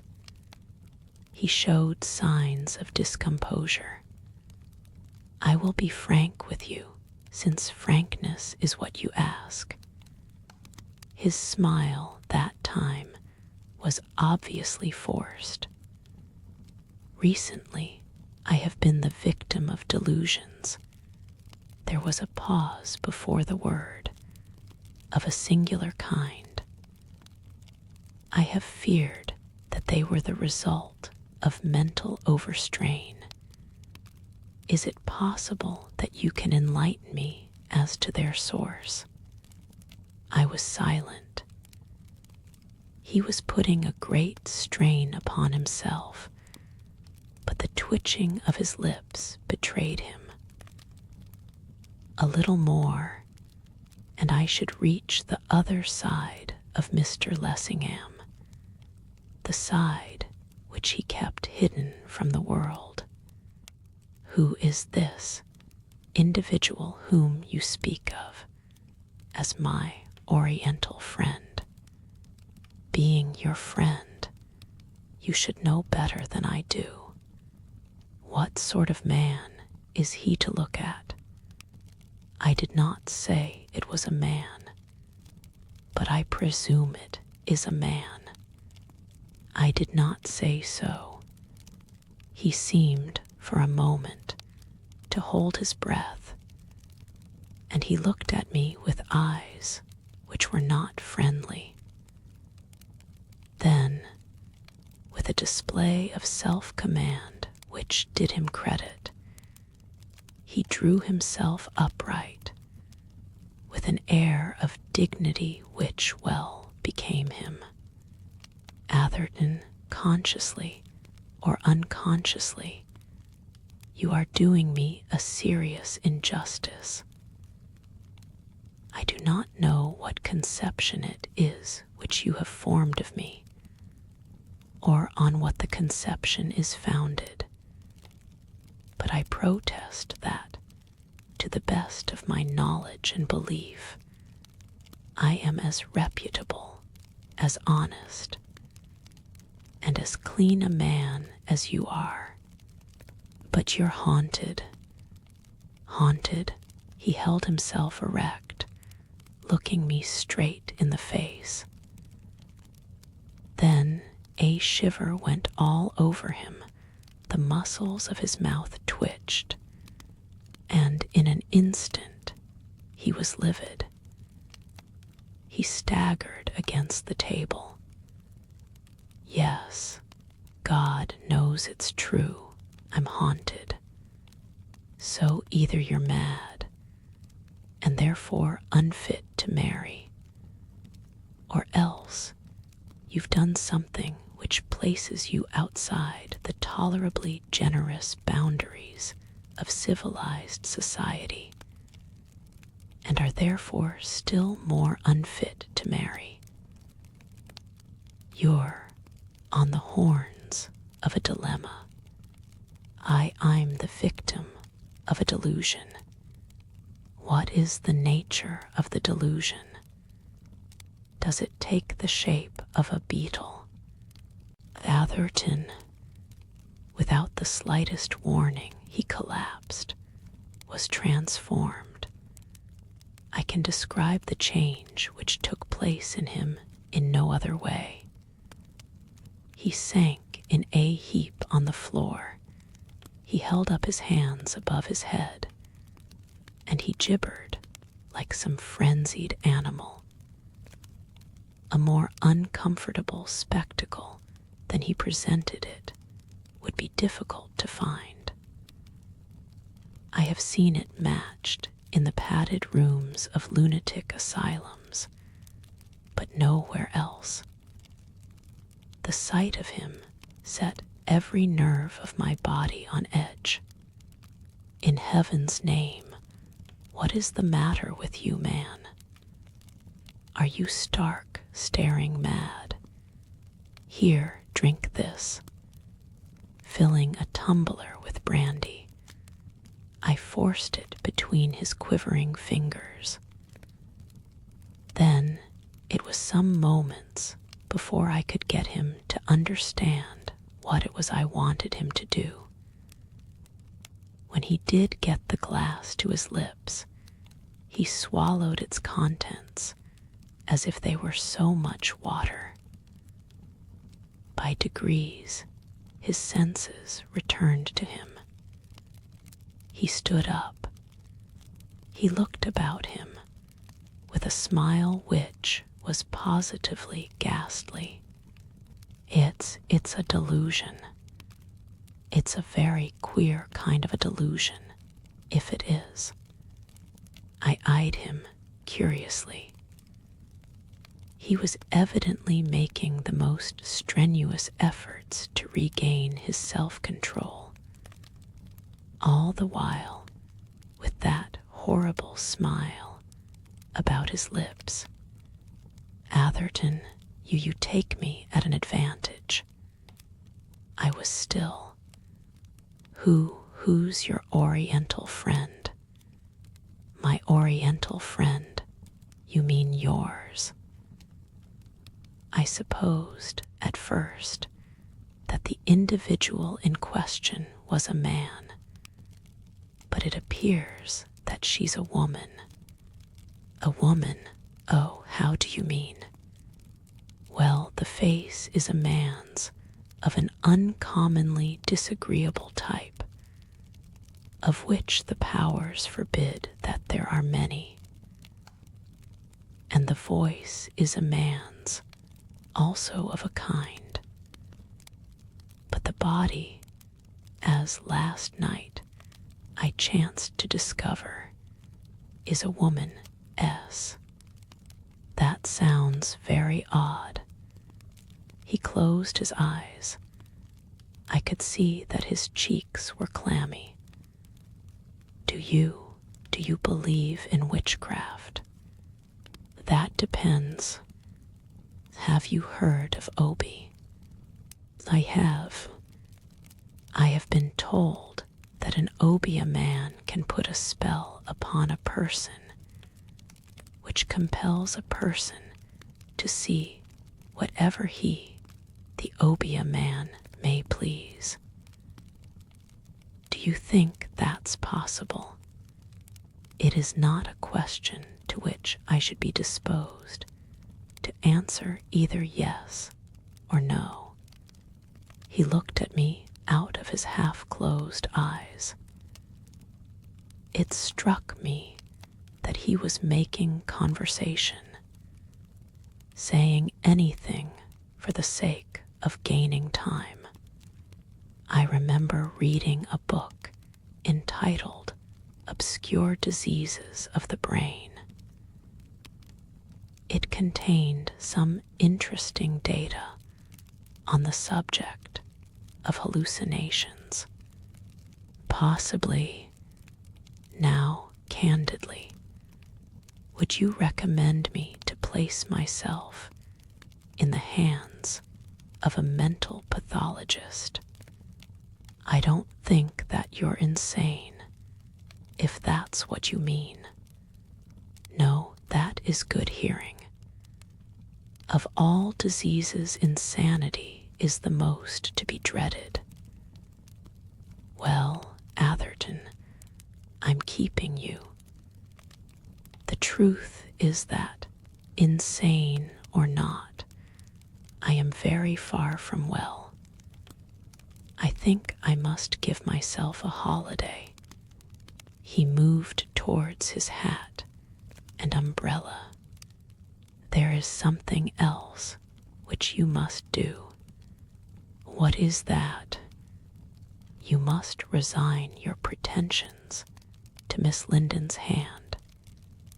My dear Atherton, if my health is really failing me, I shall resign everything, everything. He repeated his own word with a little movement of his hands, which was pathetic. Understand me, Lessingham. What else you do is no affair of mine. I am concerned only with Miss Linden. You must give me your definite promise before you leave this room to terminate your engagement with her before tonight.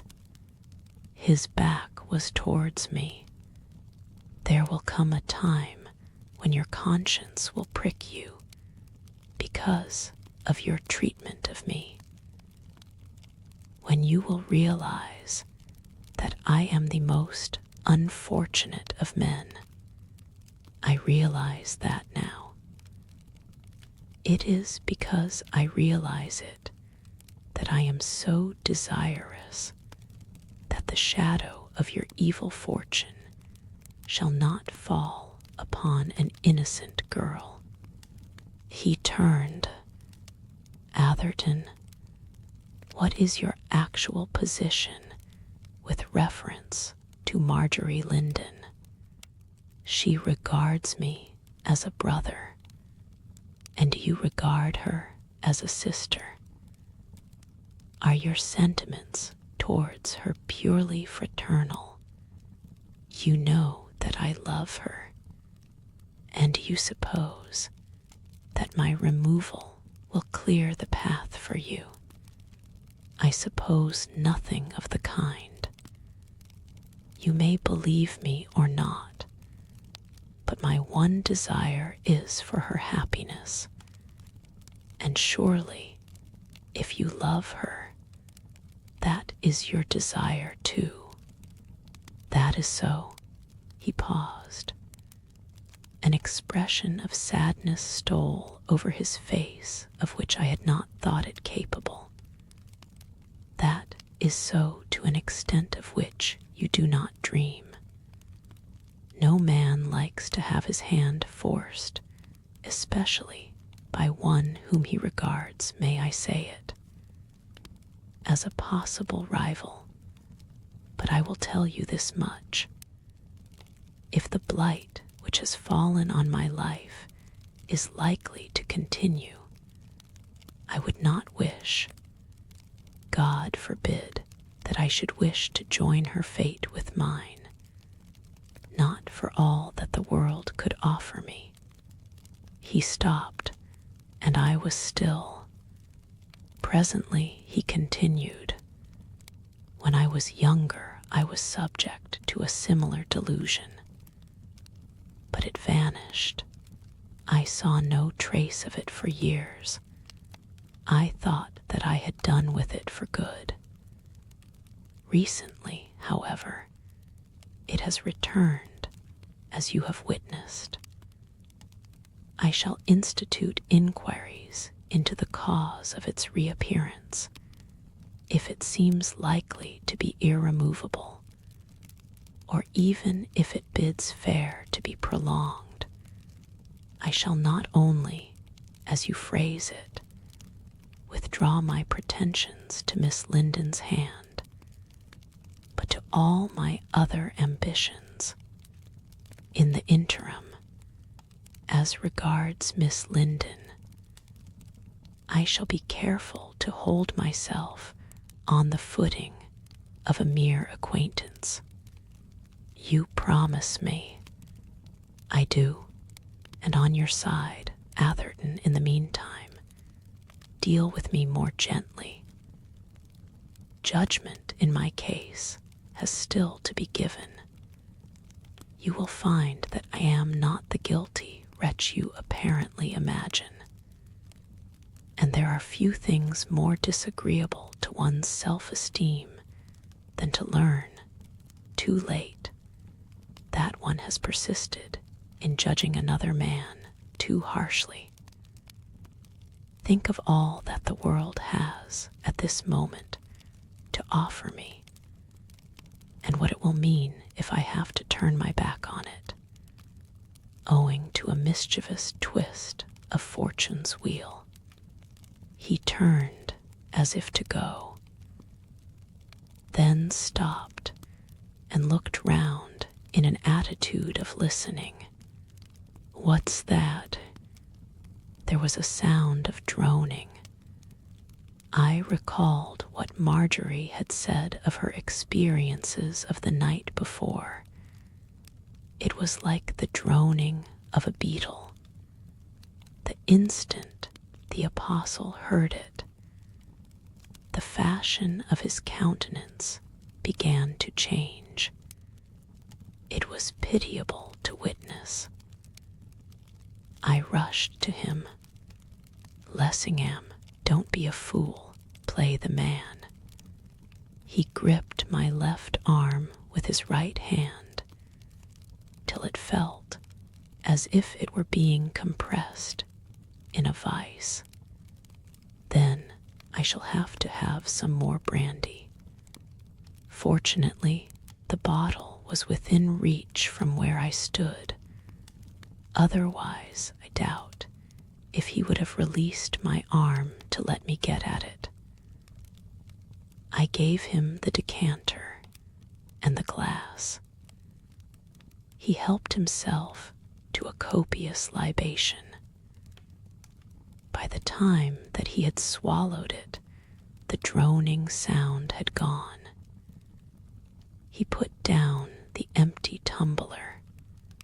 When a man has to resort to alcohol to keep his nerves up to concert pitch, things are in a bad way with him. You may be sure of that. But then, you have never known what it is to stand in momentary expectation of a tete-a-tete with the devil. Again he turned to leave the room, and this time he actually went. Let him go alone. I heard his footsteps passing along the passage and the hall door close.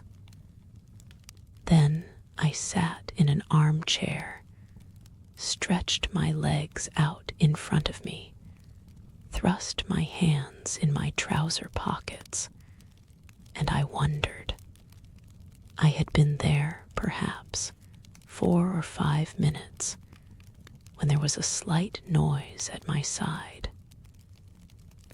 Glancing round, I saw a sheet of paper come fluttering through the open window. It fell almost at my feet. I picked it up. It was a picture of a beetle, a facsimile of the one which had had such an extraordinary effect on Mr. Lessingham the day before. If this was intended for St. Paul, it's a trifle late unless I could hear that someone was approaching along the corridor. I looked up, expecting to see the apostle reappear, in which expectation I was agreeably disappointed. The newcomer was feminine. It was Miss Grayling. As she stood in the open doorway, I saw that her cheeks were red as roses. I hope I am not interrupting you again, but I left my purse here. She stopped, then added, as if it were an afterthought, and I want you to come and lunch with me. I locked the picture of the beetle in the drawer, and I lunched with Dora Grayling.